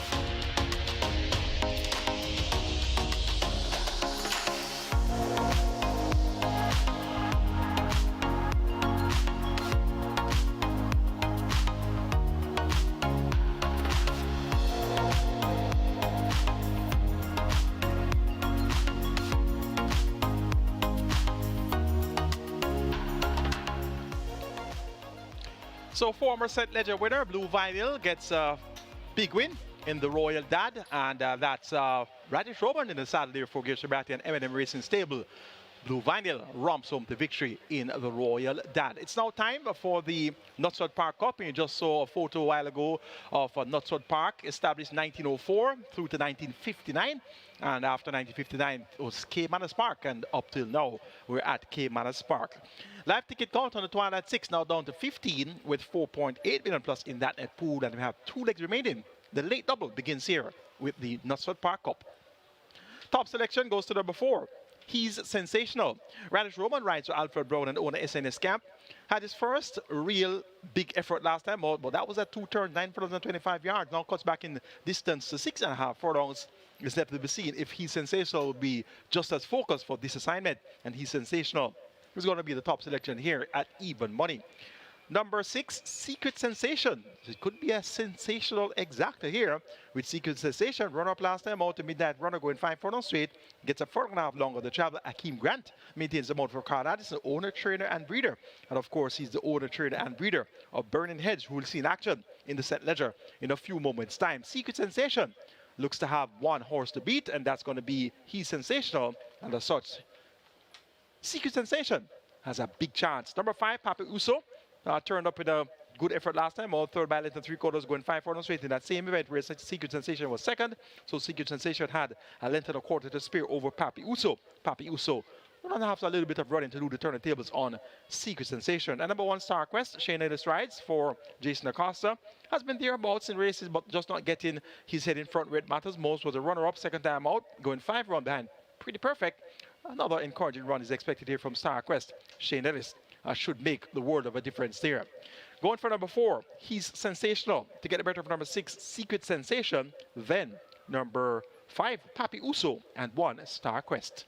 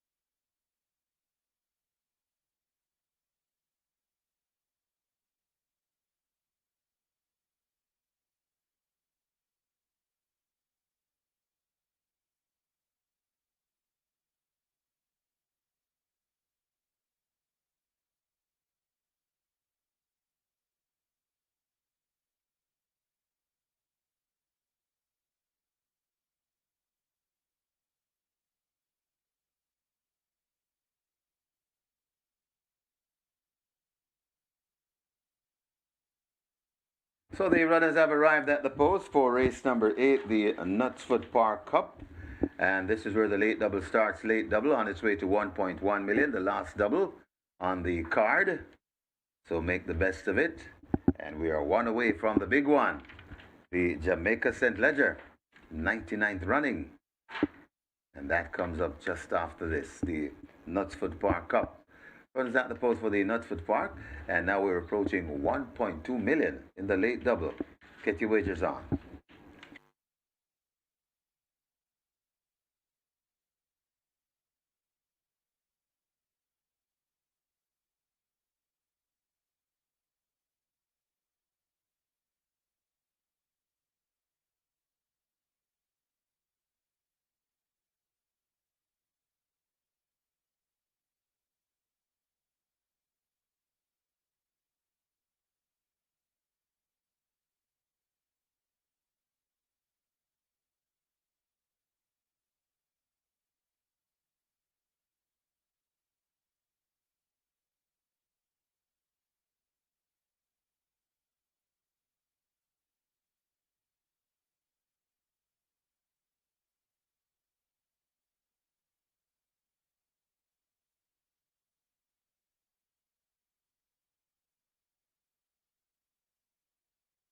Getting close to 1.3 million in your late double. The late double on its way to 1.3 million. And the front of the gates are closed. They've closed up the front of the gates. And the loading up about to start. So hurry and make your wagers.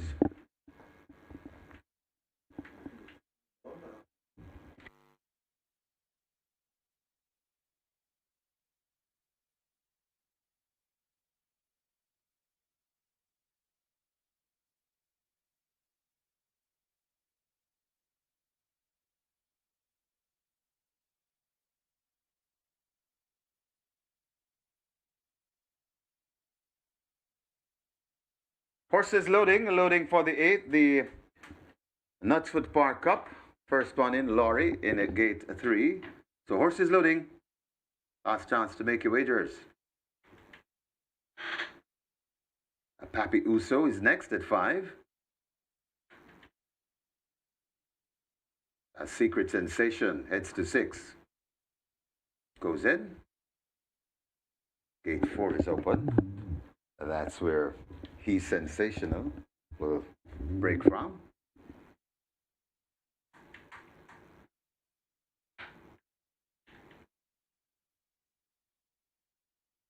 Mineola, gate number 8, that's filled.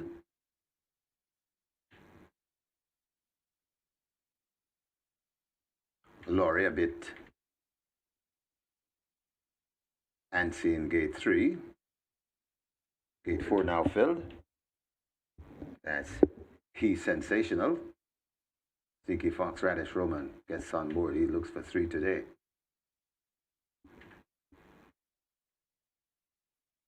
Skillet Arms is next at 7. Star Quest heads to 1. Star Quest is in. And the final one, Chief in Command, to complete the line. 6.5 furlong the trip. This is the Knutsford Park Cup. Best of luck with all your wagers. Starter Michael Sims is ready. We're ready for a start. They're off and racing. Laurie gets the worst of the start and is left at the back of the field as Star Quest driven to go for that lead as they go past the 6. Tracked on the inside by E Sensational. Then comes the Papi Usos. Secret Sensation follows them in 4th. Tacked on to the tail of those are Skillet Arms, now overtaking a Secret Sensation. Then comes Mineola, about 4 or 5 lengths before we come to Chief in Command and never been in it. Laurie racing at the back of the field. They go toward the 3, and it is on that lead, Star Quest, contented to go all the way. Star Quest rider having a peep behind and sees He's Sensational hounding down. Also coming into it, that's a Chief in Skillet Arms. They're coming at the top of the lane, and it is Star Quest tackled on the outside by He's Sensational. Skillet Arms coming up against the rail. Left back behind those. That's a Secret Sensation, but it's Star Quest keeps on going. He's Sensational now, launching an attack out wide. It's Star Quest still in front, coming to the furlong pole. Star Quest turning back, all challenges and sundry. Papi Uso is beginning to fly, but it's Star Quest driven for all he's worth. Also coming on, Secret Sensation coming once again, but Star Quest will hang on and win the Knutsford Park Cup. Secret Sensation is 2nd, then comes Papi Uso. He's Sensational is 4th, and maybe Mineola back in 5th.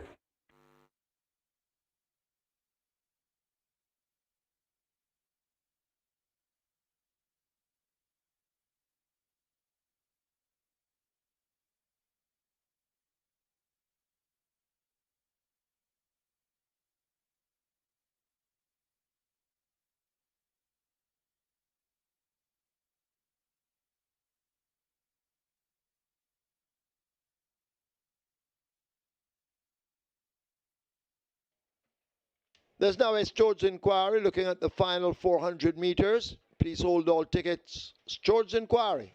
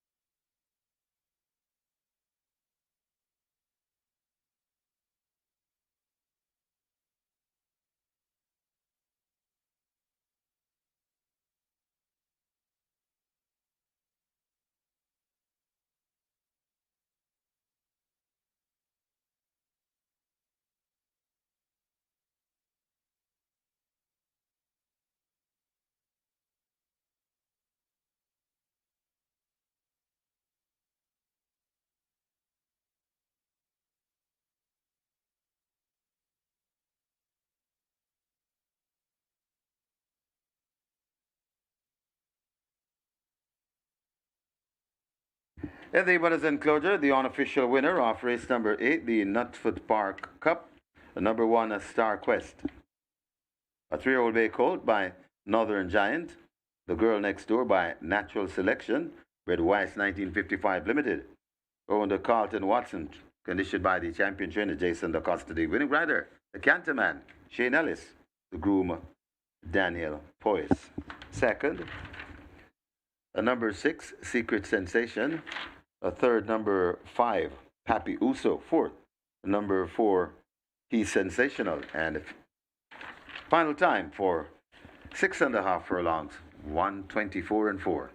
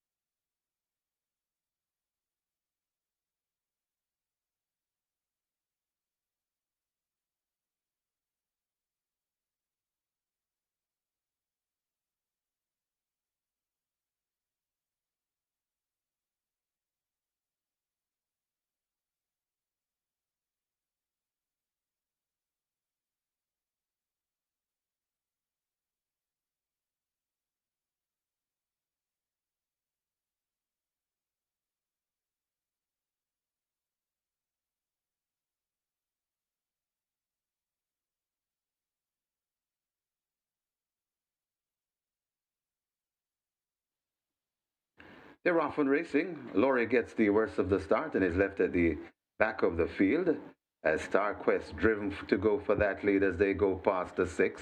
Tracked on the inside by E Sensational. Then comes the Pappy Usos. Secret Sensation follows them in fourth. Tacked onto the tail of those are Skillet Arms, now overtaking a Secret Sensation.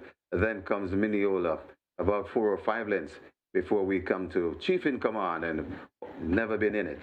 Laurie racing at the back of the field. They go toward the 3, and it is on that lead, Star Quest, contented to go all the way. Star Quest rider having a peep behind and sees He's Sensational hounding down. Also coming into it, that's a Chief in Skill at Arms. They're coming at the top of the lane, and it is Star Quest tackled on the outside by He's Sensational. Skill at Arms coming up against the rail. Left back behind those. That's a Secret Sensation, but it's Star Quest keeps on going. He's Sensational now, launching an attack out wide. It's Star Quest still in front, coming to the furlong pole. Star Quest turning back, all challenges and sundry. Pappy Uso is beginning to fly, but it's Star Quest driven for all his worth. Also coming on, Secret Sensation coming once again, but Star Quest will hang on and win the Knutsford Park Cup. Secret Sensation is second, then comes Pappy Uso. He's Sensational is fourth, and maybe Mineola back in fifth.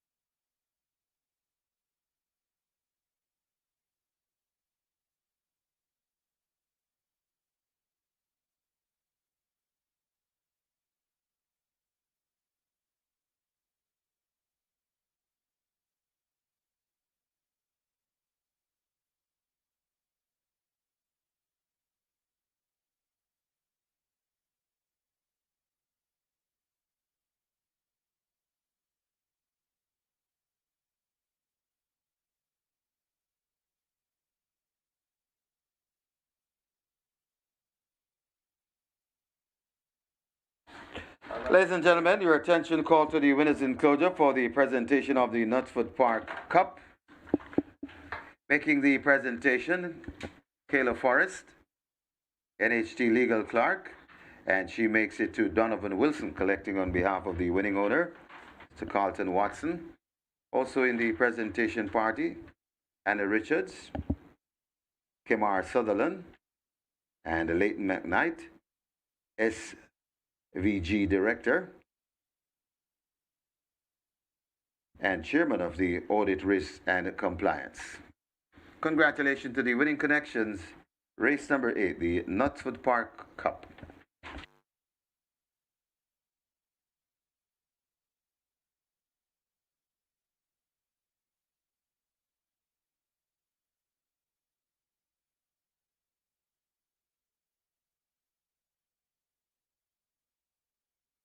Result of the 8th now official. Horses to the testing barn. 1 Star Quest, 4 He's Sensational. 1 and 4 both go to the testing barn. Splits 24-3, 49-3, 117-2. 6.5 furlongs raced in 124-4. The margins 1.5 by 1.25. Up next, the feature. The second jewel in the Triple Crown, the Jamaica St. Leger.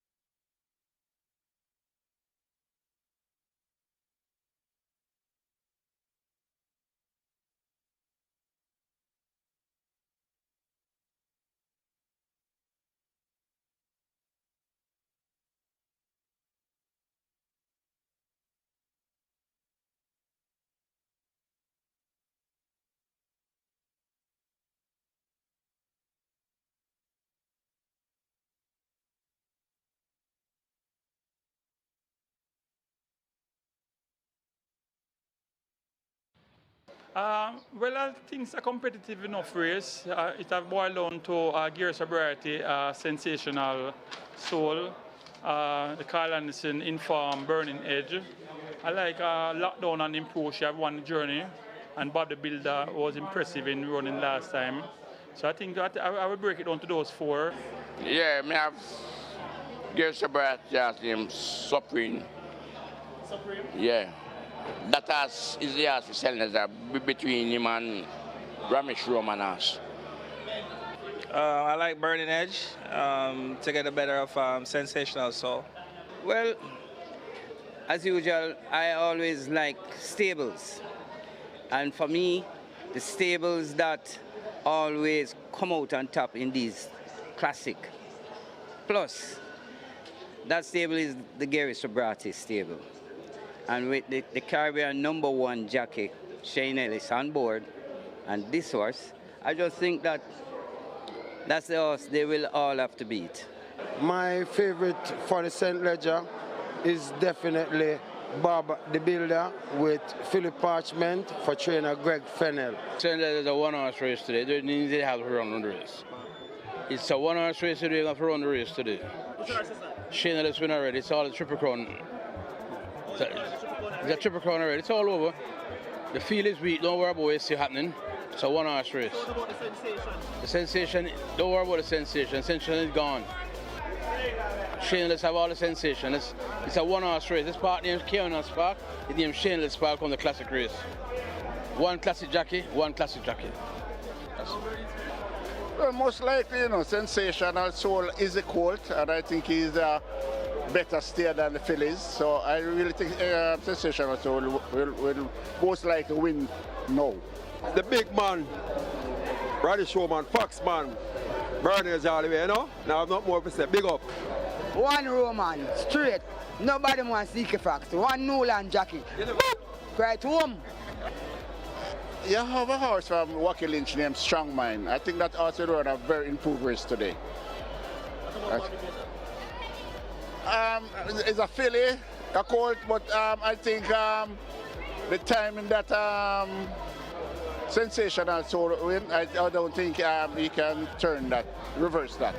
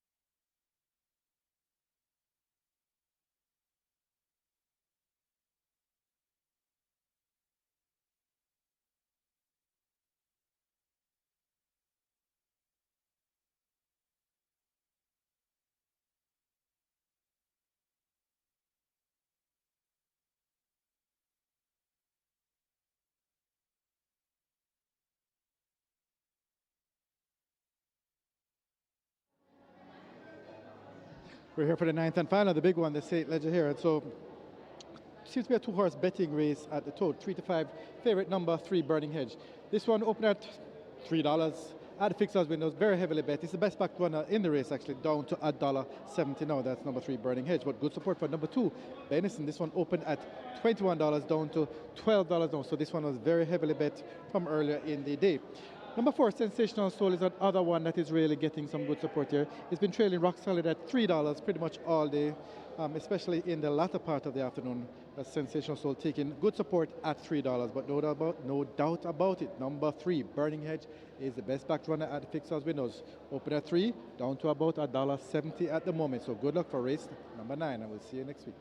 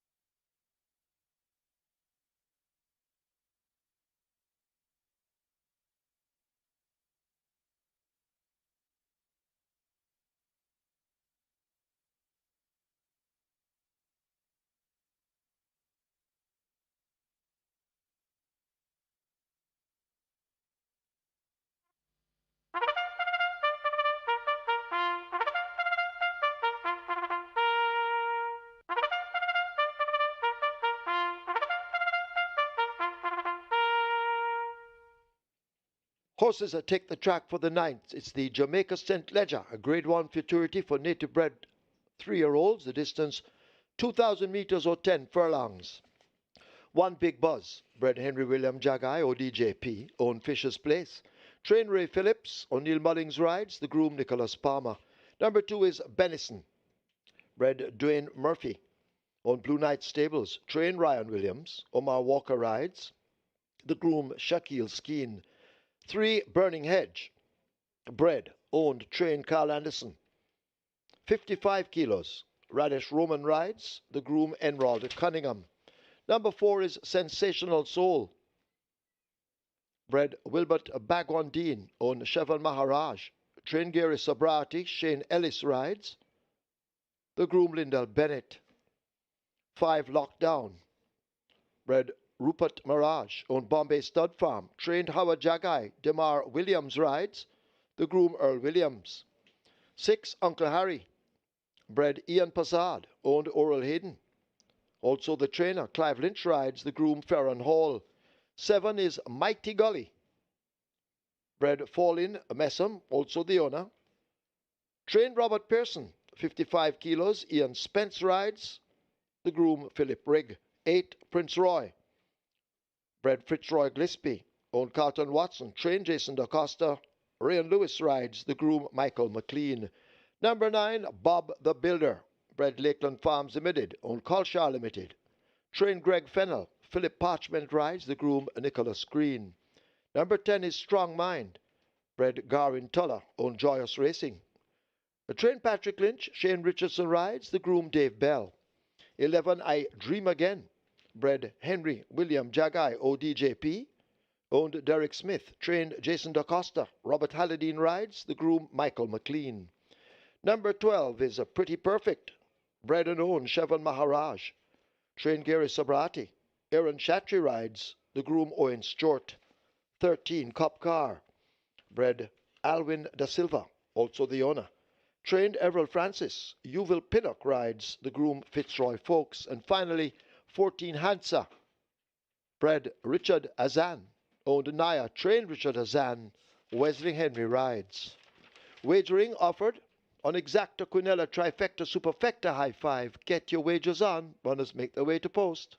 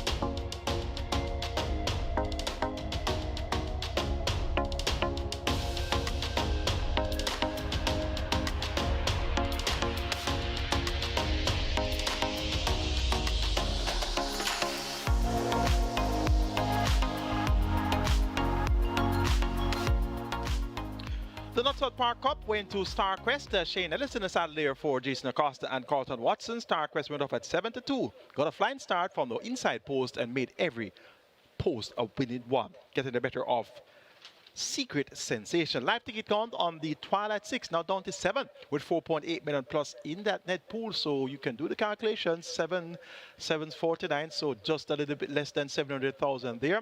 Will be up for grabs for 7 tickets if they remain alive after the running of the St. Leger. That's going to be the big one, the 9th and final, the 99th running of the Jamaica St. Leger, Grade 1 event, Grade 6 futurity contest for native bred 3-year-olds. And we have a purse of $4.5 million up for grabs. And we have 2 Triple Crown aspirants, the 1,000 guineas winner, Burning Hedge, and the 2,000 guineas winner, Sensational Soul. Let's take a look. Top selection goes to number 4. Sensational Soul. Won the 2,000 guineas in 142 and 4/5 of a second, 1 second and a fifth slower than Burning Hedge did for the 1,000 guineas. But They ran identical times for the Kingston and Portmore, and indeed, they are going to be in a serious matchup here. 57 kilos of weight for the Colt, Sensational Soul. 55 kilos of weight for the filly, Burning Hedge. The fillies get a 2-kilo allowance, and Sensational Soul has carried himself as if he would really love a two-turn distance such as 2,000 meters. He was finishing fast after being checked at the half mile, so he ran into some traffic problems there, and in the end really exploded late to get rid of Bob the Builder. Look for Sensational Soul to be well poised, and from a traffic-free run, he'll take some beating. Burning Hedge has obvious claim, 1:41.3 for the mile for the 1,000 guineas. Second and a fifth faster than Sensational Soul did in the 2,000 guineas. Radish Roman, the Sneaky Fox, he maintains the mount here for Carl Addis, the owner, trainer, breeder. Burning Hedge has shown a liking for distance on the ground, so 10 furlongs should be right up her street. Looking forward to these two to be in a tussle where it matters most. Of the others, the 9-horse Bob the Builder led for some way there in the 2,000 guineas before being run out of it in deep stretch, has 2 furlongs to travel, and he definitely has good pace, and that was his first attempt at the graded stakes level, so he's going to be on the upgrade at the right time. And I Dream Again, the late foal on the 5th of June, won on debut, going 5.5 furlongs, didn't beat much, but stepped right up to the top level for the 3-year-olds in the Prince Consort. 4x8 lengths after leading for the first 3 furlongs in the Kingston. 4x4.5 after being prominent throughout, with the pace being set by a stablemate Runaway Star. And in the 2,000 guineas, pointed on the lead, near the turn for home, and then further by 5 3/4 Sensational Soul at the Bob the Builder. If there's going to be an upset, the upset could be I Dream Again. Robert Haldane riding for Jason Acosta and owner Derek Smith Jr. Going here for number 4, Sensational Soul. Just over number 3, Burning Hedge. Then number 9, Bob the Builder. And the dark horse, number 11, I Dream Again.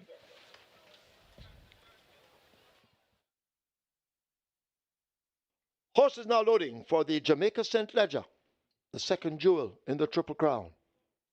Benison, the first one in.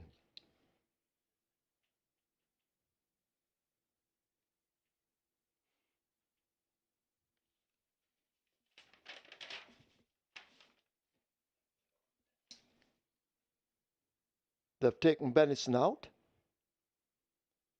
so they have not started loading yet. That could have been a test run for Benison. But the runners parade, and any moment now they will begin to load. Big Buzz being led to 1.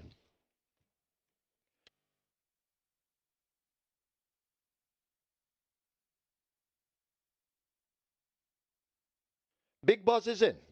So horses loading for the St. Leger, the 99th running of it. Benison reloads at 2.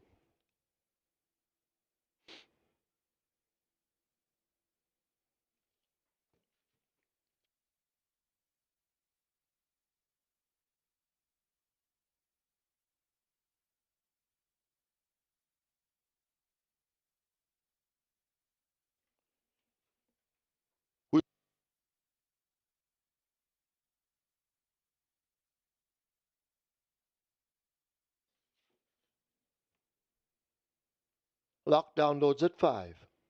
Uncle Harry at 6.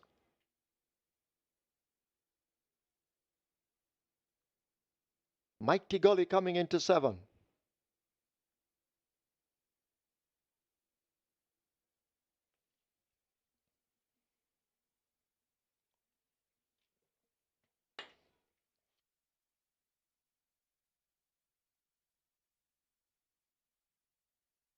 I Dream Again goes into 11.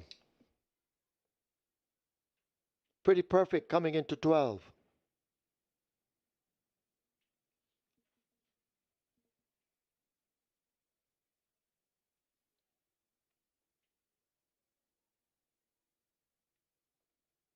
Burning Hedge, the 1,000 guineas winner, coming into 3.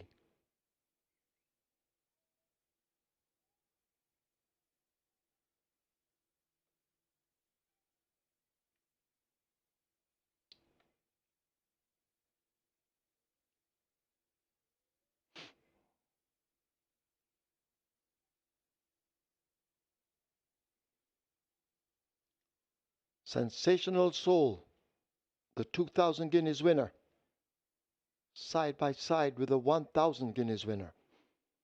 goes in at 4.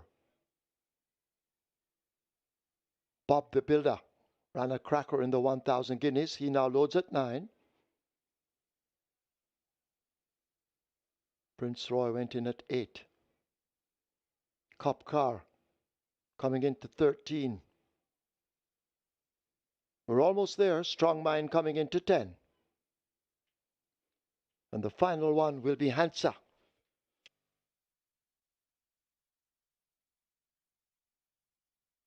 Hansa goes in, field in line for the 99th running of the Jamaica St. Leger. They're off for the St. Leger. Big Buzz gets a good start on the far side. Burning Hedge is running quickly. Lockdown is right there. Mighty Gully is in the center as they come flashing past us for the first time. Mighty Gully gets that lead. Bob the Builder and Prince Roy right there. Lockdown is there. Uncle Harry just in between runners. Big Buzz settled on the fence. Sensational Soul is packed in behind horses as they go into that clubhouse turn.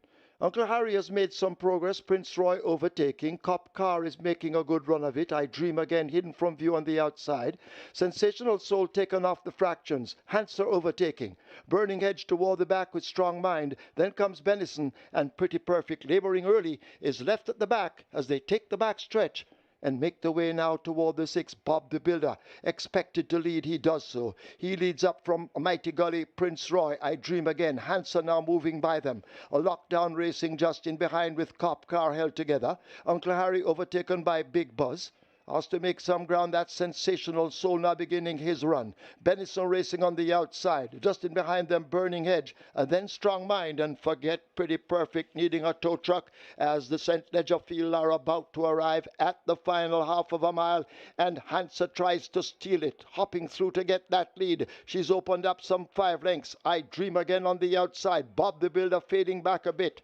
Prince Roy races next, possibly 8 or 9 lengths off that lead. Cop Car is there. In behind them, that's a Mighty Gully. Sensational Soul now wound up on the outside. Lockdown on the rail. Big Buzz is there. Then Benison and Burning Hedge. A huge gap to Strong Mind. Pretty Perfect. And being pulled up almost, that's Uncle Harry as the field turned for home in the St. Leger. And Hansa continues to deny them. I Dream Again trying to close up. Bob the Builder asked to come with a run on the rail. Burning Hedge is running strong on the outside, but Hansa could have stolen it. Arrives at the furlong pole. It is Hansa getting chops of that left-hand stick. She's a surprise of the party. They'll arrive at the 16th pole. Here is Burning Hedge and I Dream Again. Hansa running out of steam. I Dream Again charging up in the center. I Dream Again upsets them in the St. Leger, beating Hansa and Burning Hedge.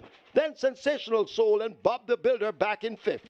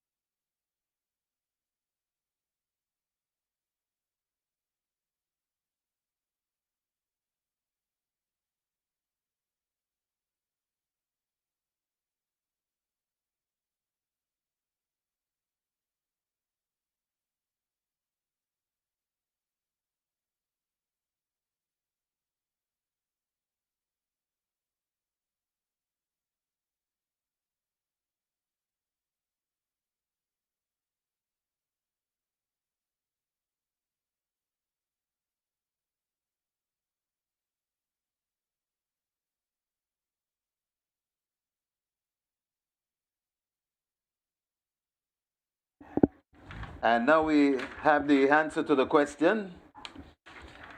The 2025 Jamaica St. Ledger winner, number 11, I Dream Again. In the winner's enclosure, the unofficial winner of race number 9, the Jamaica St. Ledger, number 11, I Dream Again.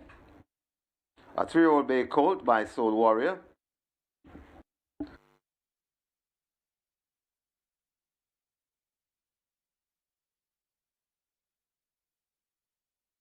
A Lady Nigeria by Legal Process. Bred Henry William Jagai OD JP. Own Derek Smith. Conditioned by the champion trainer Jason DaCosta. That's 200 day for the trainer. Winning rider Robert Hardball Halliday. The groom Michael McLean.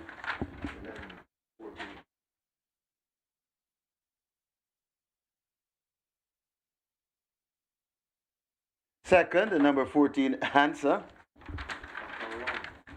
A third, number 3, Burning Hedge. Fourth, number 4, Sensational Soul. And fifth, number 9, Bob the Builder. Final time for 1 mile and 2 furlongs. That's 2,000 meters. 2:14 flat.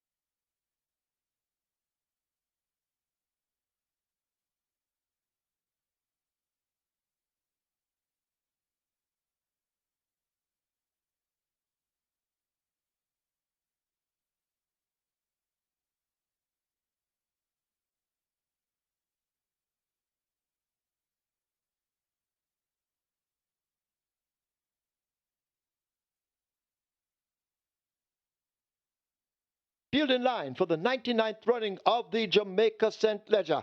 They're off for the St. Ledger. Big Buzz gets a good start on the far side. Burning Hedge is running quickly. Lockdown is right there. Mighty Gully is in the center as they come flashing past us for the first time. Mighty Gully gets that lead. Bob the Builder and Prince Roy right there. Lockdown is there. Uncle Harry just in between runners. Big Buzz settled on the fence. Sensational Soul is packed in behind horses as they go into that clubhouse turn.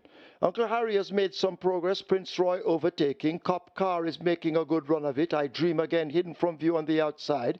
Sensational Soul taken off the fractions. Hanser overtaking.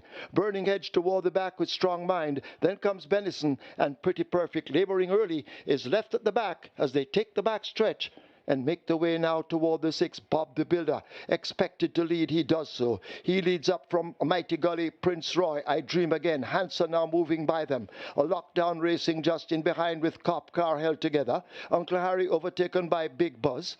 Has to make some ground. That Sensational Soul now beginning his run. Benison racing on the outside. Just in behind them, Burning Hedge. And then Strong Mind and Forget Pretty Perfect needing a tow truck as the St. Ledger field are about to arrive at the final half of a mile.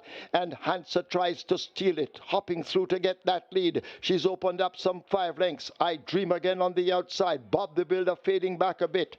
Prince Roy races next, possibly 8 or 9 lengths off that lead. Cop Car is there. In behind them, that's a Mighty Gully. Sensational Soul now wound up on the outside. Locked down on the rail. Big Buzz is there. Then Benison and Burning Hedge. A huge gap to Strong Mind. Pretty Perfect. And being pulled up almost. That's Uncle Harry as the field turned for home in the St. Ledger. And Hansa continues to deny them. I Dream Again trying to close up. Bob the Builder asked to come with a run on the rail. Burning Hedge is running strong on the outside, but Hansa could have stolen it. Arrives at the furlong pole. It is Hansa getting chopped. So that left-hand stick. She's a surprise of the party. They'll arrive at the 16th pole. Here is Burning Edge and I Dream Again. Hansa running out of steam. I Dream Again charging up in the center. I Dream Again upsets them in the St. Ledger, beating Hansa and Burning Edge.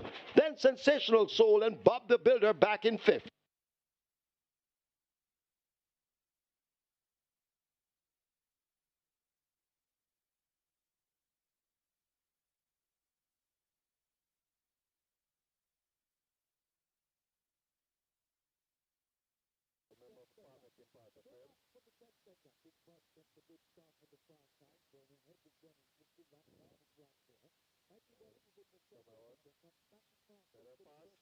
Result of the 9th now official. Horses to the testing barn. 3, Burning Hedge. 4, Sensational Soul.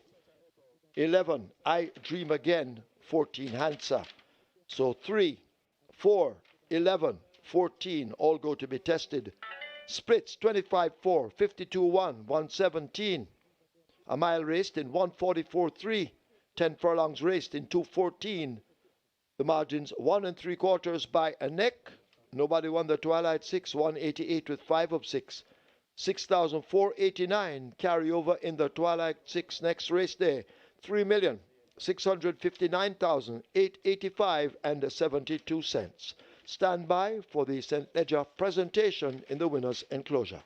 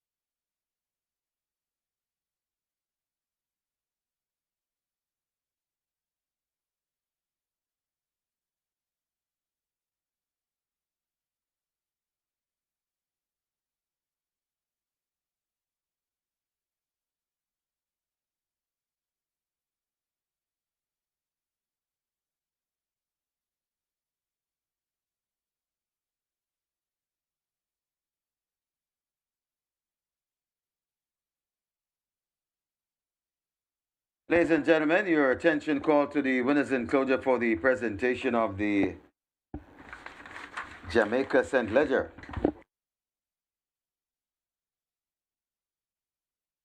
Making the presentation, Ricardo Williams, Assistant ICT Manager, and he presents to the winning owner trophy to Mr. Linville McFarlane, representing the winning owner, Mr. Derek Smith.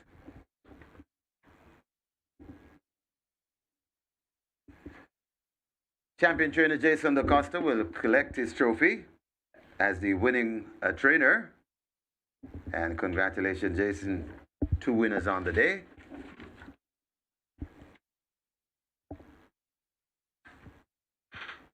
Winning rider, Robert Hardball Alladine. A very nice ride to cop the Jamaica St. Ledger. And of course, Ricardo Williams doing the honors. And for the breeder, Christopher Pearson will collect.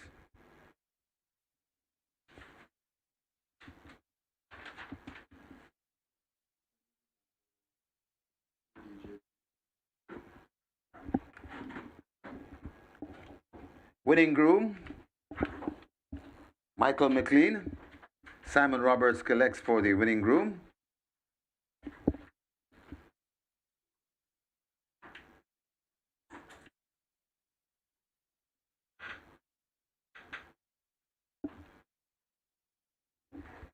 And Christopher Pearson for the breeder, Henry William Jagai ODJP.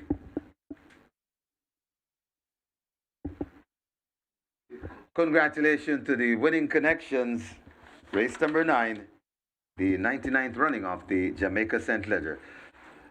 Next to come, the ceremonial cake cutting as a winning connection. Head over to the table with the cake.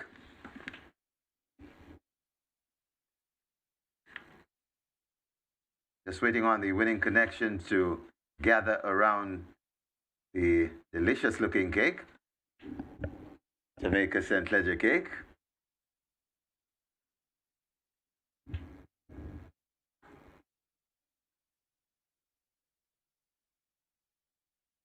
Champion trainer Jason DaCosta flanked by the connections.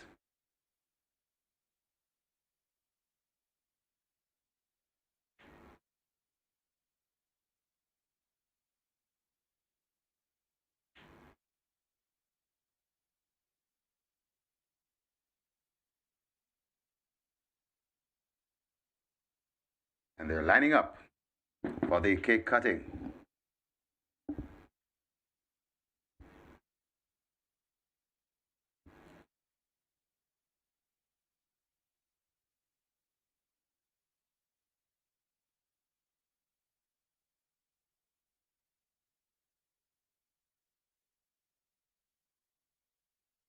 So getting set for a start, the cake cutting.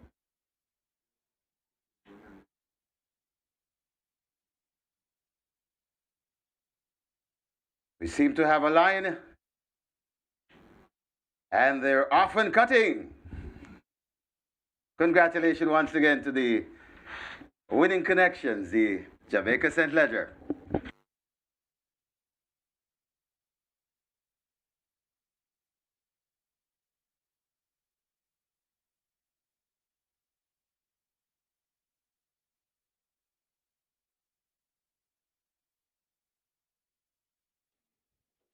So that's it for the presentations of the second jewel of the Triple Crown. There will be no Triple Crown winner this year.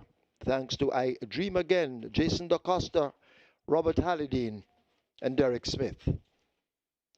Stand by for your recap. None other than Michael Kane will let you have it.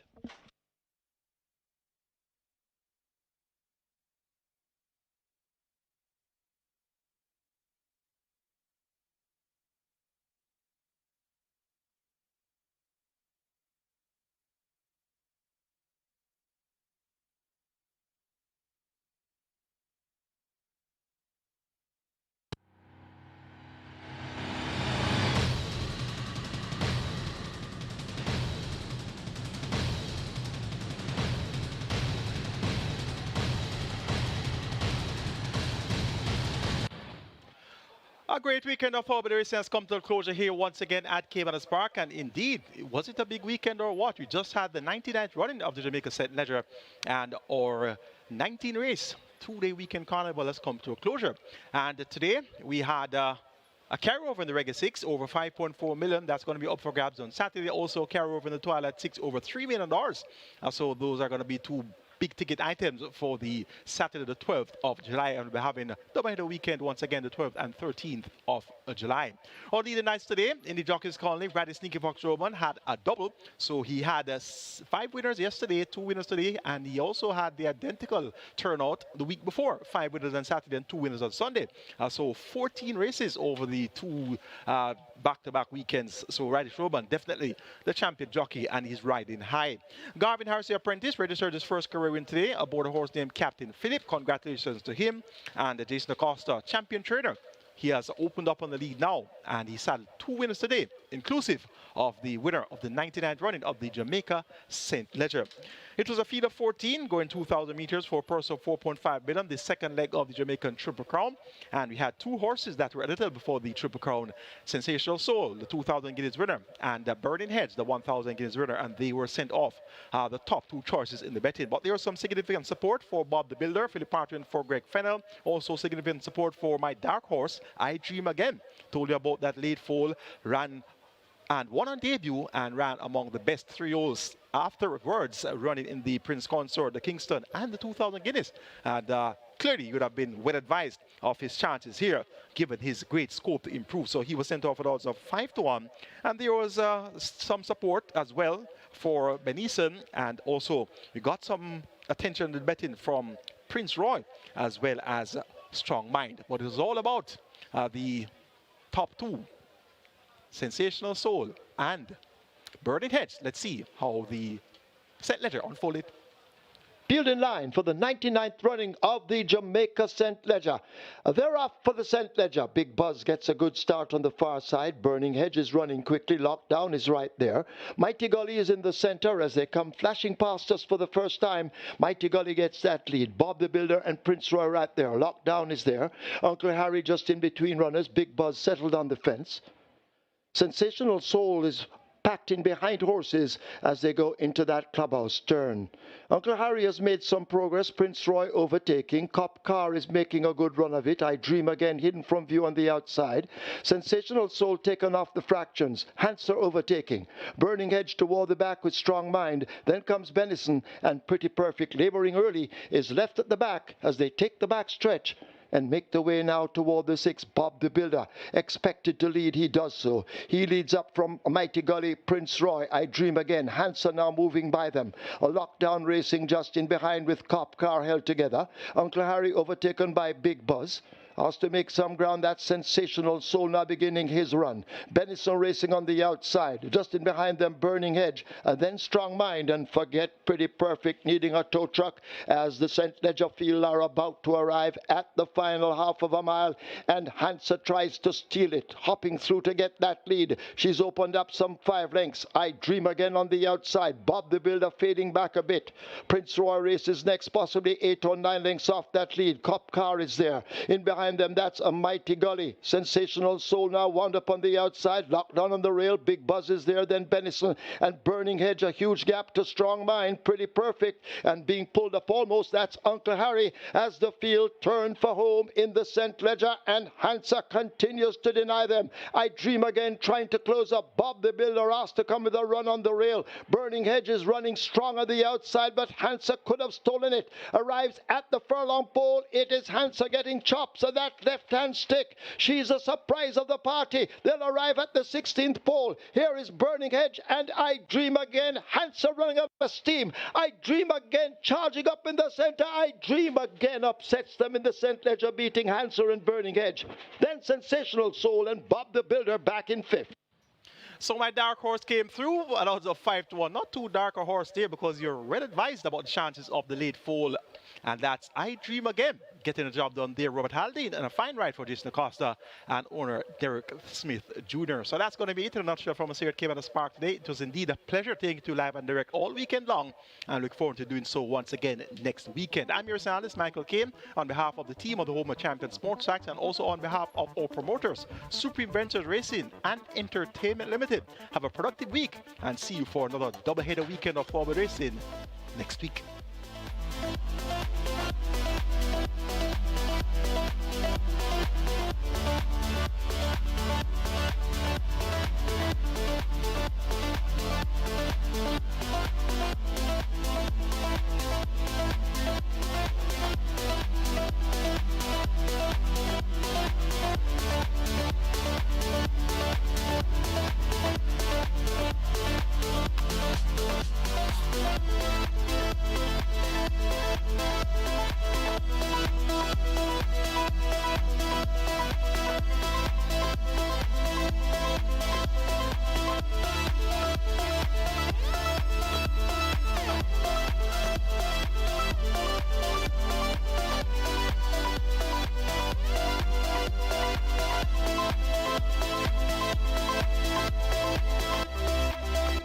Charging up in the center, I Dream Again upsets them in the St. Ledger, beating Hanser and Burning Hedge.